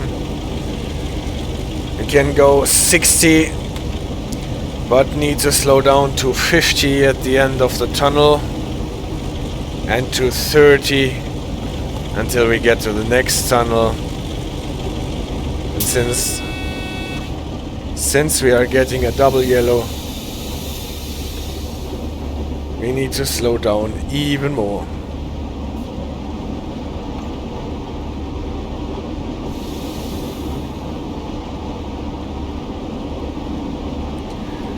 That means that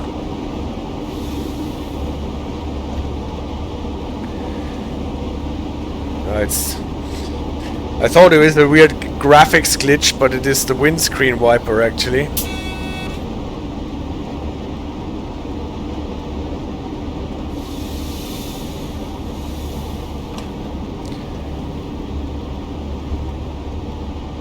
So the signal at the other end of this bridge here will be red.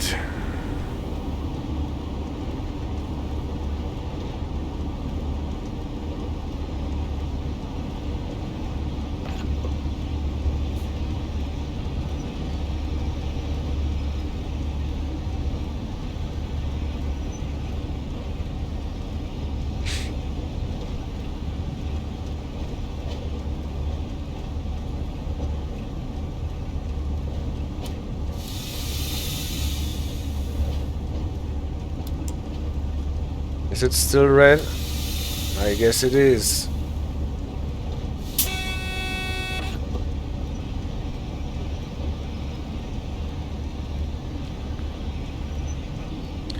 Rochester platform 3 means we're going across, I think, to where we just started earlier.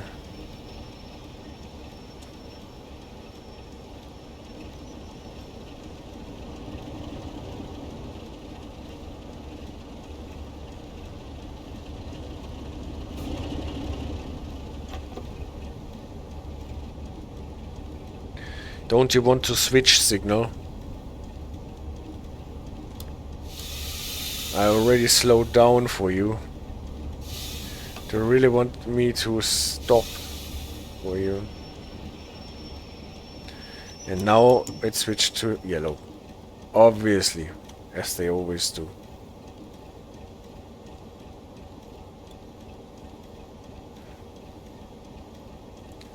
Speed up the release of the vacuum brakes.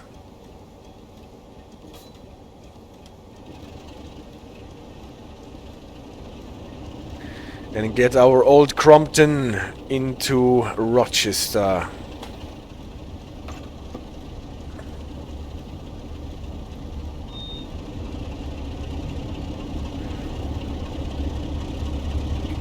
Electrostar coming from the opposite direction.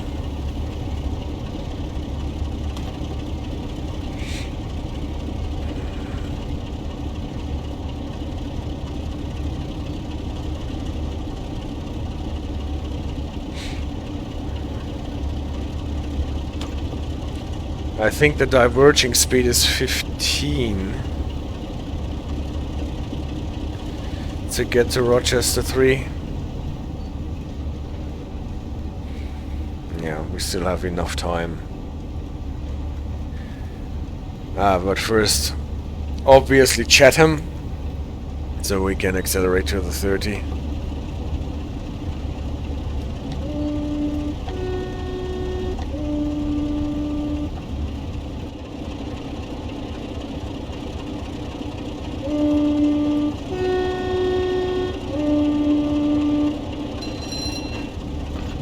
Lady, take care of your umbrella. Don't get caught in the door handle with the crook.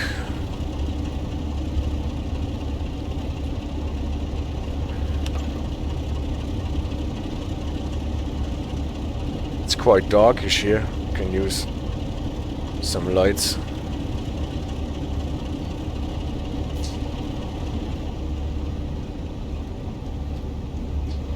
So, and after the tunnel we have to slow down to 15 because we are going across the switches to the opposite.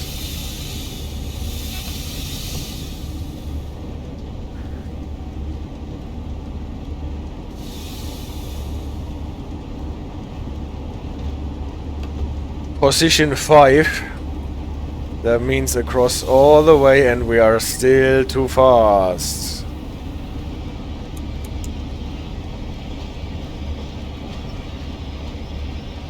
Or are we not? Is it not starting at the switch? No, it's probably at this switch first, right? Ah, it's this. So we're not too fast. I overbraked. It's this switch with the 15, not the other one.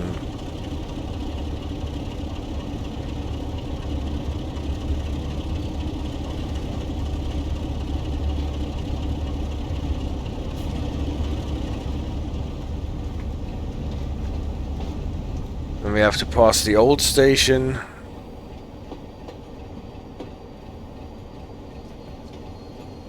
Is it going on after that? I don't think so.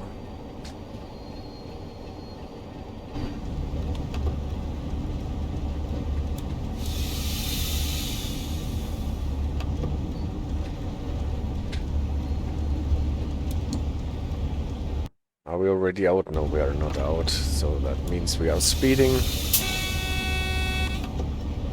That is not nice.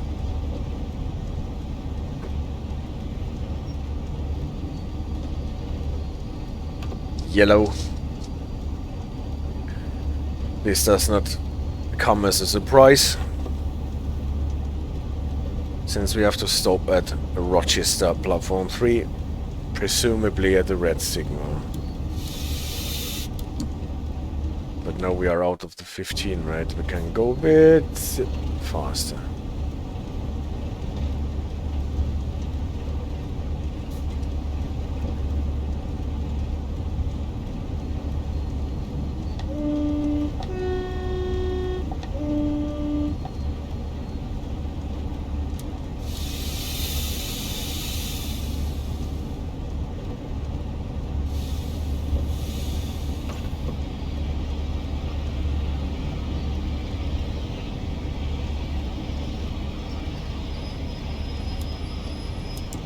The lag is not actually helping with the brake effort.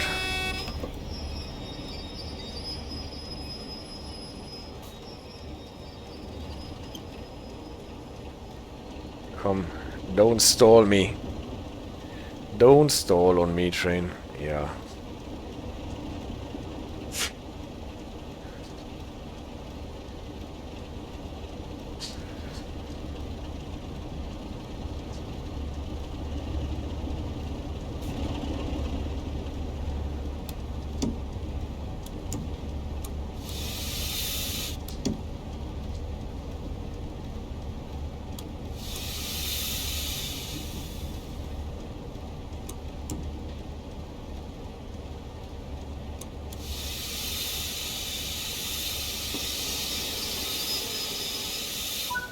Good.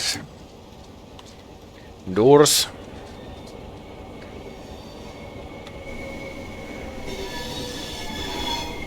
And heavy rain at Rochester.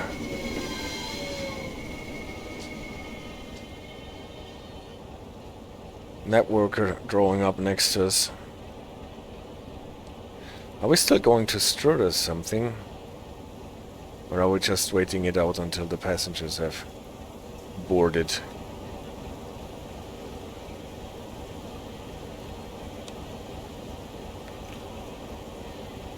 Well, we will see in half a minute.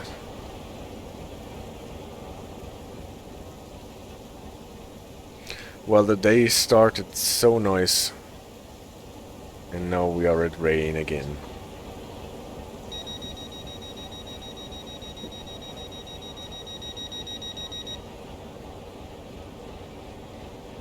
Victoria, that means this train is going...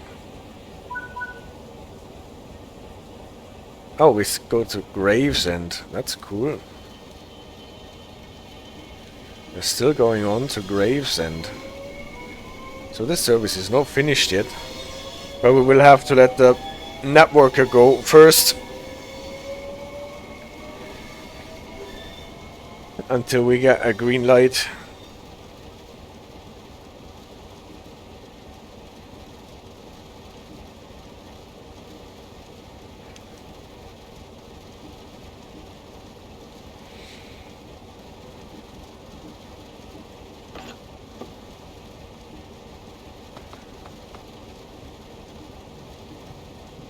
So I think the networker is away. You can let us go.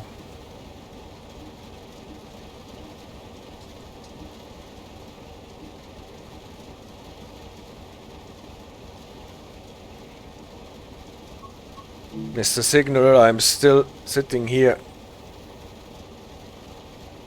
in my old rust bucket.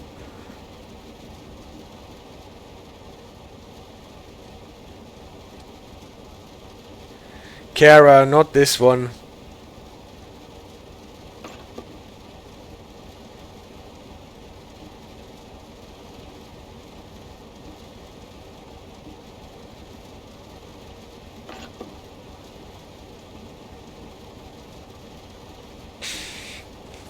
So, now we're waiting for more trains that take priority over us.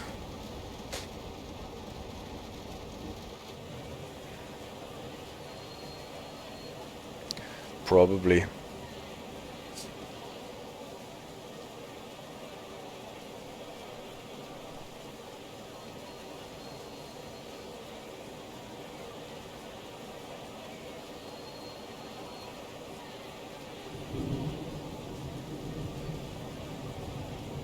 So who are we waiting for?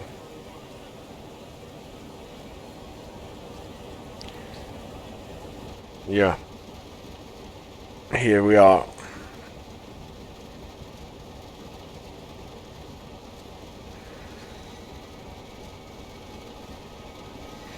We have to cross the main line, and so we have to let the trains coming from the opposite direction pass first. This is why it is a bit weird that they parked us here on platform 3.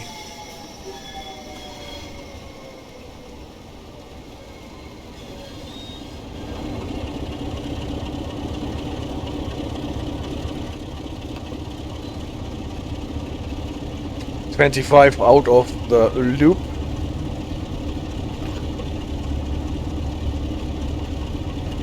Reeder or Schiffseigner?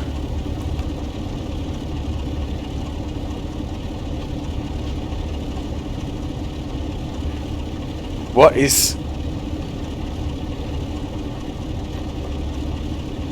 is that now? Are you doing crossword puzzles?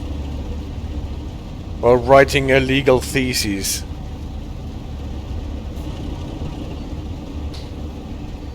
Ah, this is the translation of Ray-dash, right?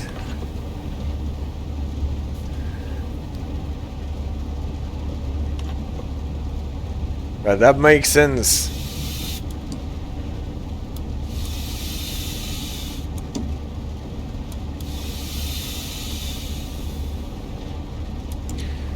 So what ship do you own then?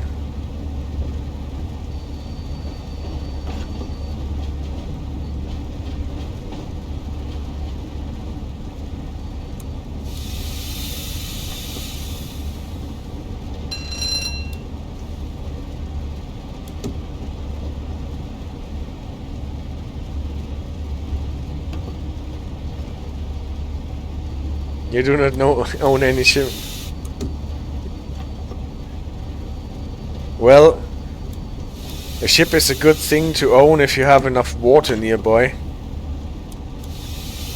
Otherwise it can be quite annoying.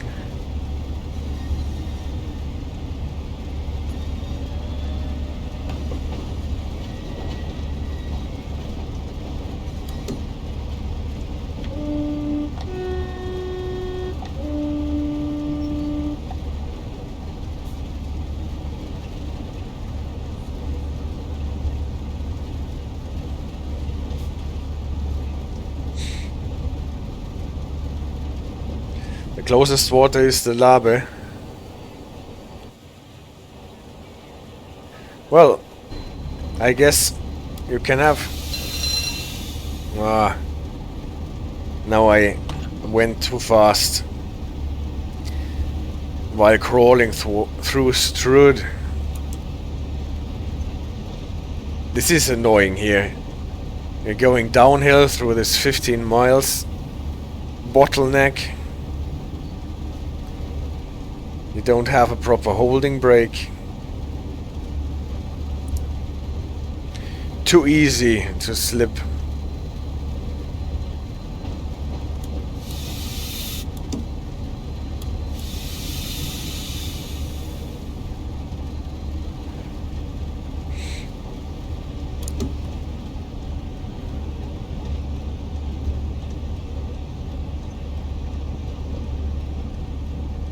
Unfortunately, we cannot see the AWS magnet on the other side, on the other line, the line for the opposite traffic.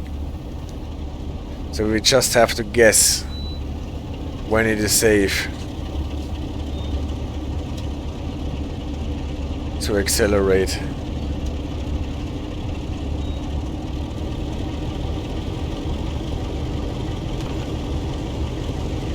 By the way, I really love those gauges with this weird magenta colored light, but especially because of the writing, the characters that I use to, or the font style. This just looks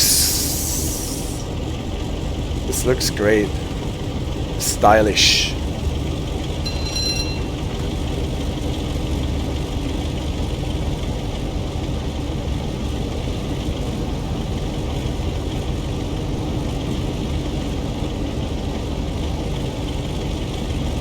So why did you pick the name Ray-dash then?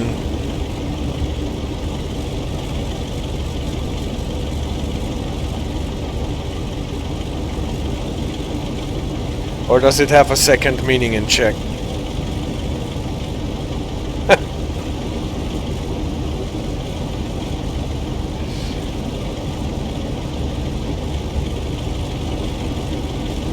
Oh.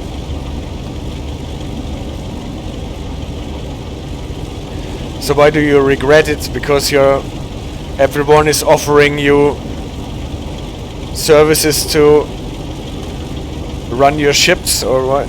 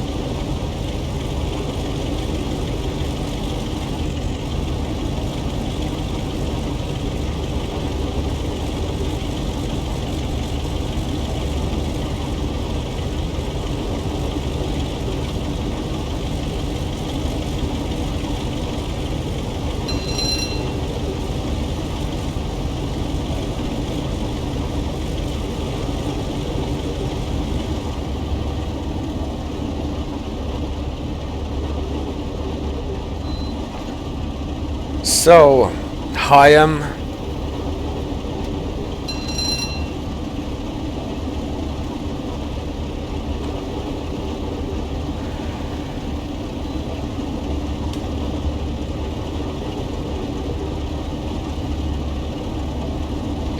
And we're getting close to Hoo Junction.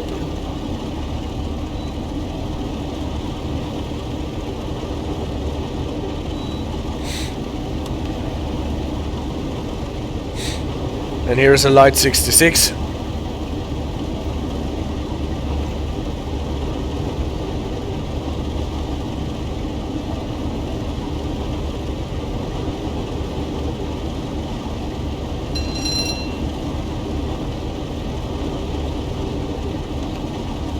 Oh, I see. Well, that happens. No, I missed the whistleboard, didn't I? I did.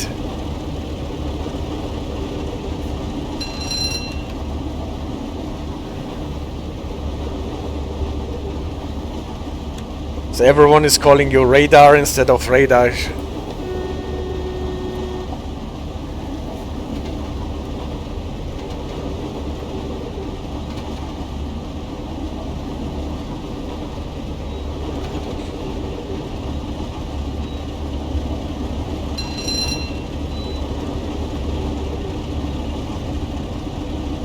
So you have two nicknames on the internet, Radar and Radash. Well, that happens sometimes.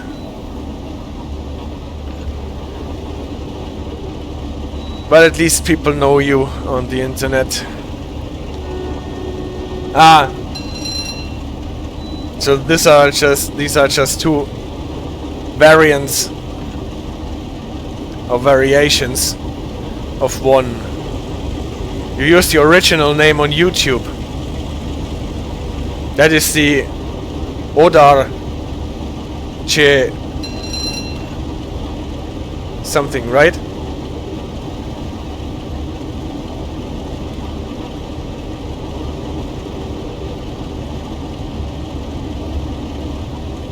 If Twitch could do the R with this. What is it actually called, this thing, this accent?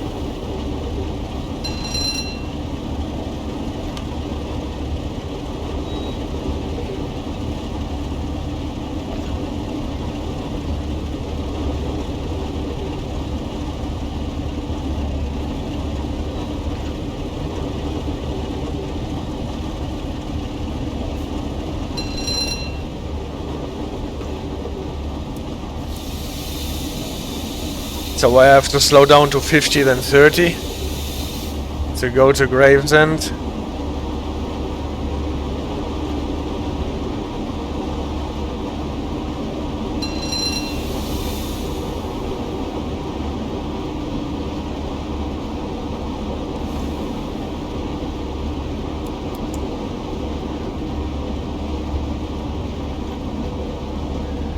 Hot chick. Ah, that is cool. I think I have learned that those funny little hooks that in Polish you put on E's and A's are called ogonic, what is apparently also a little hook.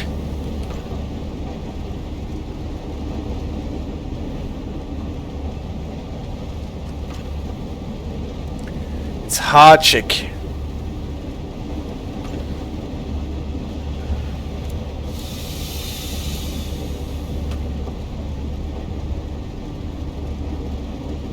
Yes. And you forgot the D with this little mark next to it. Like in T. That tells you not to pronounce it at all or something like that.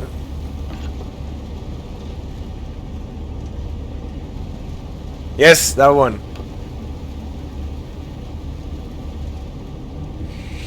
At the beginning I always thought this is a D with an apostrophe. But it's actually one character only.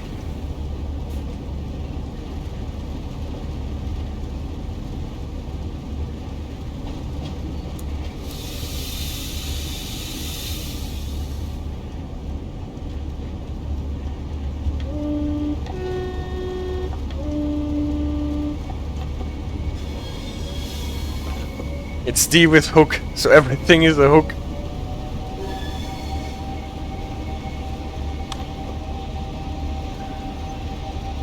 Ah, I see.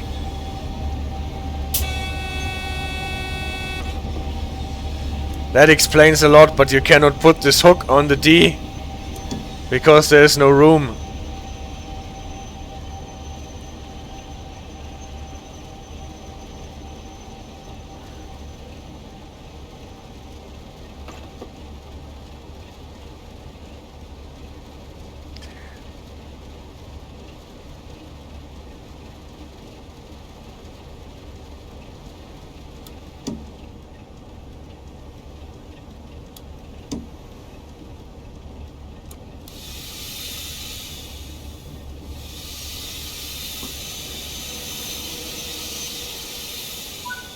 So that was a bit of a heartbreaking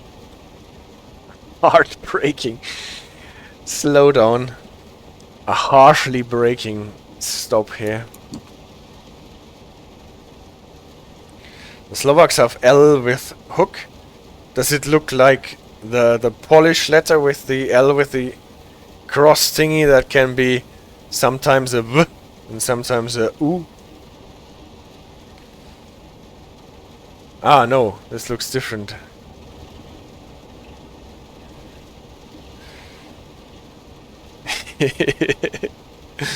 Yeah, that is interesting.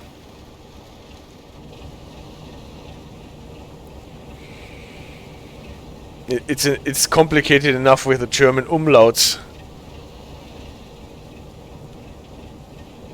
But with all the hooks and accents.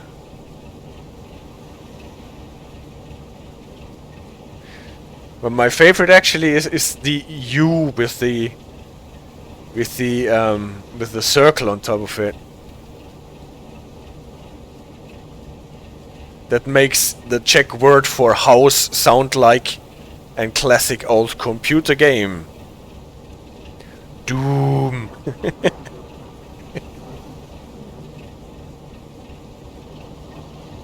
Doom, yes.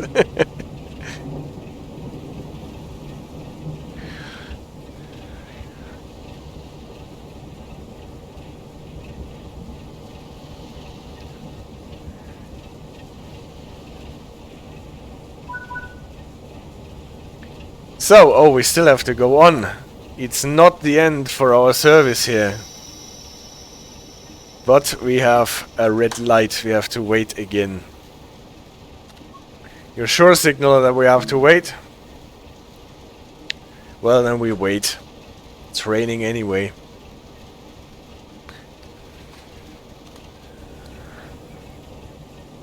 So we can spend some time in Gravesend.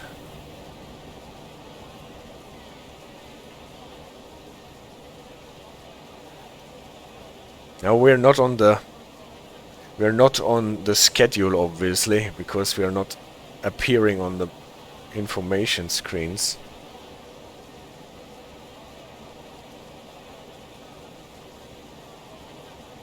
I see.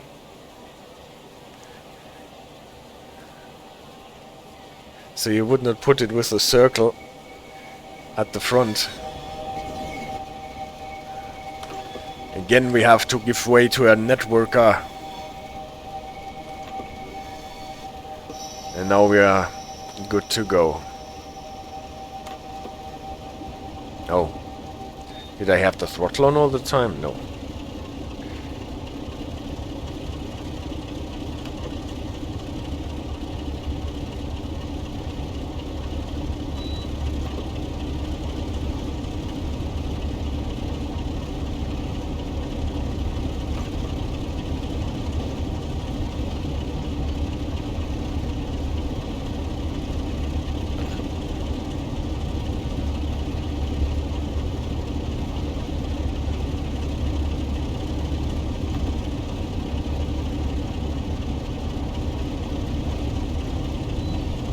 So, now we are going down to Dartford. But it's quite nice because I actually meant playing a networker service that starts in Dartford.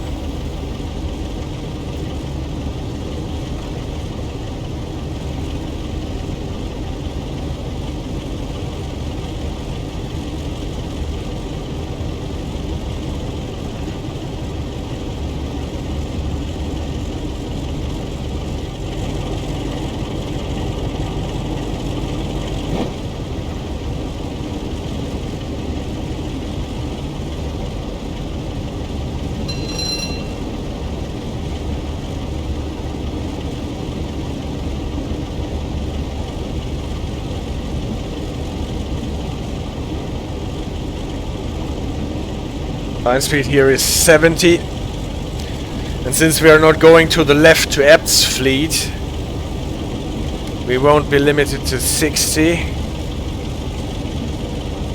so we can rush through all those little stations with 70 line speed.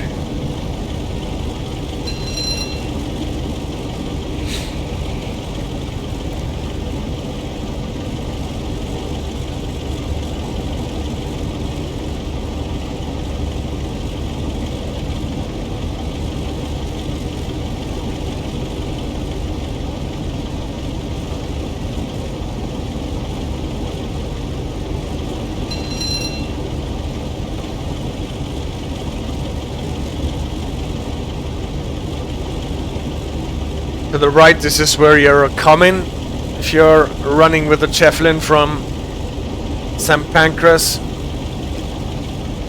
and to the left, this is when you're going if you're running the Javelin to St. Pancras. But we are doing neither. We're going straight ahead towards Dartford, passing all the little stations on the way.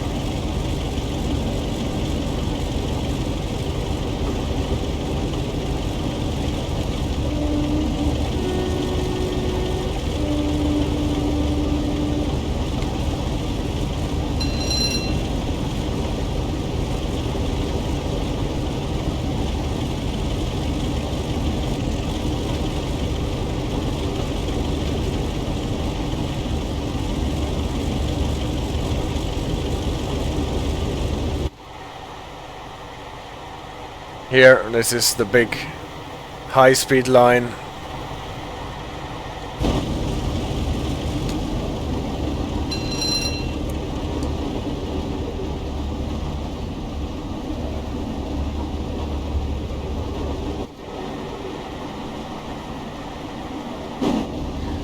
And we're going with decent 70 miles per hour with our Crompton to finish our rail tour. The weather obviously is not nice to us.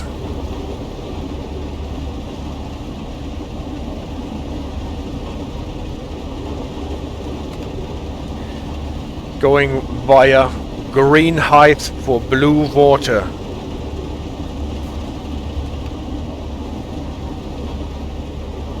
What is an interesting name in itself.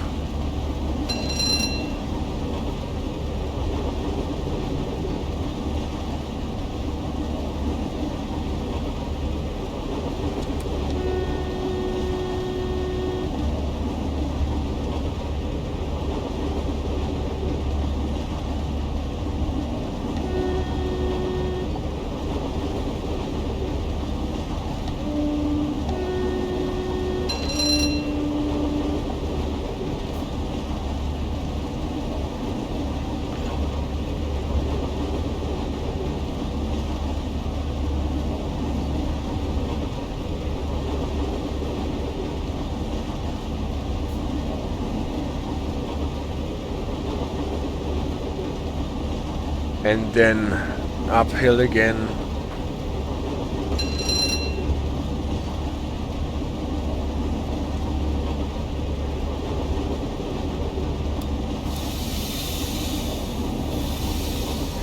This is already Stone Bridge or whatever it is called.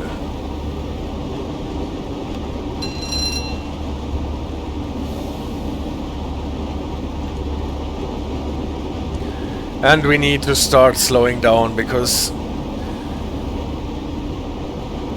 not so much the reduction to 50 and not even the signals that have cleared to green, but we are running into a quite harsh gradient around the corner.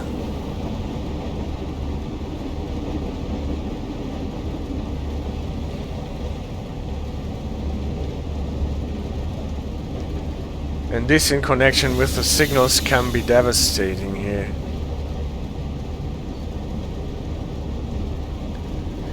Here's the 50 reduction and the double yellow. They're already dropped to 30. What is maybe a bit too slow, but nevertheless. Here, now we are really going downhill. And if you're going with 50 miles downhill here, around the corner, the next signals are in quite short succession actually. Getting warned about a reduction to 40.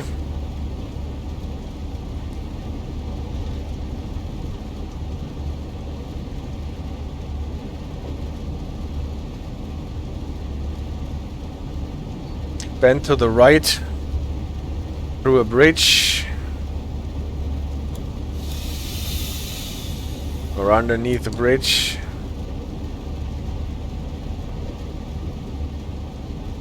and then there is a yellow and not far behind. I always loved those weird bridges that are going on there.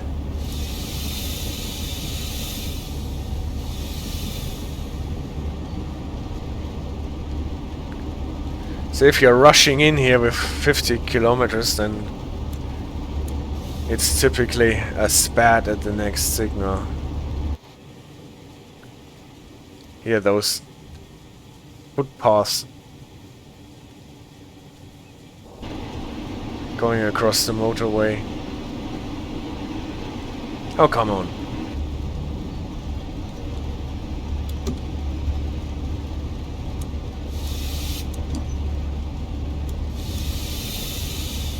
Can't even see properly if it is yellow or red. Now it cleared to yellow.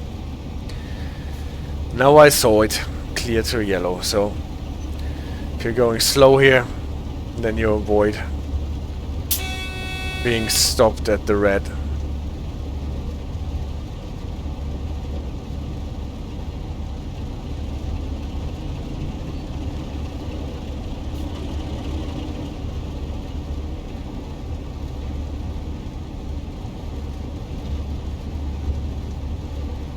Going to platform number 2, that is fine with us.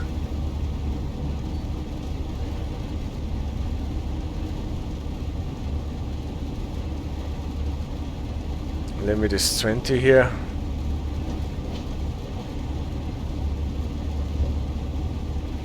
Starting at this point.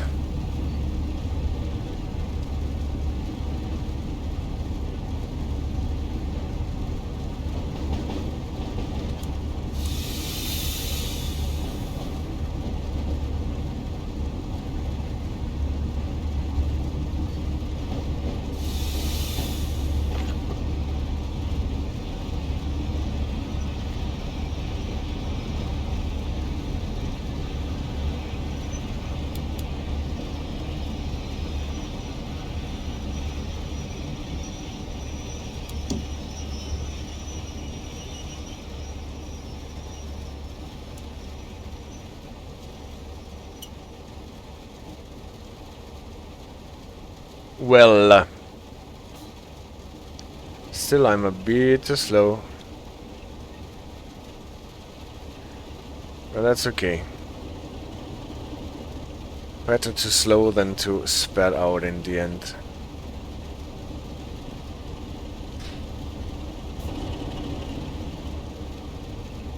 If it isn't,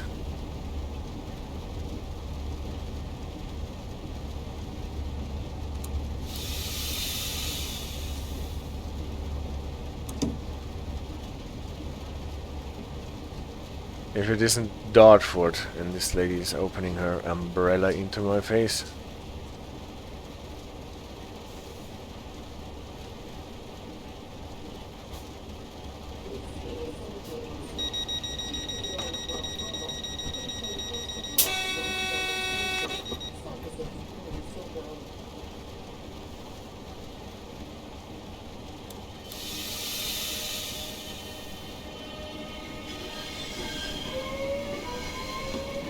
So,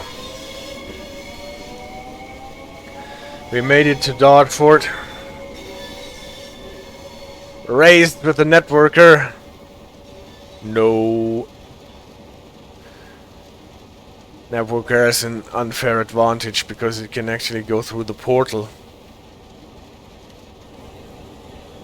And we will never get a red light here, and a green light here.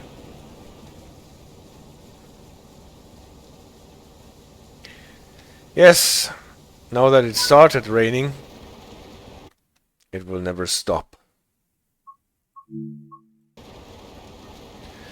Okay guys, you can take this locomotive back to London, or wherever it came from.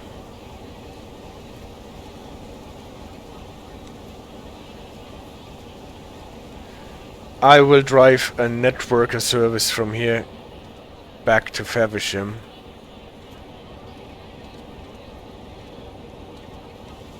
When is the next one? Gravesend. Gravesend I think is too boring. I want to go to Faversham all the way.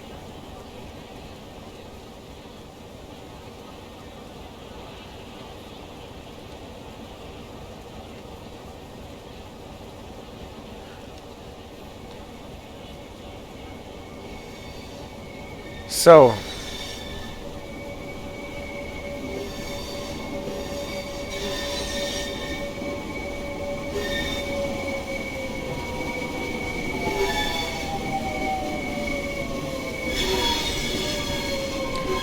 or are we going to Gravesend? Well, we could take over this service.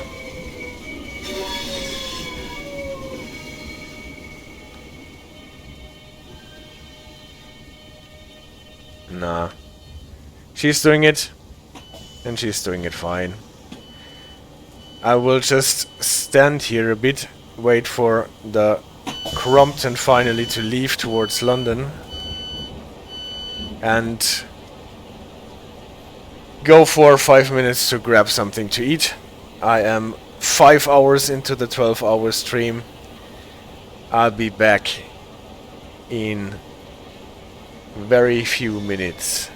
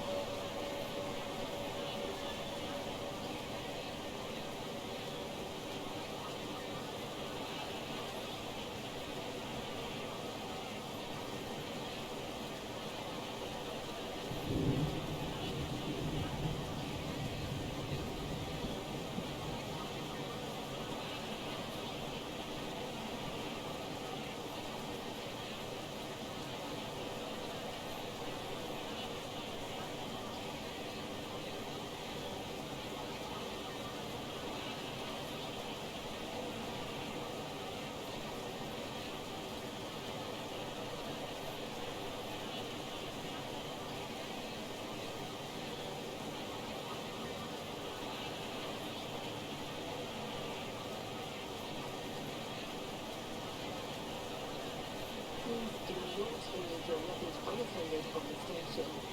Luggage left unattended may be removed without warning or destroyed or damaged by the security services.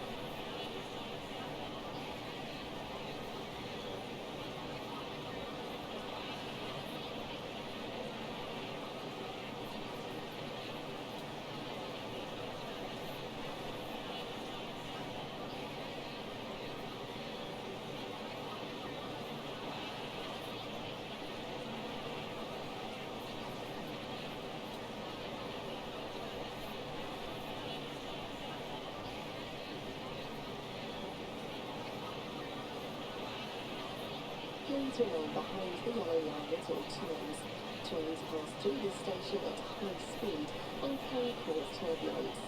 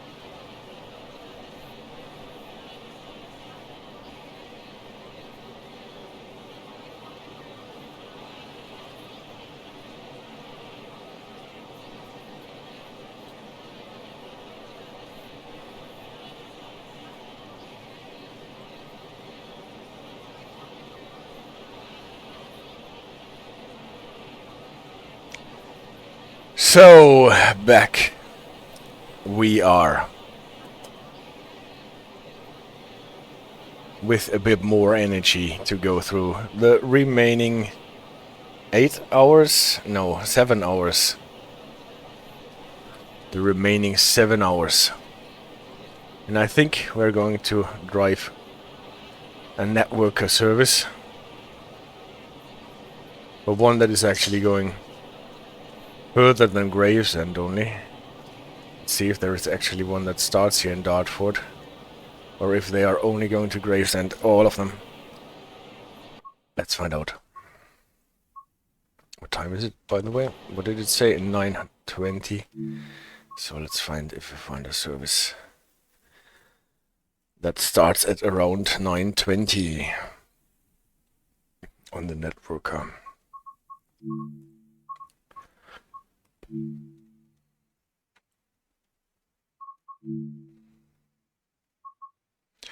The Crompton we have played a lot.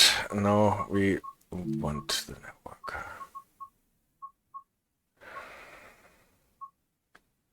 Dartford to Faversham, 9:45. That is okay. Well, a light rain, rainstorm.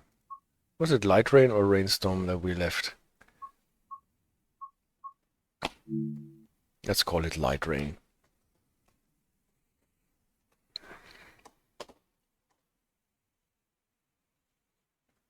Ah, yeah, the service indicator.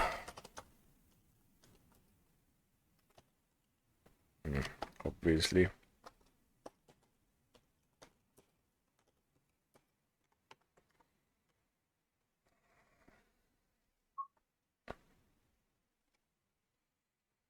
The service indicator.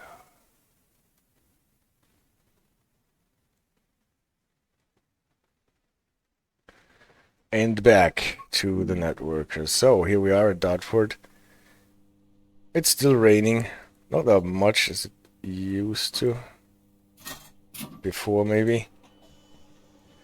And yo. Safety systems. Regenerative braking, don't forget that. Tail lights off. Day running on. Oh, I actually need some wipers. Where are the wipers again? This is the wipers. Slow, I think, is appropriate. Let's have some passengers too.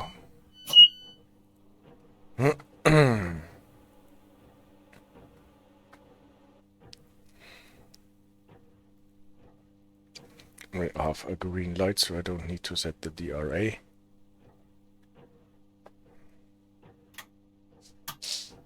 Cool vent off. No. Where's the heater? Yeah, vent.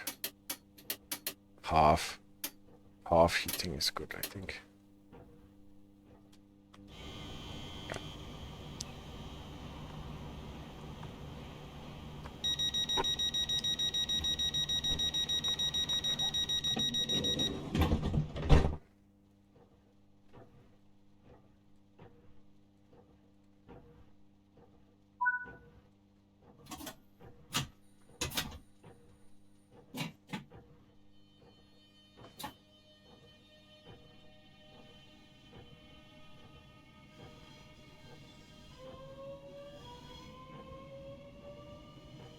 Green lights will be the first stop. Alright.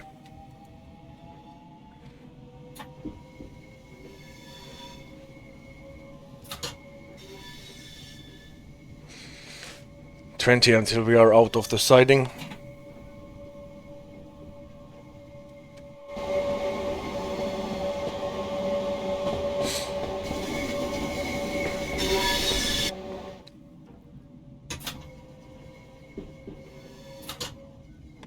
Then 50. How many transits do we have? 2. Alright. That means we are longer than a single Javelin.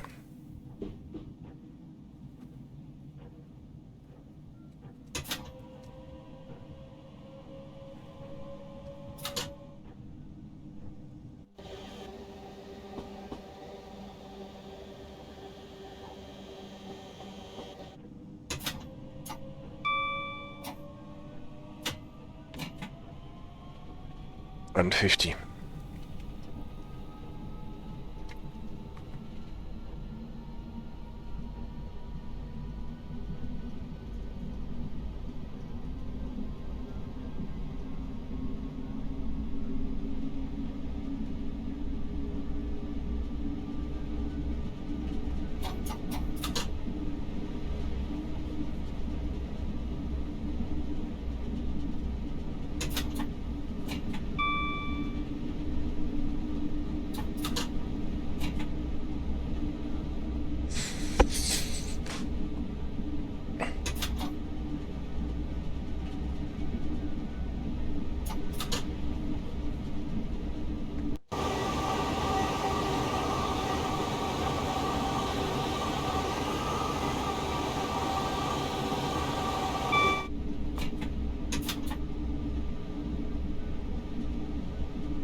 Here's the increase to 70.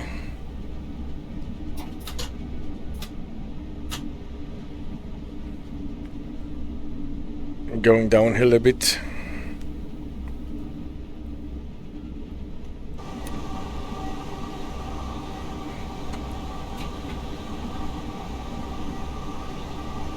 Since we are so long with our 2 train sets, I have to wait a bit until we can accelerate to 70.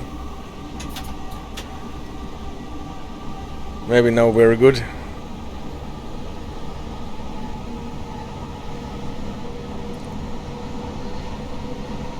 Not stopping here.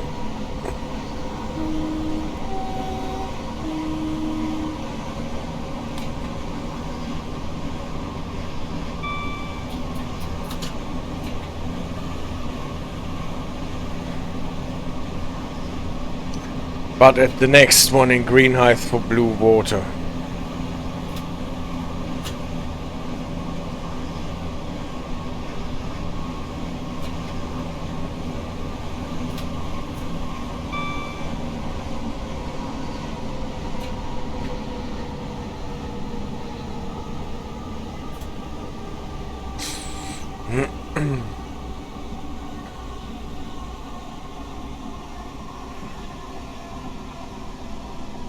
Train slows down really nicely. If you compare that with the Crompton that we ran before.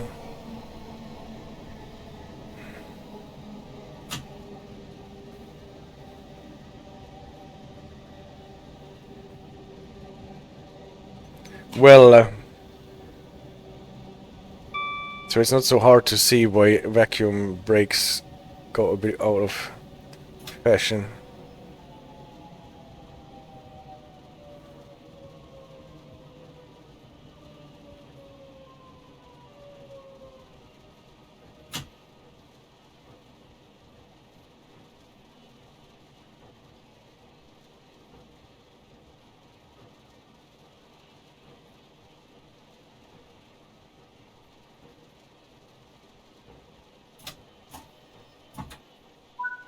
Touchdown.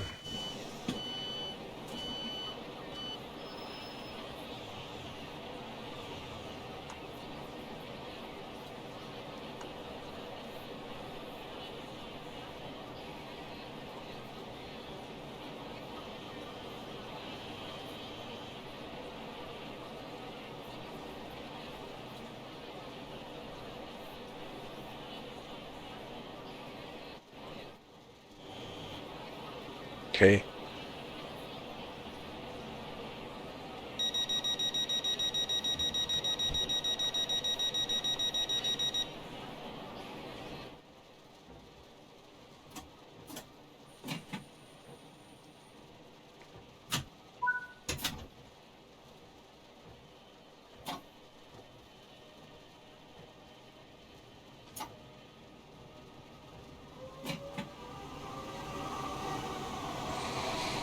Next stop is Gravesend. That means we won't stop at the next 2 stations.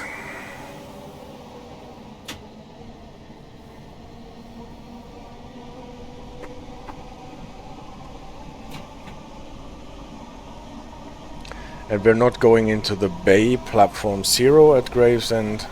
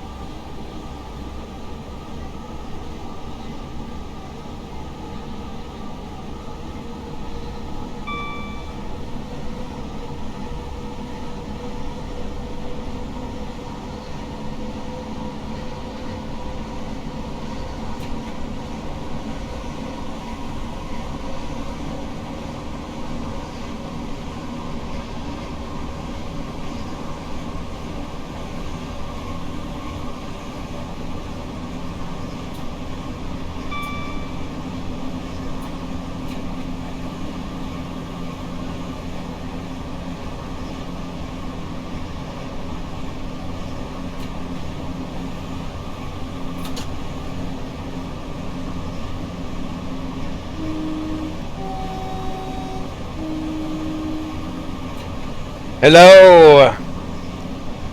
Circa D! Nice to have you on the stream and on the chat. How are you doing?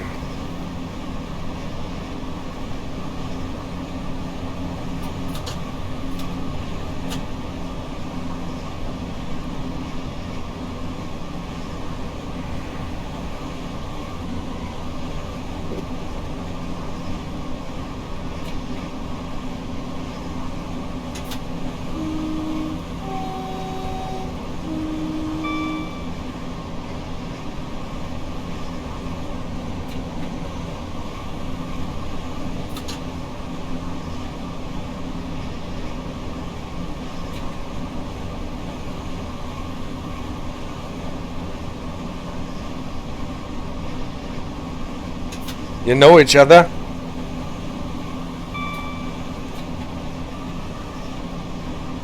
Oh, my legs. Your new YouTube channel name is Trains Lovers. That is nice. Not at all.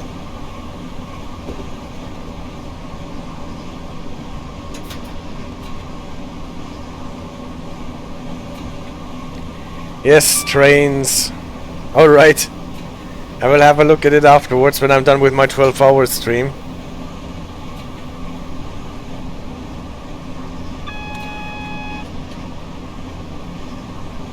Gotta prepare for my slowdown to 30 here.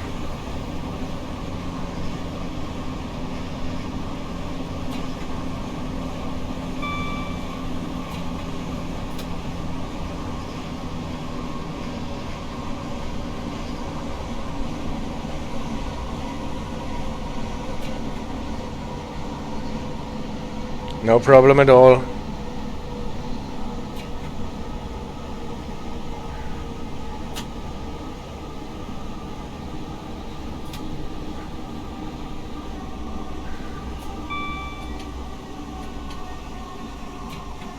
So will we make it? Yeah, obviously. Well, running this train after having moved the vacuum brake Crompton train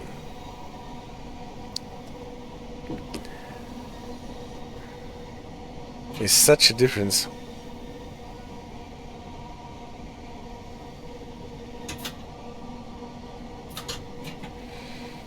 Oh, given the fact that I am already on 5.5 hours, I'm actually doing well. Thank you very much.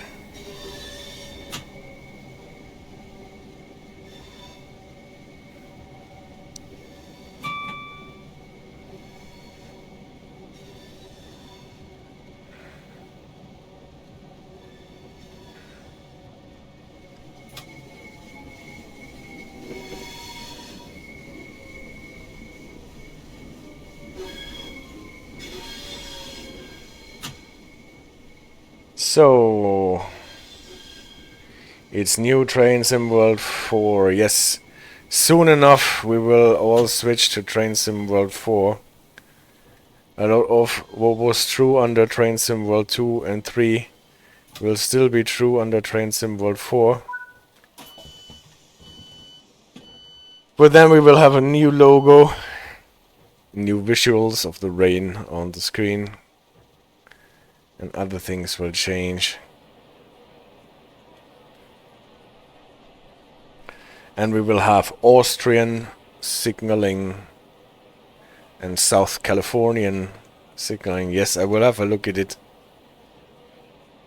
when I'm done with my stream.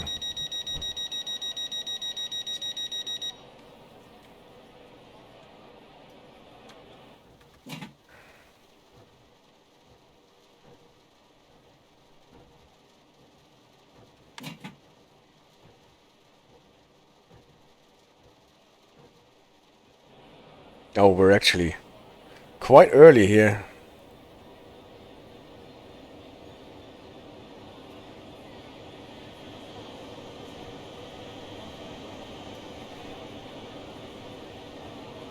One thing that they could actually write down for Train Sim World 5 is to have two different settings for actually locking the doors, unlocking the doors, and opening, closing them. Because in a situation like this you would not lock them because passengers have still some time to get on the train, but since it is raining I don't want to wait with the doors open all the time. If they keep making new games that fast, then Train Sim World 2 would still be my top played game on Steam. Oh yeah, that is probably true, because we don't really get enough time to play the other ones. Bye bye. I will subscribe if I like your channel. I will have a look at it after my stream. Promised. Trains Lovers. With an underscore at the end. Well, let him. It's okay. But thank you for moderating, AJ.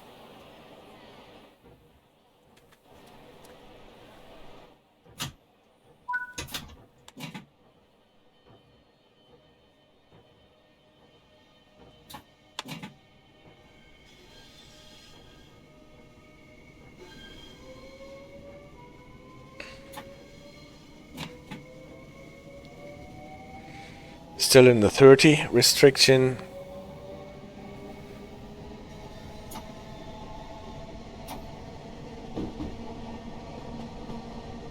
Okay, thank you for looking at it. So it's Roblox trends.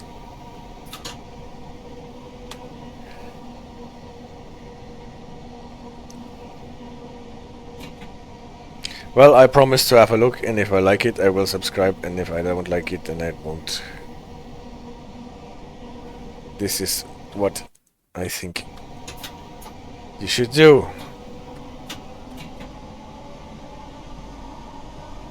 Even Dead Rail is now doing Roblox trains, no?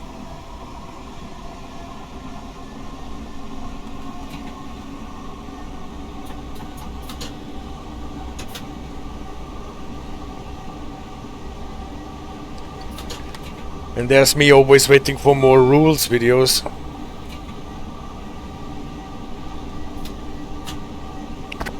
And then there are Roblox trains. Well, you have subscribed to my channel, so everything is possible. Yes, I have subscribed to your channel without having a clear understanding of what it is about, but I liked it anyway.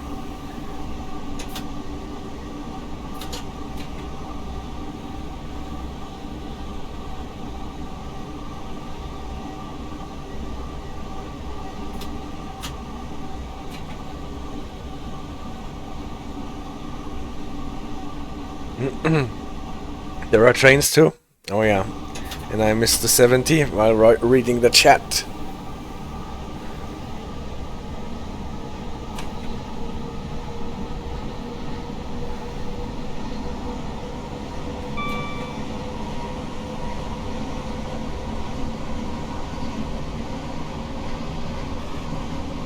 So again, no stop at Higham. But we're running straight through Who Junction again. And the tunnels, and then Strood.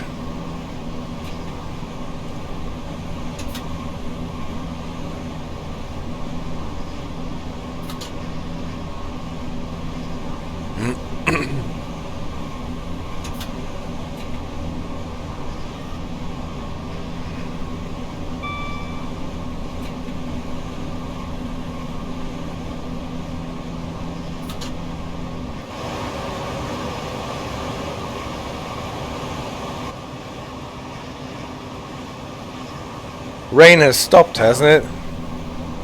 So we can turn off the wipers.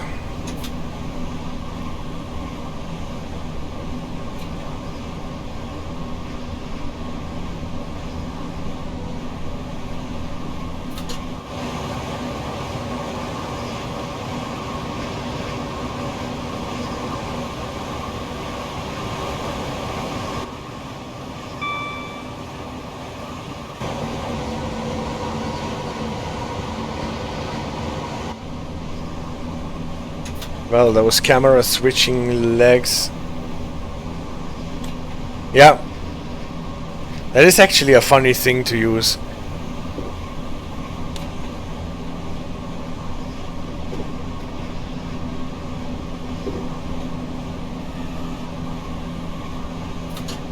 But it works quite well, I have to say. All the Schenker cargo cars.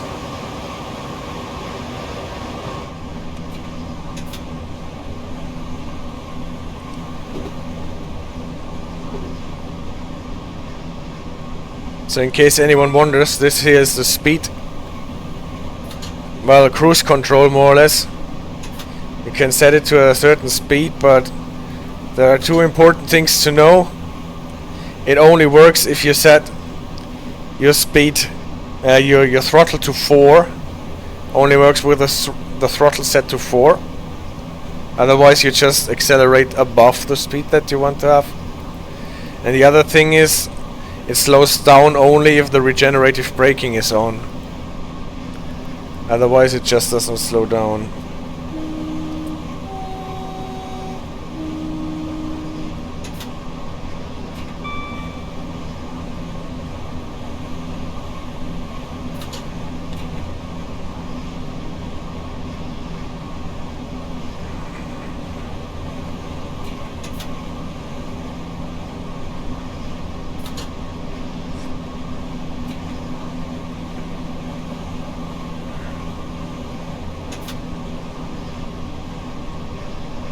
So, the tunnel to the end of the world.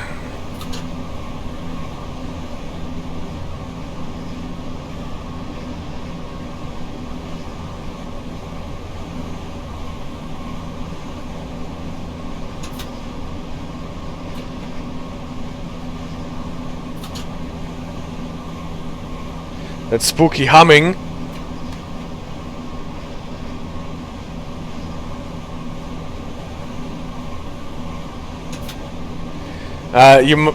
You probably mean the sound that the train makes when it is accelerating. This ooh sound. Yeah. That is the GTO thyristors doing pulse width modulation. In case you wondered. I will have a stream about that.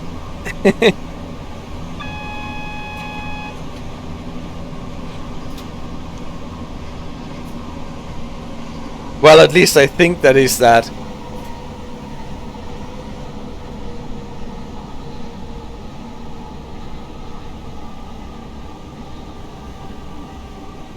I think that this is a train that has alternating current traction motors with 3-phase AC, and to control the speed and the force that these traction motors are turning, you would use a set of electronic switches that can not only modulate the magnitude of the voltage that is directed to the traction motors, but also alternate the frequency of the 3-phase alternate current, so how many times it flips between positive and negative within a second, and this determines the speed with what the motor is turning.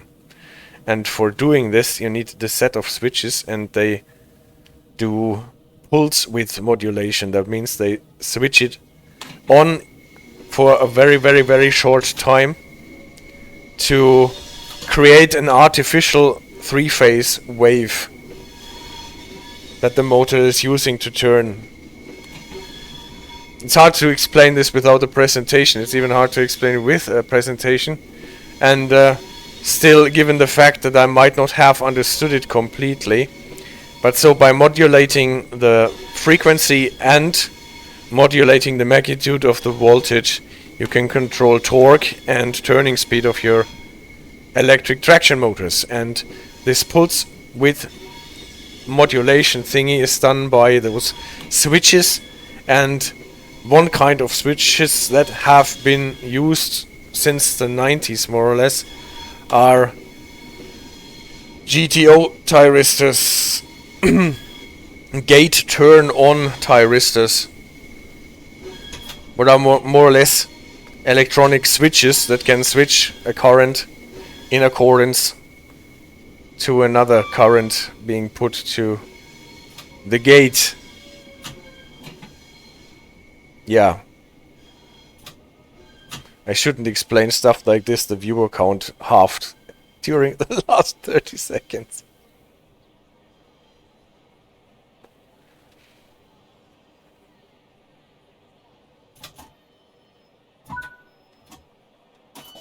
But this sound that you mean, AJ, is I think those switches, those GTO thyristors, creating this artificial 3-phase AC current.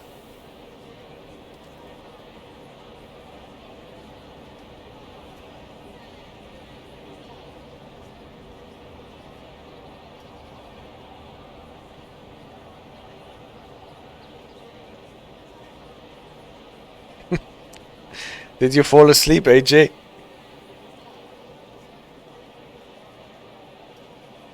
Nope.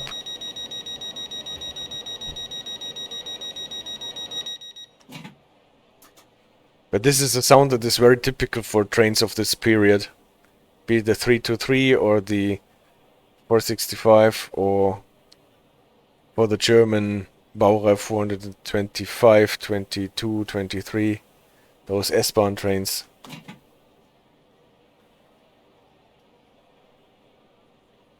And even the ICE3 has this kind of stuff, but it does not sound that distinctly.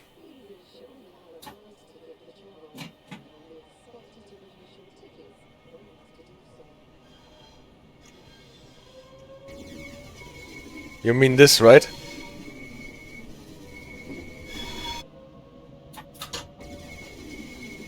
This whoa, whoa.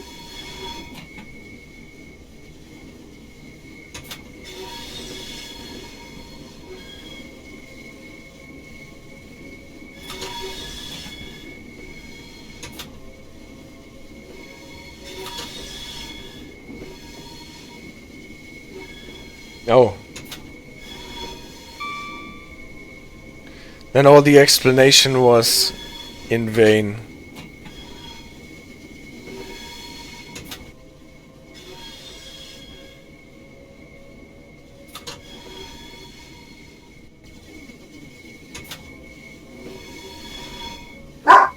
Again, we are in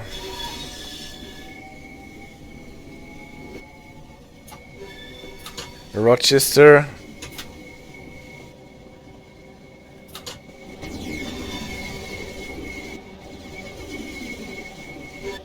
With the submarine.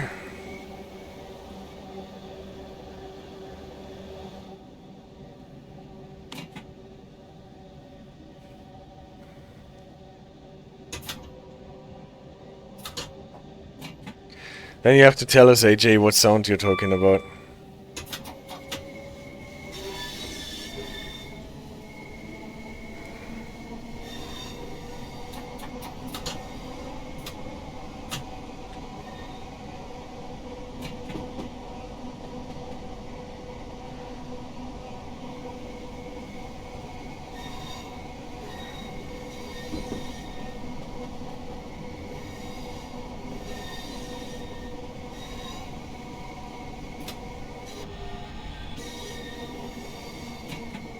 That sound was because of a lag. And lags tend to distort sounds. Maybe your laptop is haunted, or it was one of the dogs asking for more food.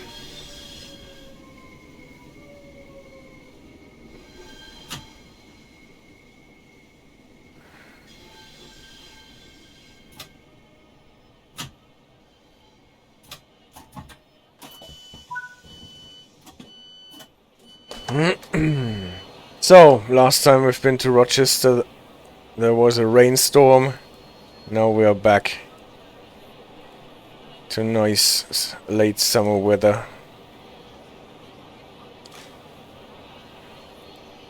Now both cameras ended up being at the same spot.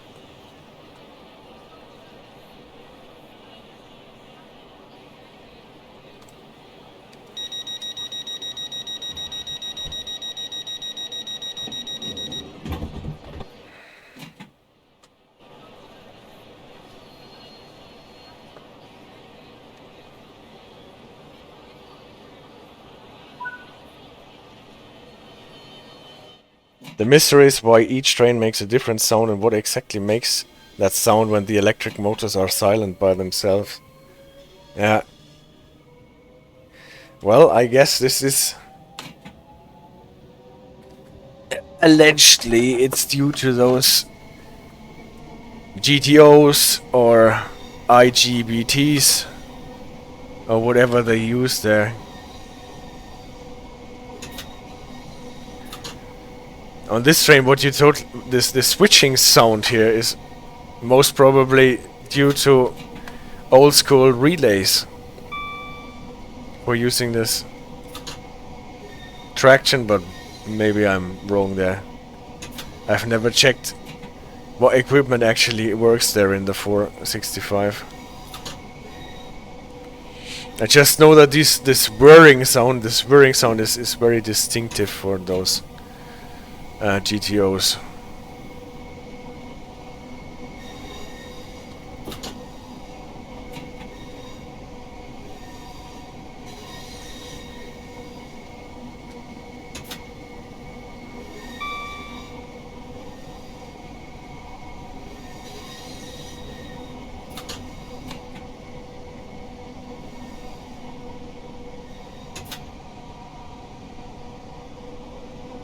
Still 30 limit to Chatham.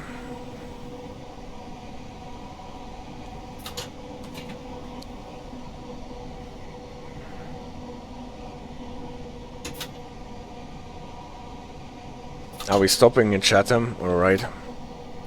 Then we probably should slow down.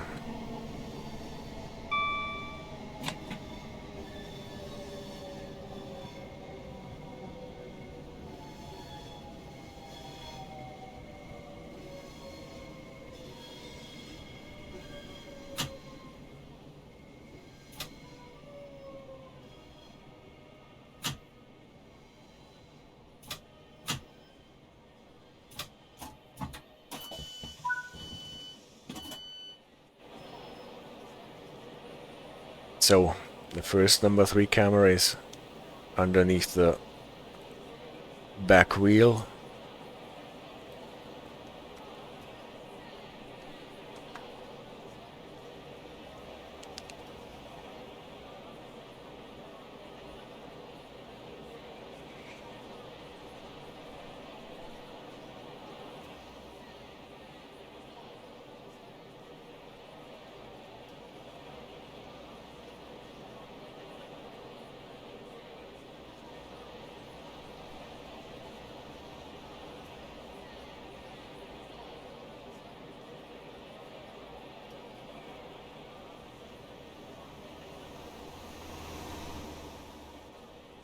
What are we doing in Chatham?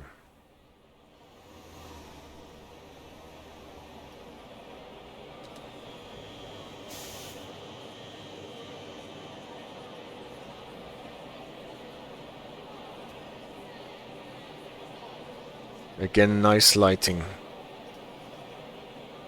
The door's open still, and let's close them.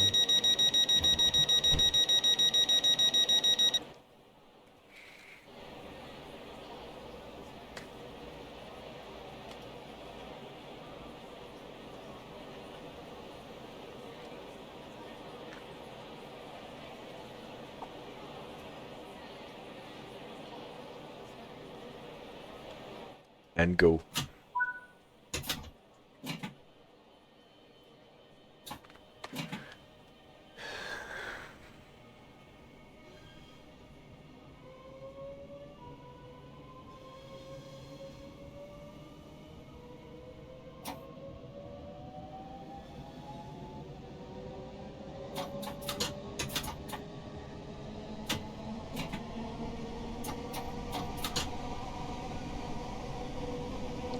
So, still in a 30 restriction.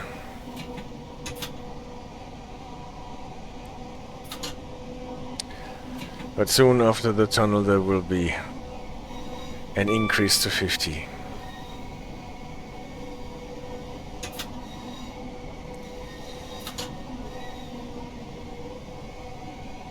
Game is really laggy now. Yeah, 50.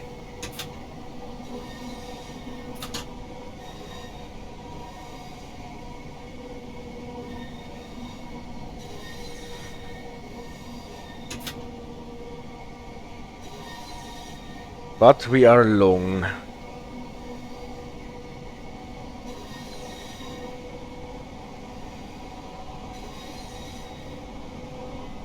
Maybe now we're good.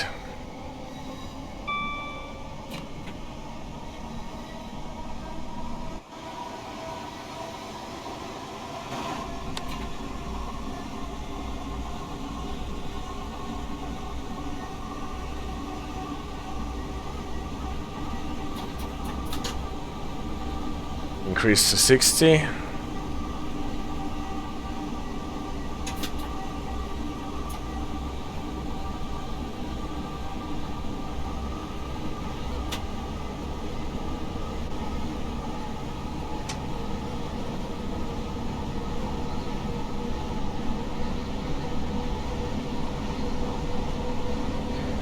I really like the rolling sound of the Javelin.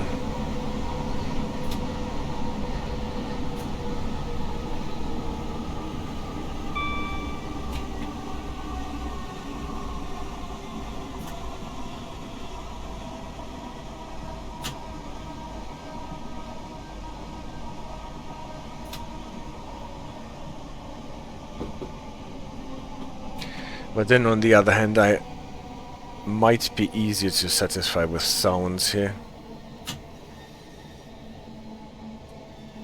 compared to many others.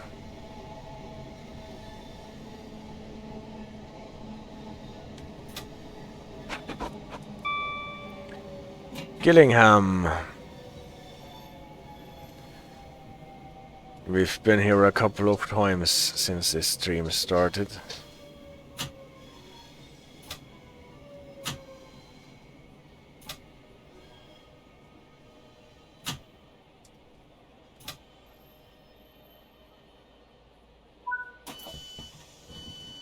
Don't this much.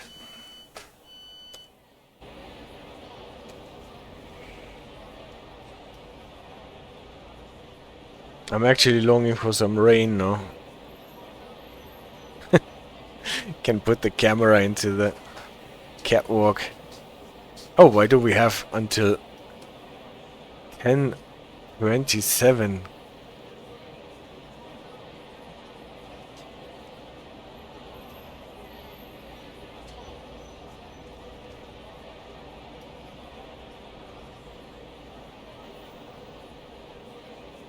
So there is Gillingham, obviously.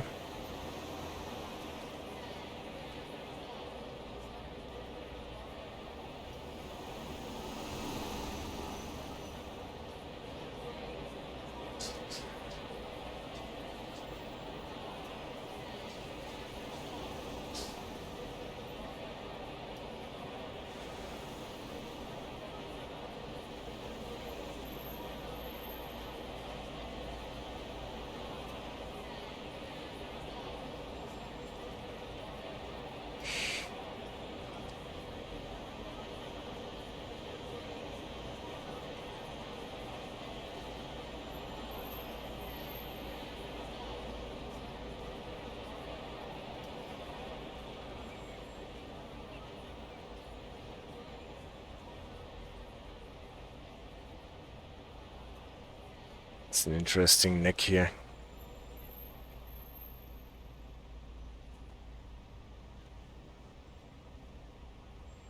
For running around the locomotive.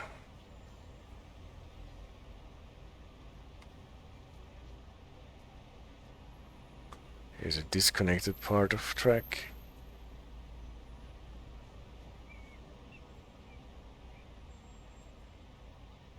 Okay, can't follow here.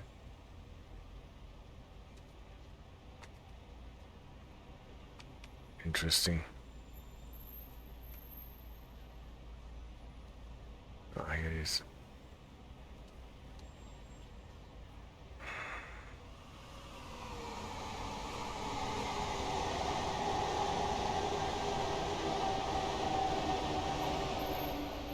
Electrostar. Let's see if we can see the crossing gates open, actually. Or whether they need to be closed until we are leaving. Well, probably, since it's only 1 minute. Sorry guys, then you will have to wait a bit more.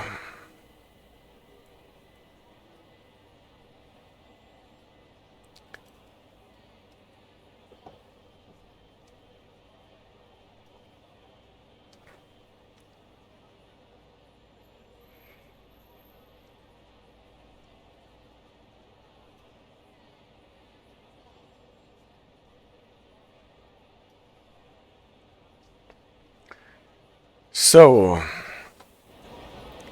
that looks nice. Close the doors.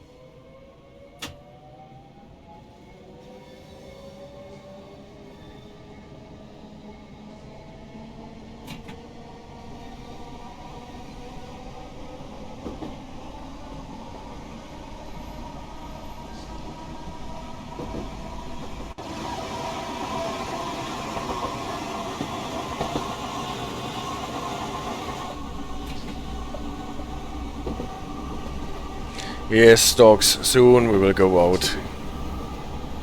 Soon we will go out.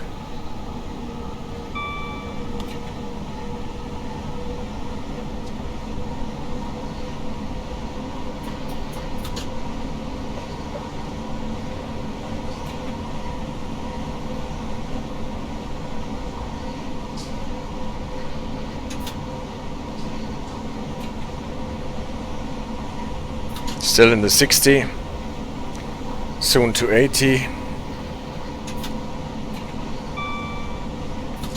But keep in mind this train has a speed limit of 75. Somewhere it says so. Here, 120 kilometers or 75. You can see it here on the speed clock. Indicated with the orange marker.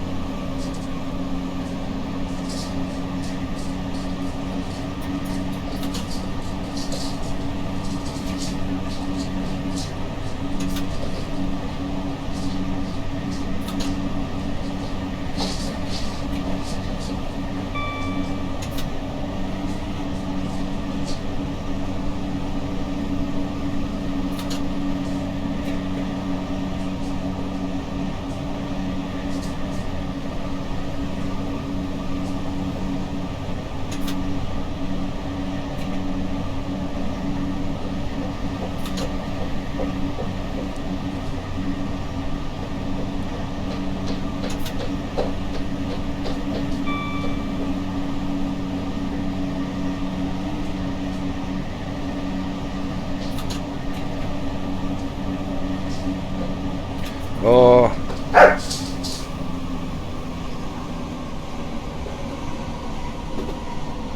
Now I almost missed my stop. Because the dogs started fighting behind me.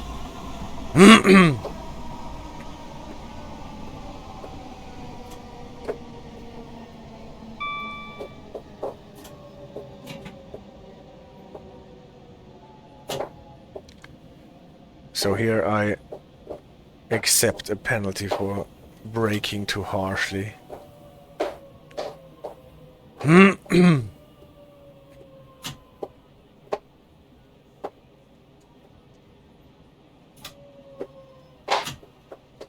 And the rain is back. Because we are in Rainham. What a surprise.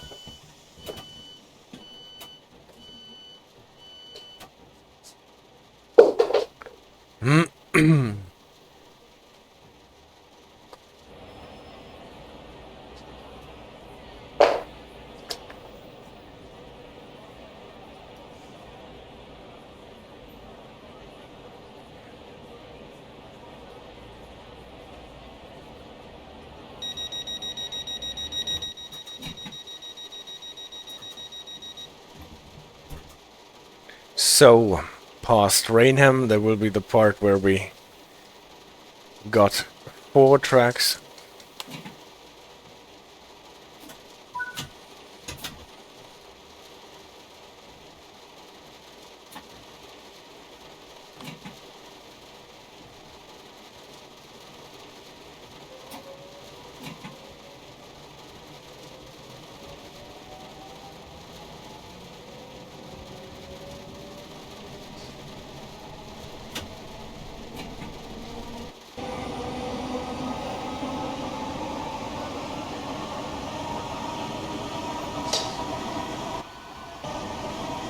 There was a spark.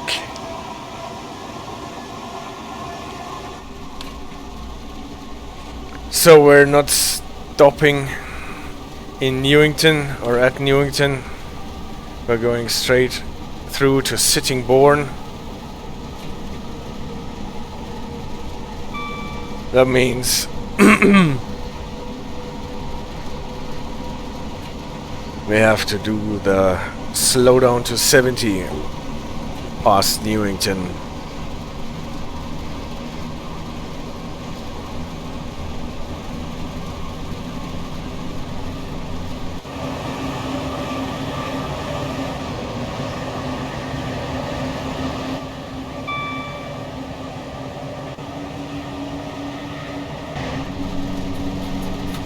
Yeah, thank you so much for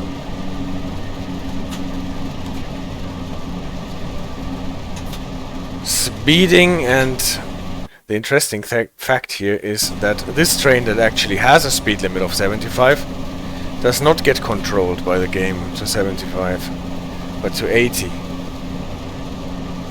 The Crompton that has a speed limit of 85, at least from what is written in the cap, gets controlled to 75.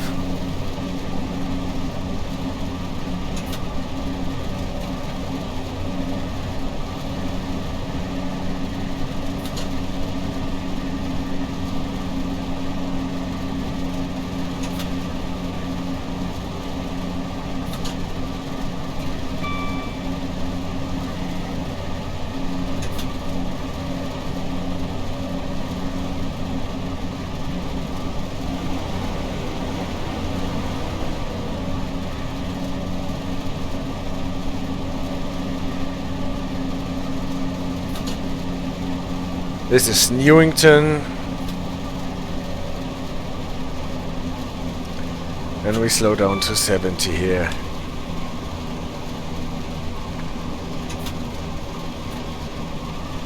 Because here is the 70. Well, we can accelerate or at least use some throttle. Since we're going uphill.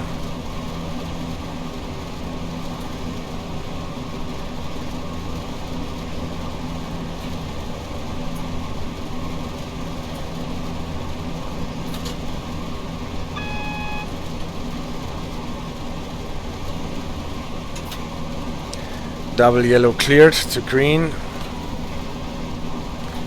Soon there will be the sign allowing us to go faster again.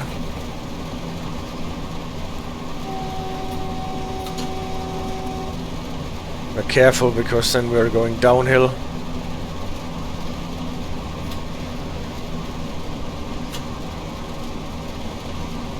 So we will have to prevent the train from speeding first.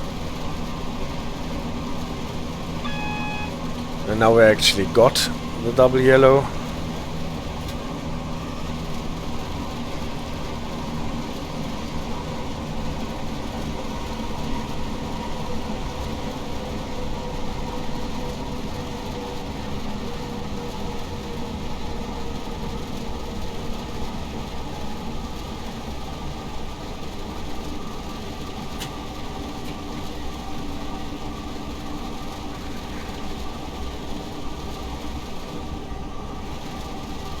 After a double yellow, I slow down to 50.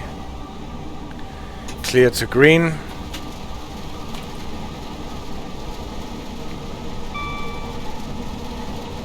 So I can go one faster a bit.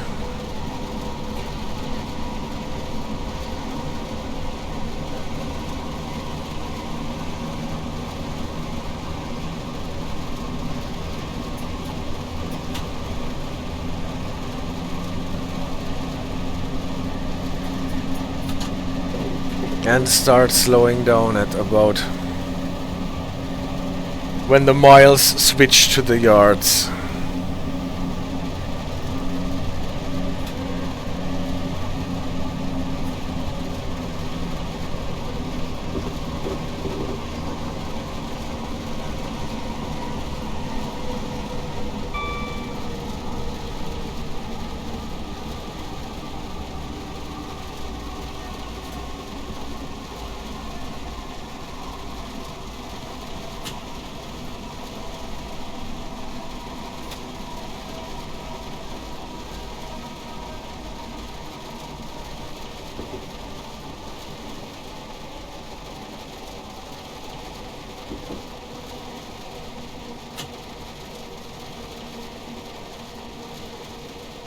Javelin is waiting here.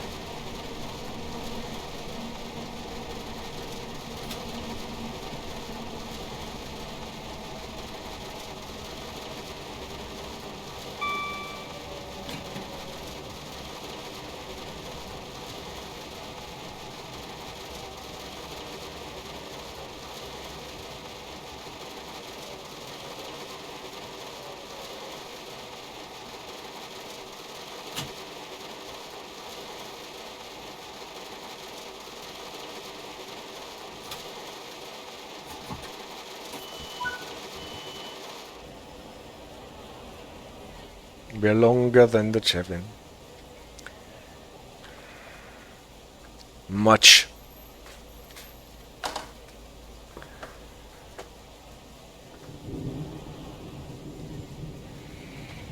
Remember how nice the weather was when we were running around the Crompton here earlier today.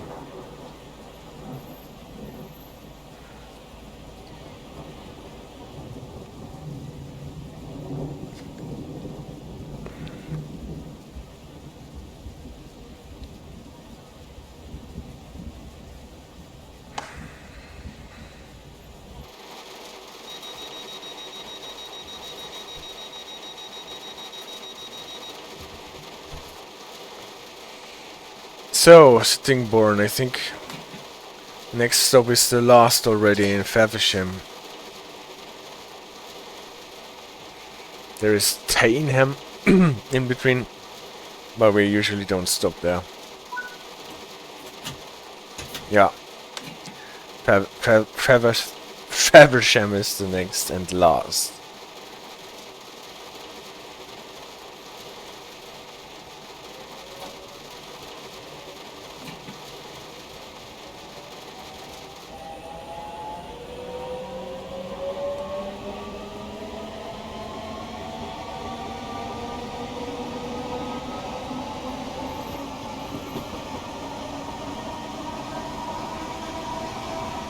So, 6 hours, 5 minutes, half of the stream is already over.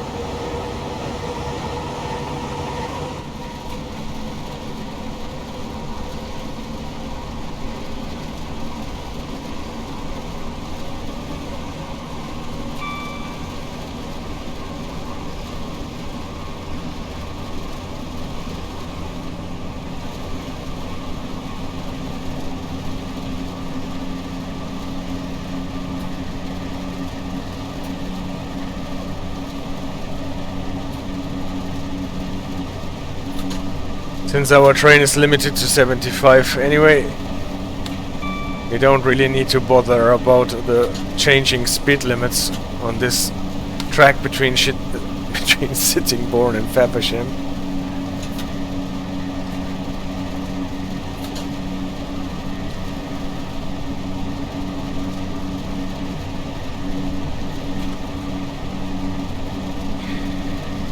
Just beware about the limit to 60 when we're entering Faversham.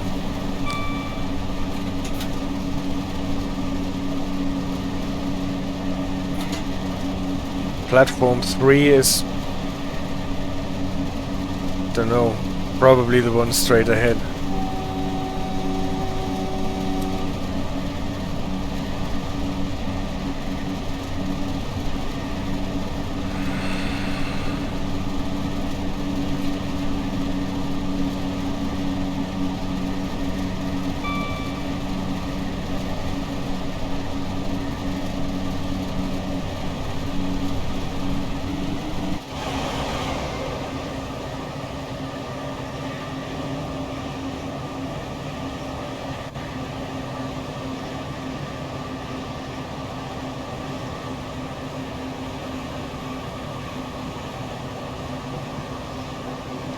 But it looks nice, this DLC, in the rain and in the mist. Can't deny that.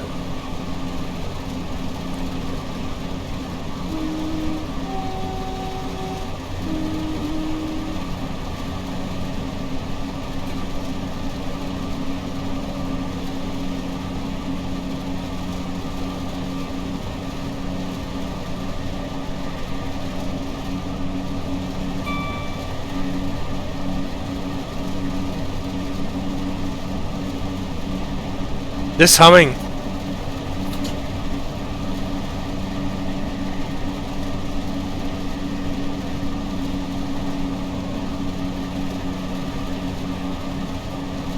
Well, I'm afraid I can't explain this humming. Some sort of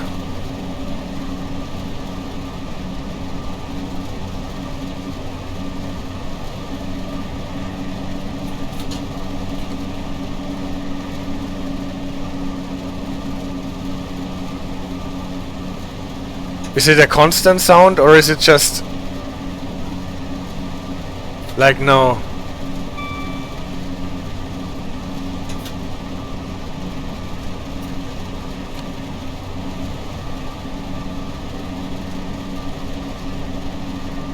But you're not talking about the AWS signal.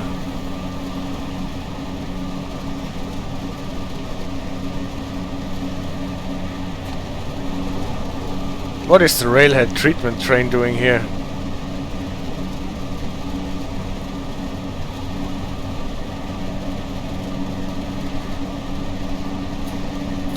This here, wait. That?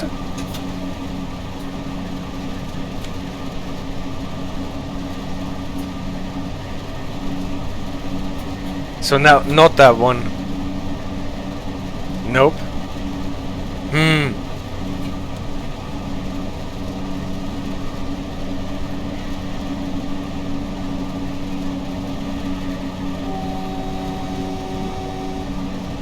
That one.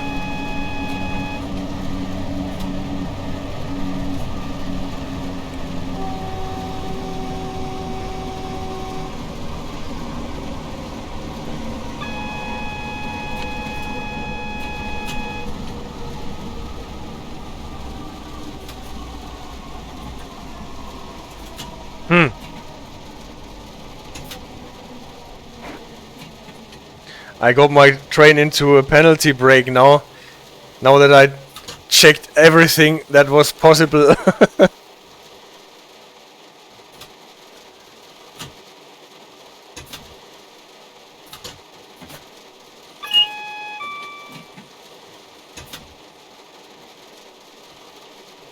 Well, you should not play around with the controls while running your train.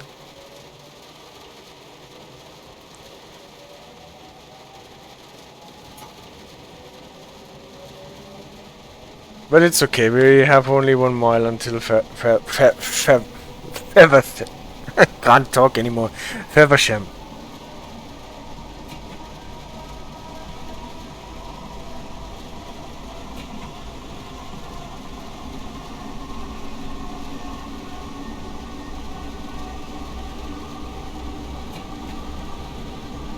So, the 60 limit for Faversham.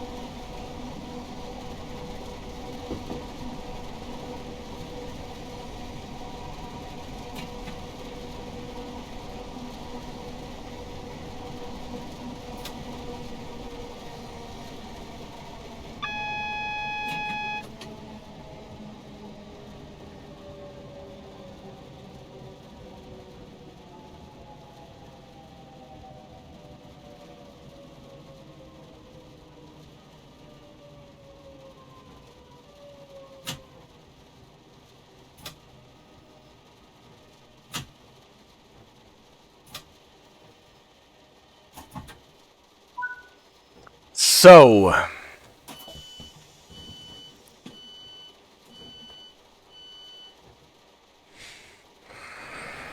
then I guess we're done with this service here.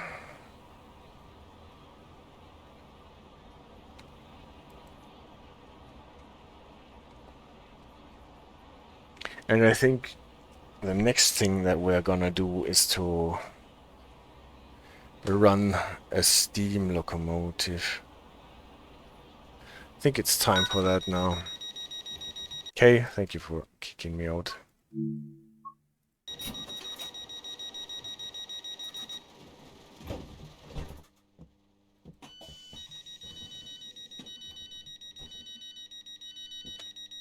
No. She's insisting. Then I will return to the main menu and try to figure out when the steam rail tour is actually on its way. Or will be a premiere because I've never run the steam locomotive on this route here without speed clock and stuff.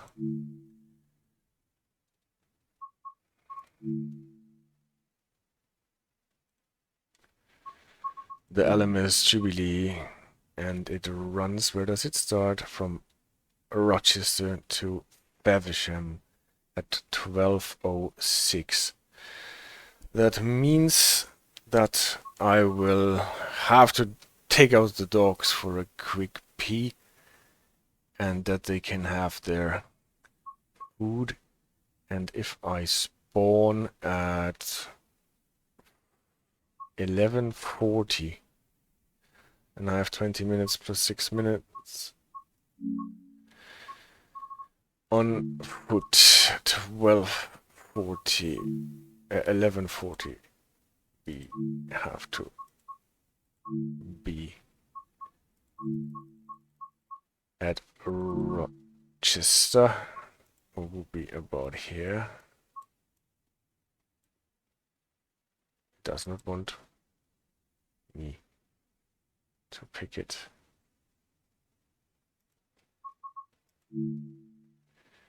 Oh, this is Ebbsfleet. Where is Rochester then? Newington and Chatham, Rochester, Strood. Again, September the 2nd, and we had light rain, so we will take the light rain with us. Not light clouds, not lightning storm, light rain. And the idea is pause.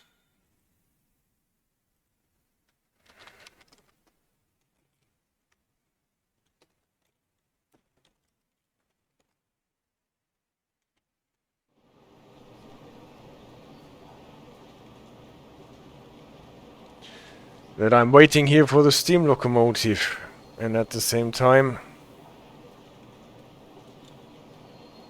I will take out the dogs and the stream will be idle until then. So...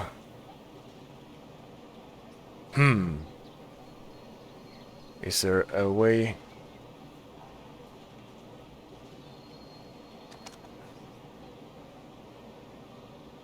Yeah, that is better. But you can't see what it is in-game, right? What time it is in-game. And I need to go to a PIS board so that you can see what in-game time actually is. 11:40, 55. And I will excuse myself for a bit and take the dogs out for a quick pee, and that I can feed them. See you later.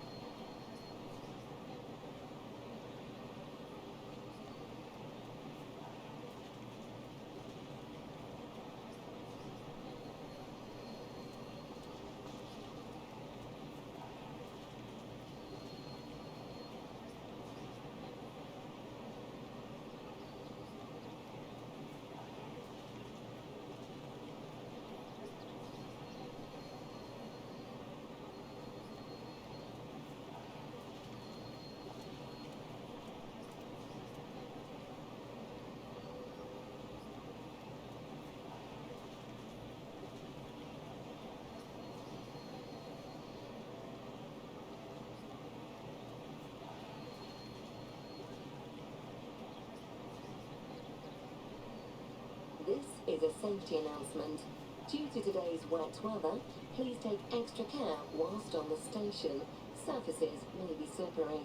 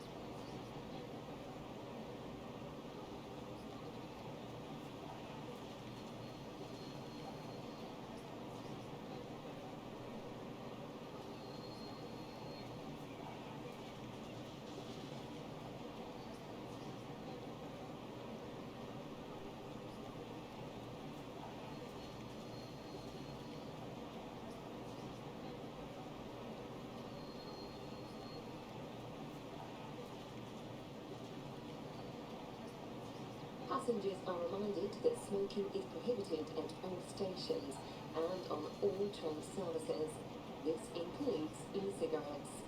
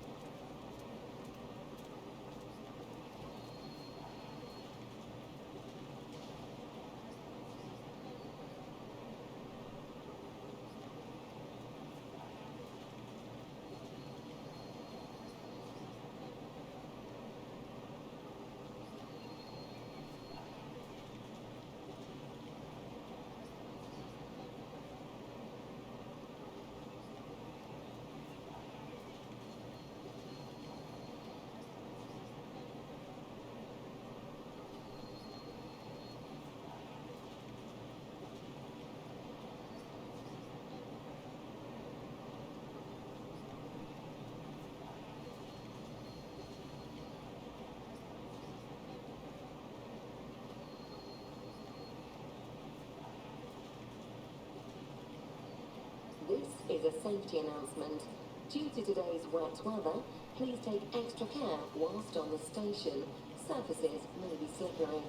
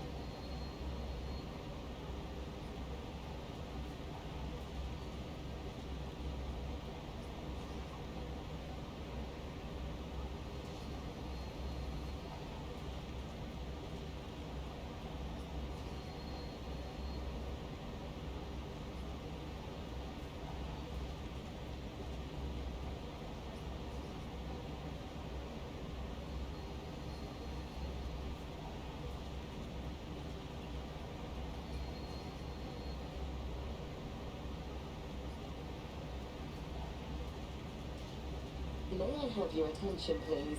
Closed circuit television and remote video monitoring is in use at this station for your personal safety and security.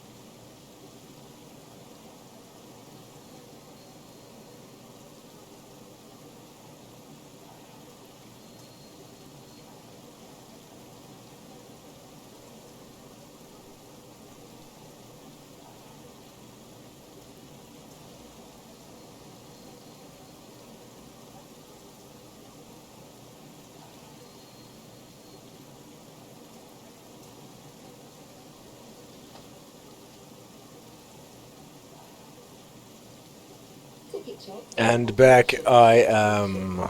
Please have your ticket So, where is my train? function. The PIS announces it, the Spirit of Steam, on time 12:06.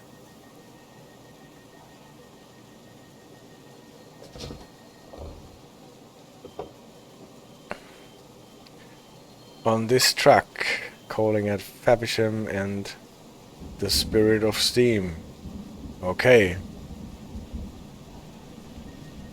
And here we are, hype, steam engine running into the station. And we're running with it. Guten Tag, Pocket Snickers. Very nice to have you on the stream. I hope you're doing well. And you're just in time for the steam part. So, can I take this one? Yes, I can. Unlock the doors.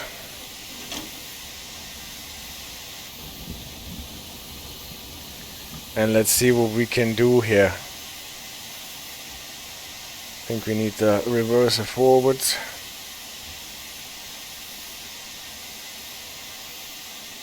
The cocks are open.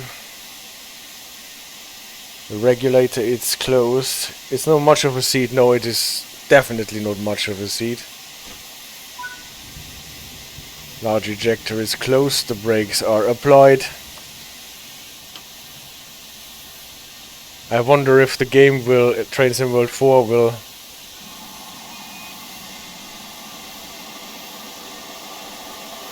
will dock you for not using the wipers.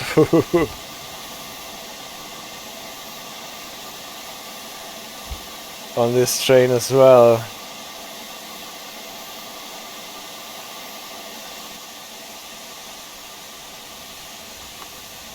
Thank you very much. Well, Steam is always special.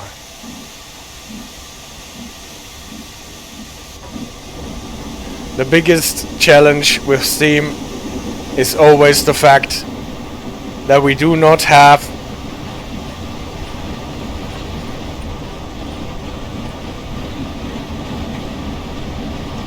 that we do not really see anything.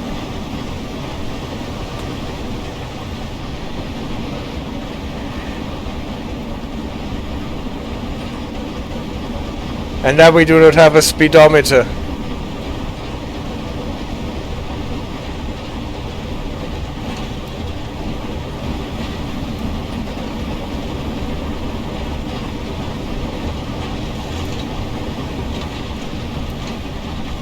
And in a thunderstorm we don't even hear our huffing and puffing.